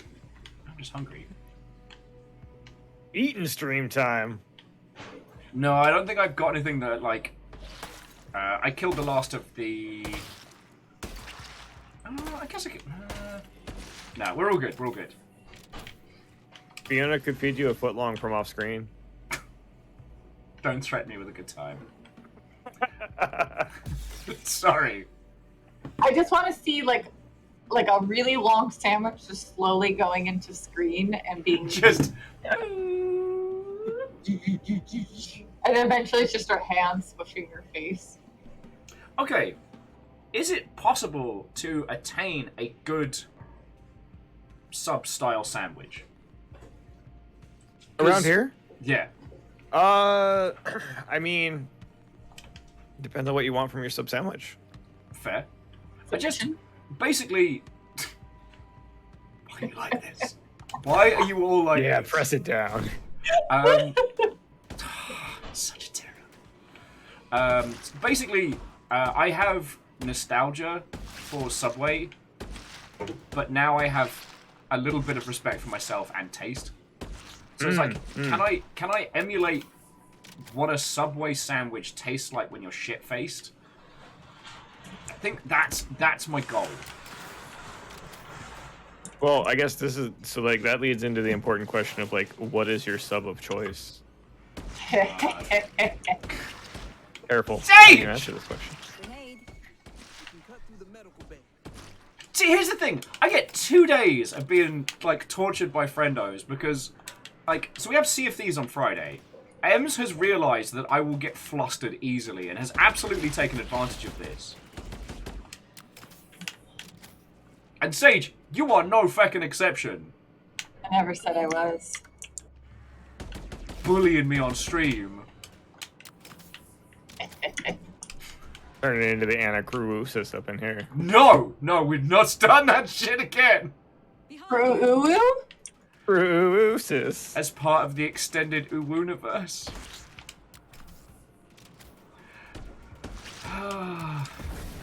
Thankfully, Tobias is at, I think, Anime Expo today. So I don't have to worry about, like, the sudden appearance of...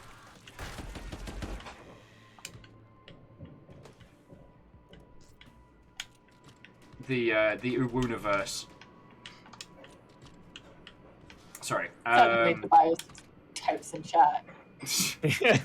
Never left. I was hoping for that comedic timing too. You summoned me? You know what? He'll know. He'll just know. I'll get a DM in a second.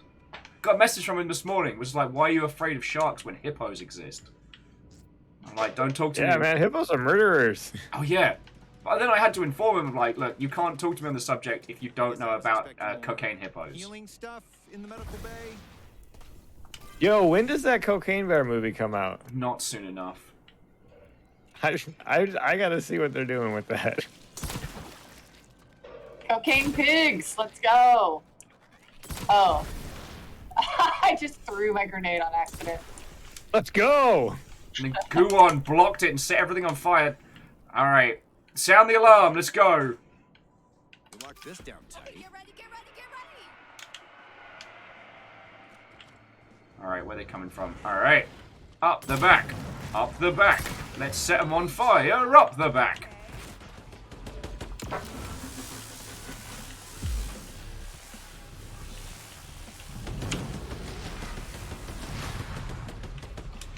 Behind you. The Anacrusis. Why did Chet and Will invite us back to do this? I'm gonna get a DM from them and be like, so we're gonna need you to return the sponsor money. And I won't even ask why, because I'll know. It's because of the Anacrusis, isn't it? And they'll be like, yes. Please never contact us again. Please lose our...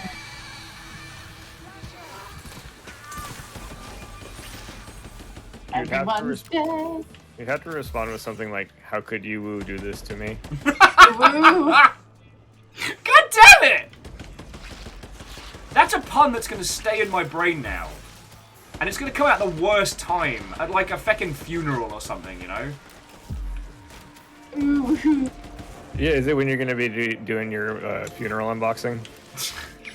Unboxing. Live at a funeral. Alright, welcome! Hi! I'm that guy from YouTube. Welcome to our latest unboxing. Will, this is a funeral. We said open casket. Compiler? I hear one. Matter compiler. Matter compiler? Matter compiler? Matter compiler. Like, you'll hear it too, right? Matter compiler. Call to the matter compiler. So, Fred's asking an actual Anacrusis question. Thank you, Fred. Thank you. The madness was taking hold. Are the aliens humans infected with something? Yes. Though Well, we don't know too much about it yet. Yeah, because we've asked whether it's like an infection or something else, and they haven't given us a straight answer on like what it is, but they are definitely like taken over by something. Yeah. You can tell, like, they've got like the starfish thing going on, where if you look at the models real close up, they're kind of horrific. Like, there's the little line of the eye, but then like the tendrils are reaching like into the mouth. It's actually really grim. Oh, Hut saying that it's not a funeral. It's a graveyard, after dark, with a shovel and a crowbar. That's an unboxing. The old crack open a cold one. Something's mad at us. Thanks. How they're like cracking 100 packs of Pokemon, right? Hitting 20 graves tonight. Hoping for a super rare.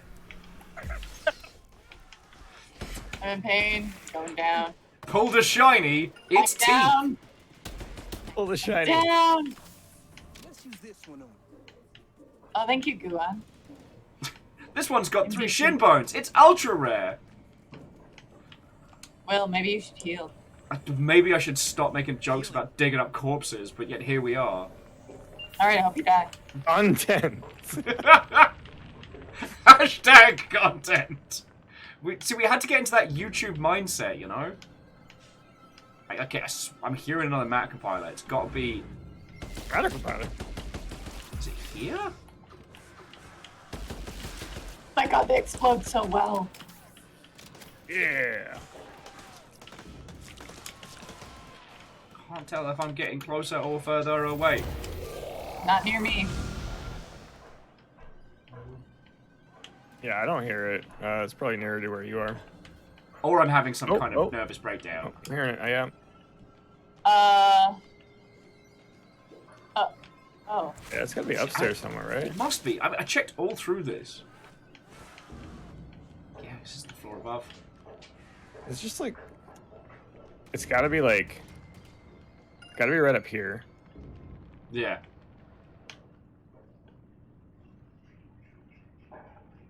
Oh. But here's a long hallway. Let's see what's back here. One of the things that Chet was really keen to say in some of the early streams that we got into was how there's a lot of the Anacrusis which will unfold through play. Like, there's a lot of stuff we'll be finding out, you know, based on conversations between characters. They haven't even introduced Boris into the game yet, and Boris is basically working on like a little skiff, making weapons for the crew and providing them with kit. And well, it's one of the reasons why I was mentioning like the whole Hades thing, is that the story of this will be going in as it progresses. Knowing Chet, it'll be told mostly through like exploration environment and a little bit of character banter. Like, Guillaume's not going to stand at a table and give us like a heartfelt monologue. Yeah, I appreciate that though. Yeah. I mean, I love games that like do more interwoven storytelling like that, where it's like, since I'm going to be playing this game multiple times and running these levels quite a bit, right? Like, I love to hear the story kind of slowly unfold. Yeah. I know I talk about Evolve a lot, but like genuinely one of my favorite things that Turtle Rock did in that game is like when you were dropping in, they would talk a little bit. When you were fighting, running around, they would talk, and like it's kind of like invoking the same level of like, you know, that Left 4 Dead banter where it's you learn as you play because you're going to be playing a lot. Yeah. And I don't know, I mean, you all know my feels on this one. We've had this conversation a bunch of times, but I feel like I came from that era where everyone was trying to emulate cinema when making games, and games were entirely their own language and style. So... You sure? Because I remember this certain game. What was it? Apocalypse with Bruce Willis. It's in the space room! It's in the space room? Feck yeah! Space room? Yeah, here! That's awesome. Oh, perfect. Is there a door on this? No, that's fine.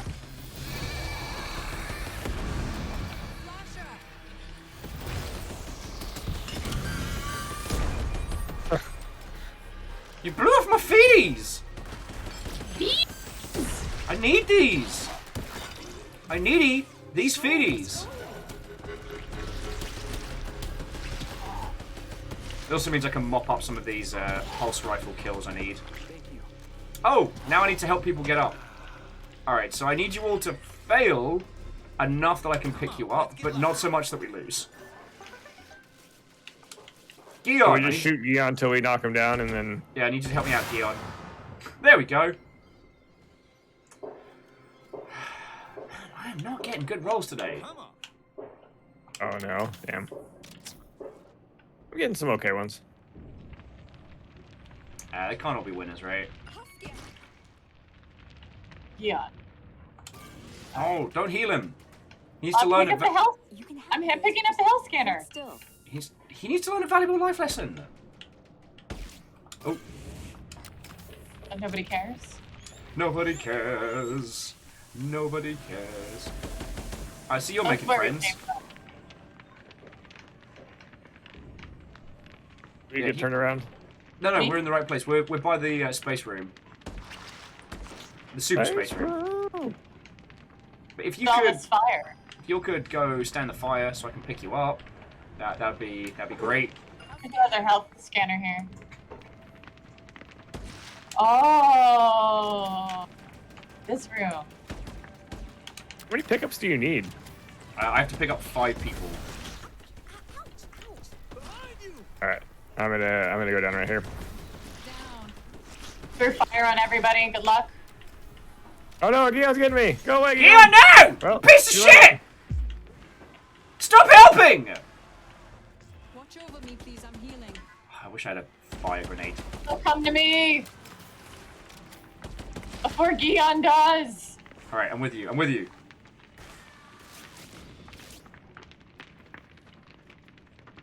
Eight, 7, 6, 5, Oh, no, 4, Gion. 3, Ah. 2. There we go. Fuck off, Gion. Gion. Helpy Helperson. All right, that's. Can someone help me? For some reason that. Gion's about to go down. There we Hey. go. Not dead yet. Going down, down. In an earlier round. I'm going I've back down. I've got several revives left, so yeah, I'll go down too. Gion! I Gion! didn't get there. Gion! No! All right, Will, get over here. I'm down. Sage there you Bell go. down, Gion. Worth it. All right, I got it. And go. There we go. And with that, I am good. I got the down as well. Oh. Hanging out in the space room. I love the effect in here and how it slowly gets better. Gion, you can fucking die. First aid. In Perio's get it. space. What? What are we getting? Don't let Keon take it. Oh well. Healing. It's allowed for now, Gion. For now. But yeah, as like you guess. step into the space area and like the galaxy slowly comes into vision. Airlock back here. There are some angry things behind us. Come on, everyone in here.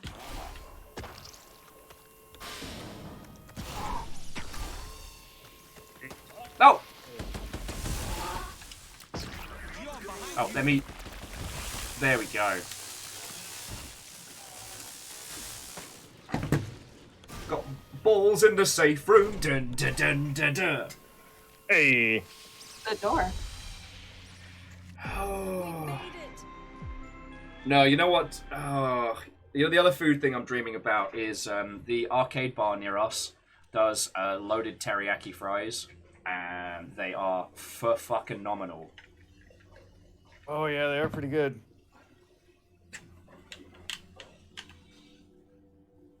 Why aren't you sharing any? Cause you gotta be here. Yeah, it's like an hour bus ride. Yeah. Like, man, I'm literally like 10 minutes away from you. You know that. Me? I could go creep out your window. I'm that close. I mean, you'll want to come round this evening? I mean, what? We're just cleaning and looking after dags. Like, it's not like we got excitement aplenty here. Eggs.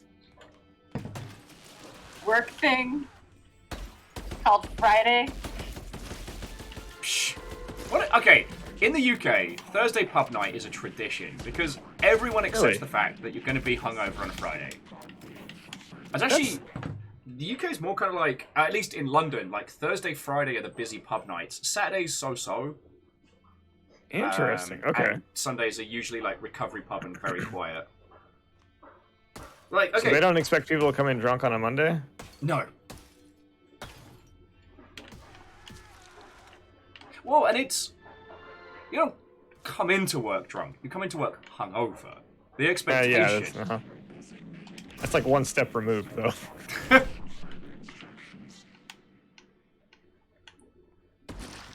I mean, I won't say I haven't shown up to work drunk, but... I wouldn't. Not out loud, anyways. Well, who's gonna rat me out? Me? I work for myself. Yeah, I mean, at this point... God, I don't think I've had any where I'm still swimming the next day in quite some time. But I have had some whoops drunk nights. Like last night, as I said, I got whoops drunk. But that was like whoops drunk on 4 ciders. So... Some friends were like, hey, you want to play some DBD? Let's take some pregame shots. Oh, let's take a victory shot. Let's take a death shot. Oh, God. Yeah, but we only played 3 rounds, so really wasn't that much alcohol. Okay, that's fair. Some friends of mine run a bar in the UK, or I should say a chain of bars called the Loading Bar. And one of the things that they do is like themed drinks. Yeah. I mean, yeah. So like nerd-themed drinks. But they've always gone kind of above and beyond. So it's not like the usual, like, take a drink, make it sugary, but add some, like, colors to make it look like a nerdy thing. Although I will say the Alien Isolation drink did have a whole-ass Kinder Egg in it, which is illegal in the US! No, they're not. Kinder Eggs are not illegal. You can buy them in stores. Are they not illegal anymore? But they've been in the States for quite a few years now. Okay, but they're like the ones with the little spoon and stuff. It's not proper. They don't have like a no, the one with the toy. I have something that might shock you. I have some evidence that, well, we might be drinking on the job. They started selling in 2017 in the US. Oh, okay, yeah. I think I haven't looked at them since before then. Misnomers is saying those aren't real Kinder Eggs. Like, this may become a hotly debated topic. And Ferric Phoenix, if what you're saying is true about Will drinking on the job, I will have Will come and sit down with me for a one-to-one consultation after his shift. Give him a little spanking. Tell him he's been a bad boy. Why are you like this? I never said they were. Like the toys, I think, in Kinder Eggs overall have been just disappointing. But I think the American ones, they give you like a toy in half and like stuff in the other. Like it's not a full toy in the Kinder Egg. It's something weird. Fearless was just saying they know a place around here that does Scotch eggs. Nice. There's a place that does Scotch eggs in Portland. Oh. The one I'm missing is criticality. Yes. The one I'm missing is proper pork pies, like little crunchy deep fried pork pies. Oh. No, but very Phoenix. Thank you for the 500 bits. Like that's still $5 to keeping things going, which is real cool. Here's an interesting. What kind of carnival or like event foods are different over in the UK? Because like here we have like elephant ears and like those weird spinny, like I'm forgetting what it's called right now. It's like the weird cake that looks like somebody just squeezed a tooth of toothpaste. Like the funnel cakes? Yeah. Those are definitely in Europe. I know y'all got like stroopwafels and stuff, right? Yep.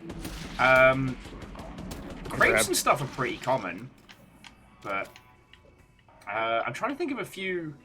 Roasted chestnuts are actually a thing, and they're pretty tasty. Huh. I mean, the one thing that no one can deny is that the US has an absolute command of carnival food. The first time I had, I forget the proper name, but one of those ones where you take a whole ass potato, spiral cut it, cover it in deliciousness, deep fry it, and then add like cheese and flavor and goodness. Oh, brother, there's some stuff out in the country where like when I would go to like the Ellensburg County Fair and the rodeo, they've got like blocks of curly fries that are the size of a brick. Oh. Oh, is this one already done? Wow. Yeah, we kicked ass on that one. Oh, we're not playing it on Insane as well, so they probably don't take as long to charge. Yeah, deep fried Coca-Cola. I've seen deep fried peanut butter and jelly sandwiches. I've seen deep fried Oreos. Yeah. Oh, now those I have had, and they're glorious. There used to be these things called Mars burgers that were really good. Man, there's just a lot of really good fair food. I'm just trying to think of like bonfire night and like atypical. Whoa, there's double. Oh shit! 3 boots. Gotta go. Fuck! Got ourselves our own fucking Team Rocket over here. Wow, I had to dig deep to be able to kill them and make a terrible joke at the same time. Blasting off again. Oh. Ah! God. How am I still alive? Yeah, and you're making a mistake. I actually just finished all 52 episodes of the first season recently ago, Indigo League, and I'm working on the second season right now.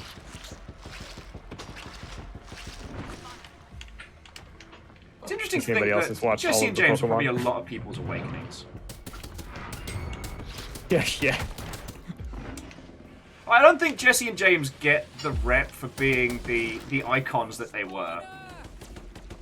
They still are. Come on. Fair.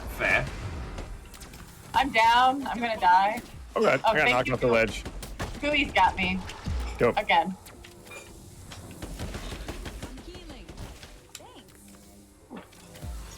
Or I'm healing. Damn. Pulse 3 times and they're still on me.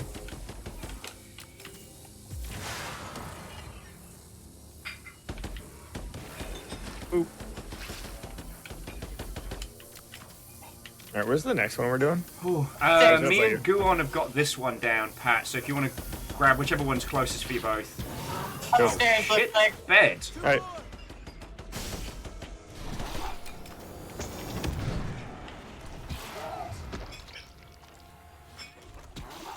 Oh, this is nice and quiet over here. Yeah, it's because me and Guon are making friends with literally the whole ass alien race. Ah, been good!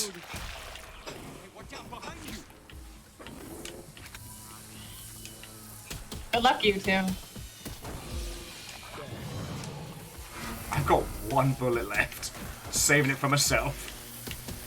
No offense, Guon, but we are not coming out of this alive. Oh no! Yeah, they all just came in through one little back door. Let's go. Yeah, don't wait for us.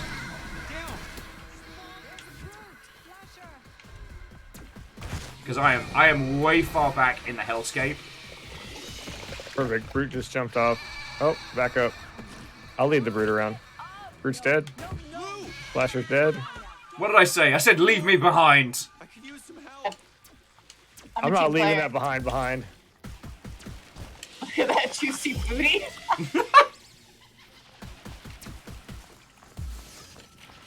He thought my joke was funny. Oh yeah, I forget we can heal. Hey.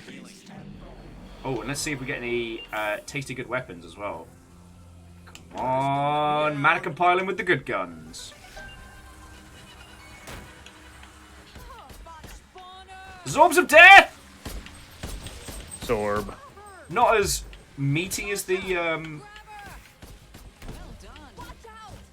not as meaty as the fiery shotgun, but definitely handles the crowd like there's no tomorrow. Back up. You got a shield down in the middle.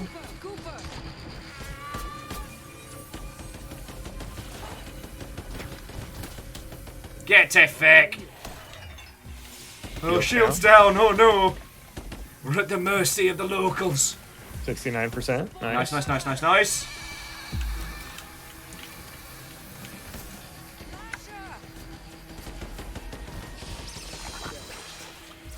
There's so many! Arc rifle! 90%. Just stay on point. We're good. Once more with feeling, friends. Hell yeah! Do this for all the Contemplating my Zorb.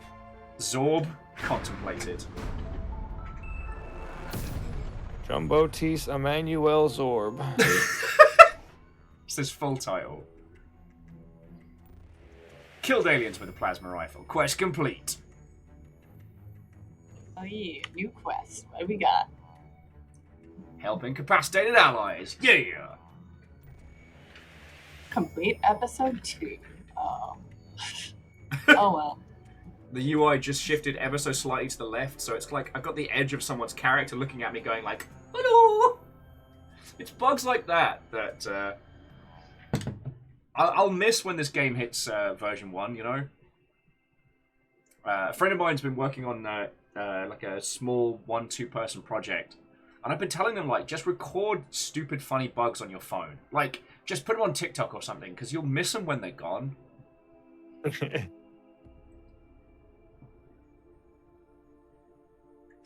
Makes sense.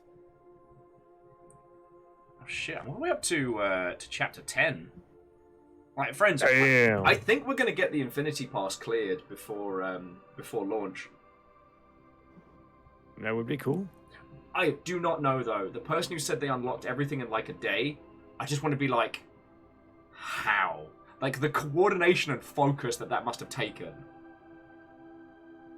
Well, so let's break it down, right? What does this break down to as far as so there's 14 of them and there's 3 or more per page? Is there only 3 per page to do? So there's 3 per chapter.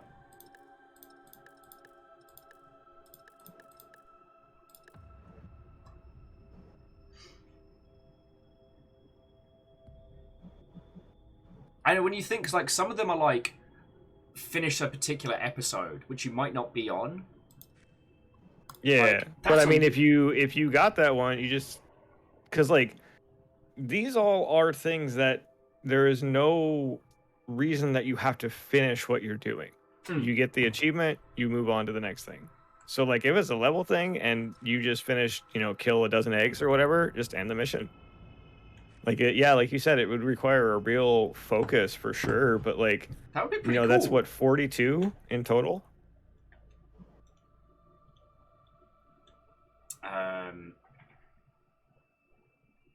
God, I'm really looking forward to when they get the garden back on holdout mode. Because here's the thing, we don't quite have enough time to start another full run, and holdout's a bit intense because I'm genuinely enjoying talking about this game and chatting with you both, even if both of you have been terrors all day.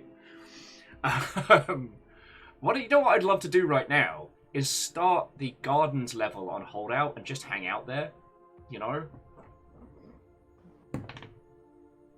Is that weird? You wanna punish yourself? Well, I'm not saying I want to get repeatedly attacked in the gardens. I'm saying that, like, with the holdout mode, like, before you push the button, you just have free roam to just hang out. And, you know, we could just go hang out on the Star Bridge. Let's do that. Let's do that. So I'm going to set us up for holdout on the bridge, but I'm just not going to start it. I'm just going to kick it. I'm just going to look out into the stars, admire the hard work of Stray Bombay, you know?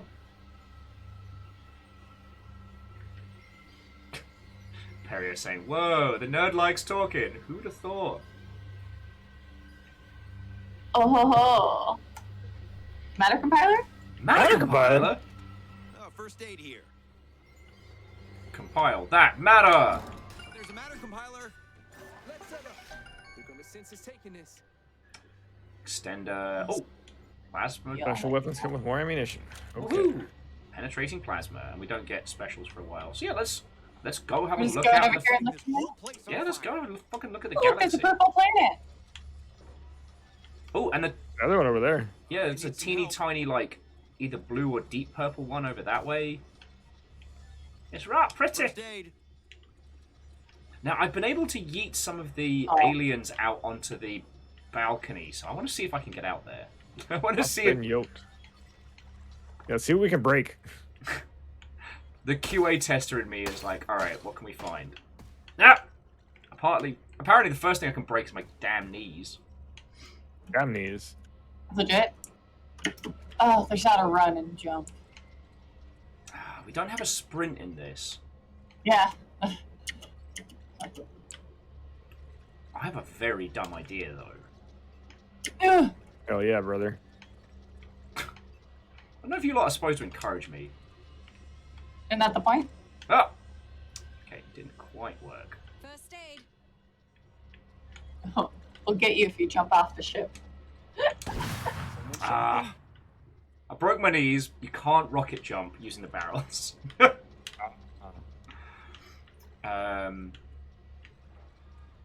It's interesting. So Ferric was saying that this aesthetic puts on an Orville vibe, and I really like that comment because, like, the Orville is trying very hard to be, like, an authentically evoke like classic '70s sci-fi.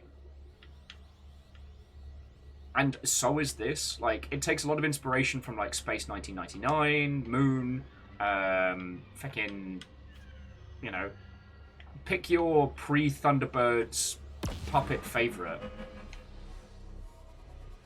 Also, how long does the regular goo stay around for? I kind of want to test that. We can do a bit of myth busting while we're at it. Alright, see how long it lasts in the tunnel. But you know, I really, really, really like the aesthetic. Also, don't get me talking on the Orville, because that show is so good, and no one told me. Aid here. I thought it was just going to be like a, you know, what if a bunch of Family Guys in space, and then... No, the Orville is, yeah, it is topical, it is incredibly heavy hit, like, incredibly hard-hitting, and incredibly well-written. Like, fucking yo!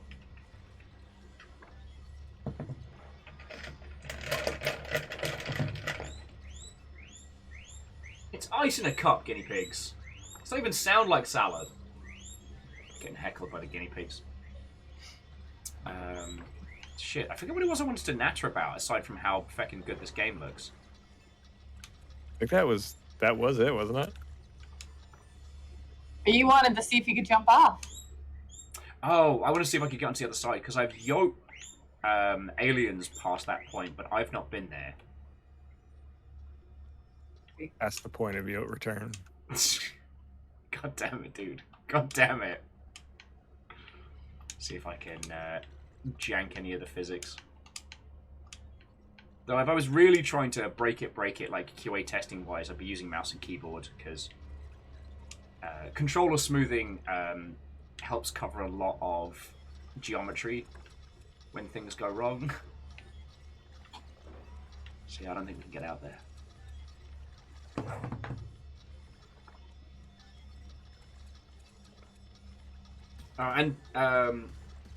Kestrel, I'll pass on your message to the guinea pigs of weep, weep, weep, weep, weep, weep, weep. They nodded in silent agreement, which worries me.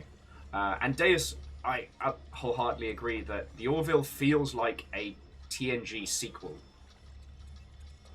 But like, I put off watching it for so long because I was like, oh, it's Seth Green. It's Family Guy's guy. Cool, I guess. Now he's doing Star Trek. Alright. And yeah, I've had to stop watching it a few times because it's legit.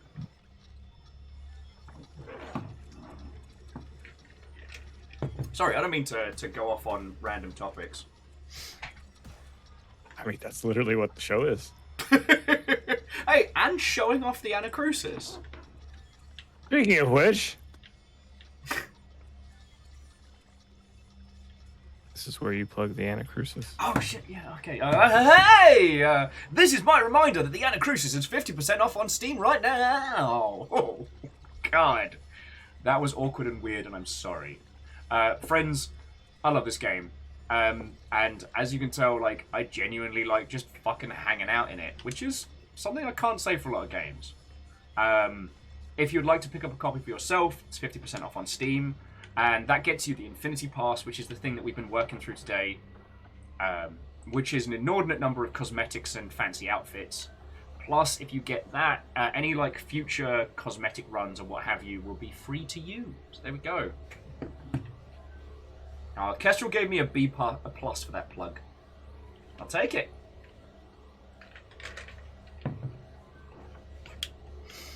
Oh.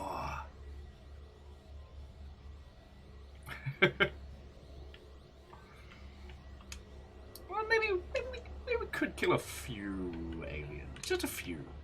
Just a few. Hit the button! Also, there doesn't actually seem to be a limit on how long the purple goo stays down for.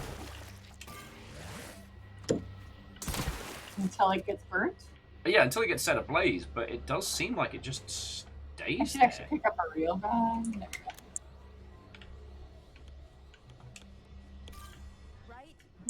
Right now, we first aid. Hell yeah, brother. We got this.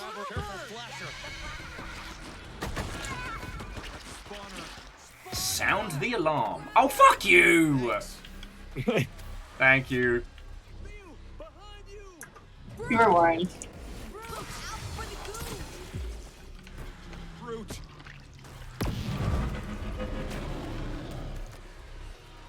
Who's big and mad?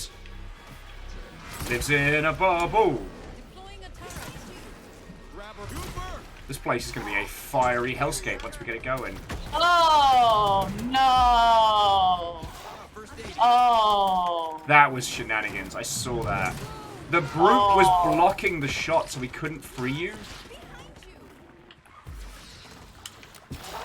Shenanigans. Another brute.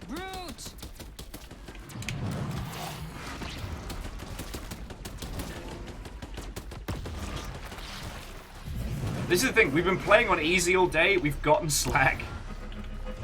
Yes. Excuse me, does anyone have a spot of fire? No?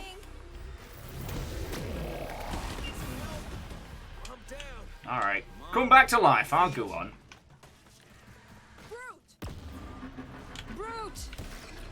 Jesus, I'm double rooted. Jesus, grenade. Ah! Big J doesn't work here anymore. Oh, I still got knocked.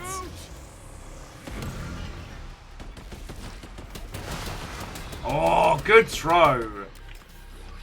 How are those brutes still up? Alright. We got used to easy. We got used to easy. We got spoiled.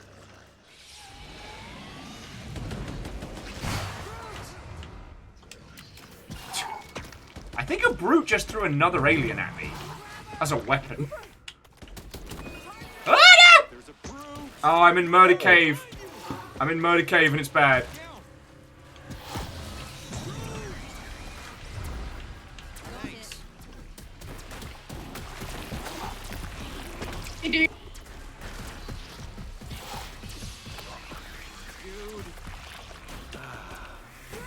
Let's use this one over. Watch out behind you.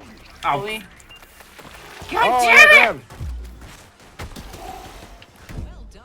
Hey, thanks, Gion. First aid here. Damn it, go on. Somehow this is your fault. Oh! I was just wondering when we could have another brute break in our face inside. Flasher. Oh, I'm out of ammo. Oh. Murder tunnel's mostly clear. Now's the time. Go, go, go. There's a gooper. Okay. Grab her. Healing. Yeah, Standing get with my dunked on. turret. Grabber. Yeah, absolutely have been too used to playing on easy mode today. Getting my ass kicked. Oh, Kestra was saying that they've seen the Yelp reviews from Murder Cave, and it's really not worth going down there. Gooper. Brute.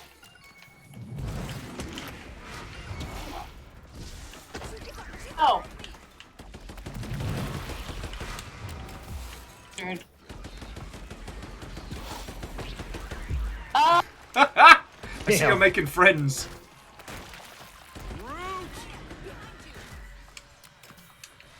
Big goo. Woo. There's another brute. Cool! Friends for days, friends for days.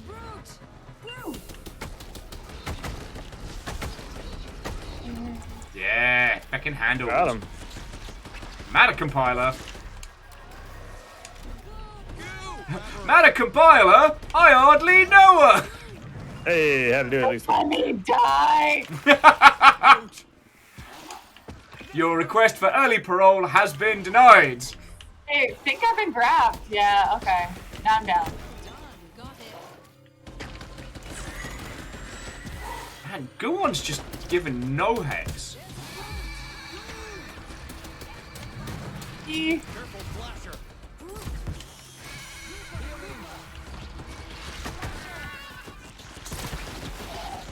Cannot see a ruddy thing. It's just a sea. It's just a sea of these buggers. Oh yeah, you remember when we did the level 3 finale and Tobias had his little hiding spot?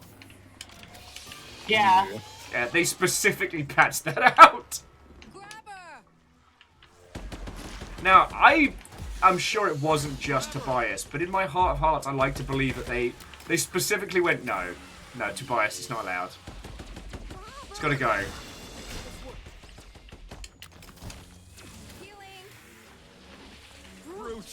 Oh, did we ever work out what the...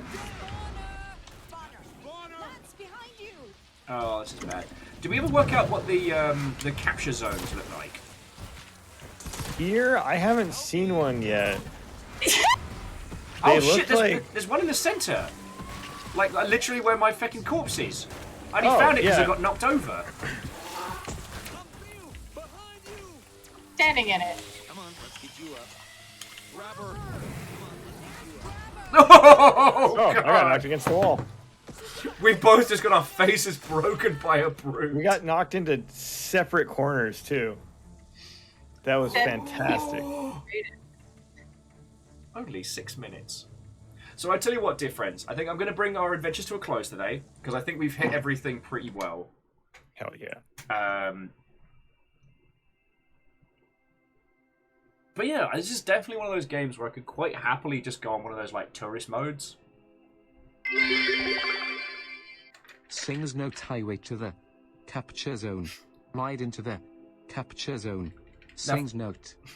Phyllis, thank you for the 200 bits. I will say I don't remember that scene in Top Gun having a gigantic alien beefcake pop up and just punch Tom Cruise off his motorbike. Would have been a funnier film.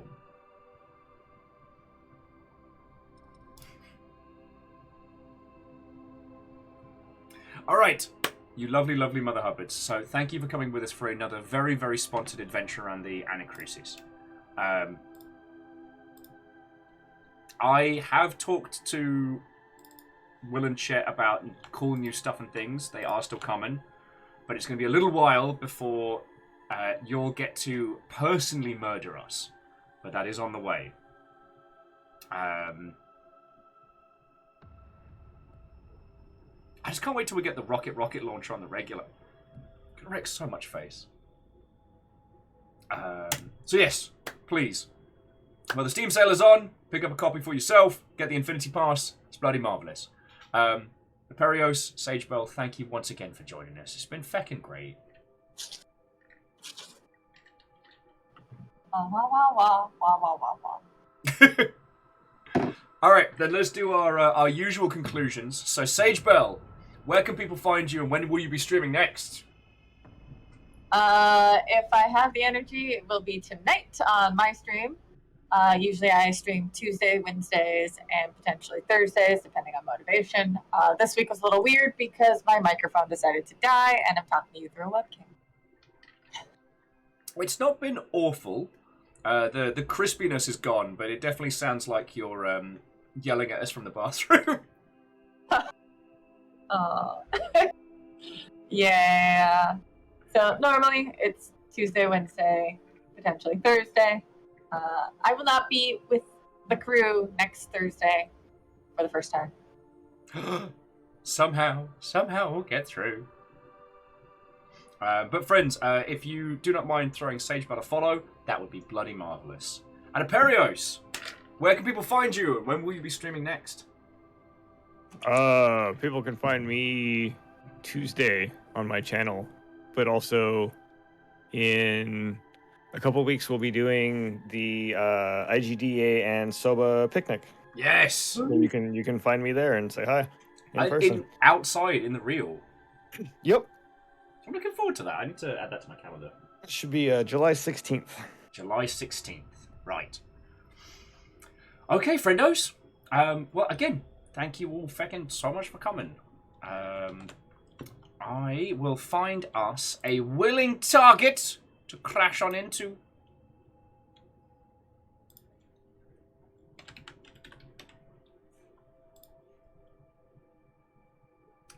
We are still the #1 Anacrusis stream on this Twitch.television. We are the #1 Anacrusis stream, period. I mean, no one else can step to our majesty, and that's fine. We're just that good. We are that good. No, I will do want to say, joking aside, like, thank you so much to the Anacrusis team for sponsoring our Thursdays, because, you know, it's allowing me to pay bills and feed animals through the medium of supporting a game I already fucking love. Like, that's pretty fucking glorious. Top clips include Viking blonde stuffed dicks. Okay. You know what? I'm going to pass you all over to Megaran, because he's currently playing Castlevania, and as I quote, Castlevania plus raps. So that seems like it'll be an excellent way to spend an afternoon. But before we go, I do need to say my thank yous, because you lot threw a whole ton of bits in today, and like I was saying earlier, considering it's Summer Games Done Quick right now, and it's the end of the month, like, I thought it was going to be crickets in here this week, and not only did you all come and watch us careen around the Anacrusis and natter with us about everything and nothing, but you threw a ton of, like, bits and gift subs and all. So, like, seriously, all of you, thank you. And to that end, I would like to thank the following people directly before I throw you all at Megaran. See, look at this. I'm being a professional. No one ever clips the bits where I'm doing well. I never did any clips. Oh, too good. Oh no! Sad 2 bells! Ding ding! So I'd like to thank Lizzie T. Powell, Wolfcrad, The Stammering Gamer, Ferric Phoenix, Bacon Avenger, Crux, Fearless Sun, Kimball, Vanderbeast, Favor 6, and Kestrel North. Thank you all for chucking in bits, because it's the biggest part of what keeps us going, so thank you. Your moderator today was a triple threat match, that being the Caffeine, Lizzie T. Powell, and Rhymes with Moose powerhouse. And those that subbed, resubbed, or were hunted by House Carl. I don't know why I do it like that. I'd like to thank Git Ned, Pup Time, It's a Cult, and Will Sleep. Thank you also to Leo and to Hillian for bringing in raids. Right, you don't have to go home, but you can't stay here. I'm going to pass you over to... Thank you, J-Post. Rapper Teacher Hero! Mega Ran. Who's currently on Castlevania Symphony of the Night. My favorite game of all time. Oh, it's so good. I actually had to stop rewatching Castlevania at night because it made me want to just get up and start replaying it. I thought it was going to be something about either nightmares or cosplay. Those are the only two speeds you have. Online. All systems nominal. Yep. Oh shit! Caffeine's stealing the Yalden before we go. Gilmar Greyjoy with 28 months spree. Feckin' yo! And Fearless, I'm so glad you got to see Rand live because it's such a good live show. My Jaldum.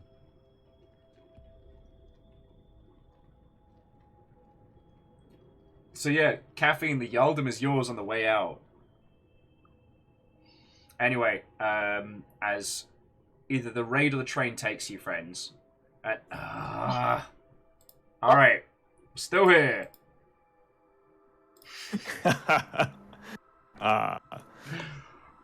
Hype train time! Alright, here we go! We have been intercepted! Start the music! Release the train! Pokemon Sword and Shield theme, let's go! To my lovely co-hosts, you're welcome to hang with me through this cacophony of nonsense. Or I will blep at you after. It is entirely up to your good selves. But again, friends, please follow Sagebell, follow Atherios. You will not regret it. Disappointed. I don't know what I'm saying! Break will, break will. No! Level 1. Alright, but it does look like Caffeine came here to slay, not to play. Caffeine, thank you for 1,000 bits, you fucking legend. And then, alright, Spooky Ghost with 100, Crocs with 100, Greyjoy with 100, Fearless with 100, Perios with a dusting of Kappa faces, and Caffeine's like, nah, 500 down again. This is a battle. Caffeine's like, not losing my spot yet. My chair. I just got it. How dare you try to dethrone? I mean, Lizzie took it earlier and was immediately pushed off, which I think was incredibly unfair. Oh, lordy, lordy.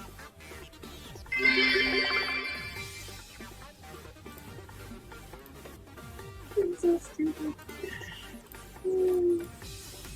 It's all going on.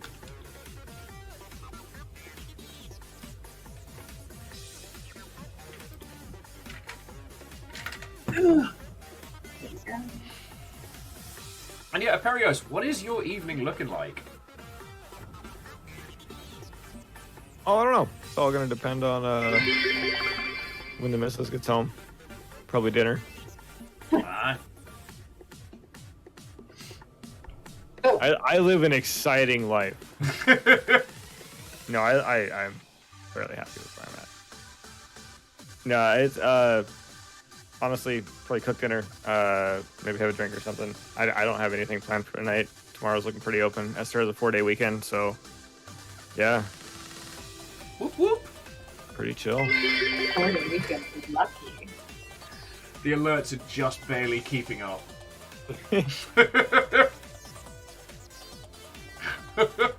That's a hype train for you. Level 1's already cleared. No, I think I've got a bit of that, like, midday mania, so I'm like, everyone should come round and we should do everything ever all at once. I mean, you just want some hot dicks. I know what's up. I've had my dicks fix. I'm thinking about those loaded fries. I mean, I could stop by for some loaded fries. I might. I'll see what's up. That's at the Cozy Nut, right? That's Coindexter's. Coindexter's, okay. I like the name of the other place better. Like, actually, it's a really good bar, but they have no AC, so if it is warm, it is absolutely a little hot box. Yeah. It is 71 degrees out, so it could be anything. Yeah. It's a Seattle dice roll. But yes, friends, there is a bar near us called the Cozy Nut. There seems to be a theme with most of my fucking places. Well, is there something you'd like to tell us? Not even slightly. But the jizz, man.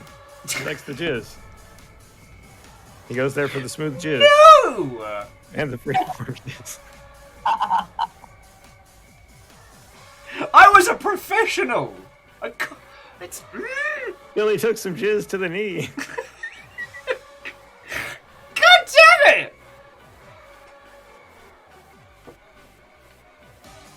Why are you like this? Why are you like this? I like going there because they serve legit Pims. That's why. It was a really good place. Legit, though. Now you got me thinking about them teriyaki fries. Dude, I've been thinking about them all fucking day. Went and got tots and a big growler of cider the other day, and that was like the perfect hot day experience. I drank 64 ounces of cider on Saturday. Oh, go you. For how many ounces of tots? Well, I bought a tots by the ounce. Probably like 3-pound bag, and I ate a quarter I of was it. a professional like you until I took some flowers to the knee. Safeway has some really, really big bags of tots now. You know what I don't have? A baking Fearless, sheet. thank you for the 200. You can't really still cut fries the same way as you would bake. Mm. Oh, don't chew on your toes. Will, stop chewing on your toes. I can't believe I lifted my head up to say, I'm not chewing on my toe. Wait a second. Fuck you guys. Right. And to everyone, on top of everything that you all threw in, you also threw in a feckin' hype train to close out the day. Like, seriously, friends. Thank you all so much. And as I have said in the past, I will be using a proportion of our sponsorship and bits money to make sure that Tobias, Aperios, and Sage Bell do get applied with the correct amount of mimosas and food. Well, that's actually why I was like scheming this evening. I'll have a talk to Fiona to make sure I'm not just going manic, crazy, loopy bananas. But if Sage, if you're not streaming, perhaps we can work out a way to shell game you over this way. And if you are, then we can, I don't know, send you pictures of how good our food is. I'm definitely not doing mimosas for a while. What? I have to actually function tomorrow. That's fair. That's fair. I have like 3 meetings in the morning. I have to yell at the American government to let me give them money. So my morning, you know what? Hangover's not going to make it any more painful. But once again, friends, like, thank you for coming with us on this very sponsored journey through the Anacrusis. Thank you Hell again. yeah, brother. Thank you again to Stray Bombay for sponsoring us on Thursdays to do this. I fucking love that. Now, you bunch of criminals of the Shadow Realm. I am passing you over to Megaran. So Megaran's currently playing Castlevania Symphony of the Night and is already at the upside down of it. So fuck yeah. Going for that 198.10%. Hell yeah. Going for the real ending. 198.10? Yeah, so when you flip the spoilers for anybody that doesn't know about this yet, but when you beat Dracula in a certain way with a certain specific combination of items, you actually unlock a second half of the game. Yeah. Oh. Yeah. And it flips the castle, and you got to beat basically the whole thing until you find the orb of bodies and beat the main heart of the building, and like it gets wild. It's feckin' cool. So, and Kestrel, all of you, thank you kindly for watching. You know, I'll see you tomorrow for Sea of Thieves. But yeah, now you can experience the Upside Down! Oh shit, Stranger Things is tomorrow, isn't it? I was like, Stranger Things? I'm just going to be post-stream, exhausted drunk, yelling at the telly and crying. I'm only like 2 episodes in so far. Good luck. Good season so far. Good season so far. Yeah.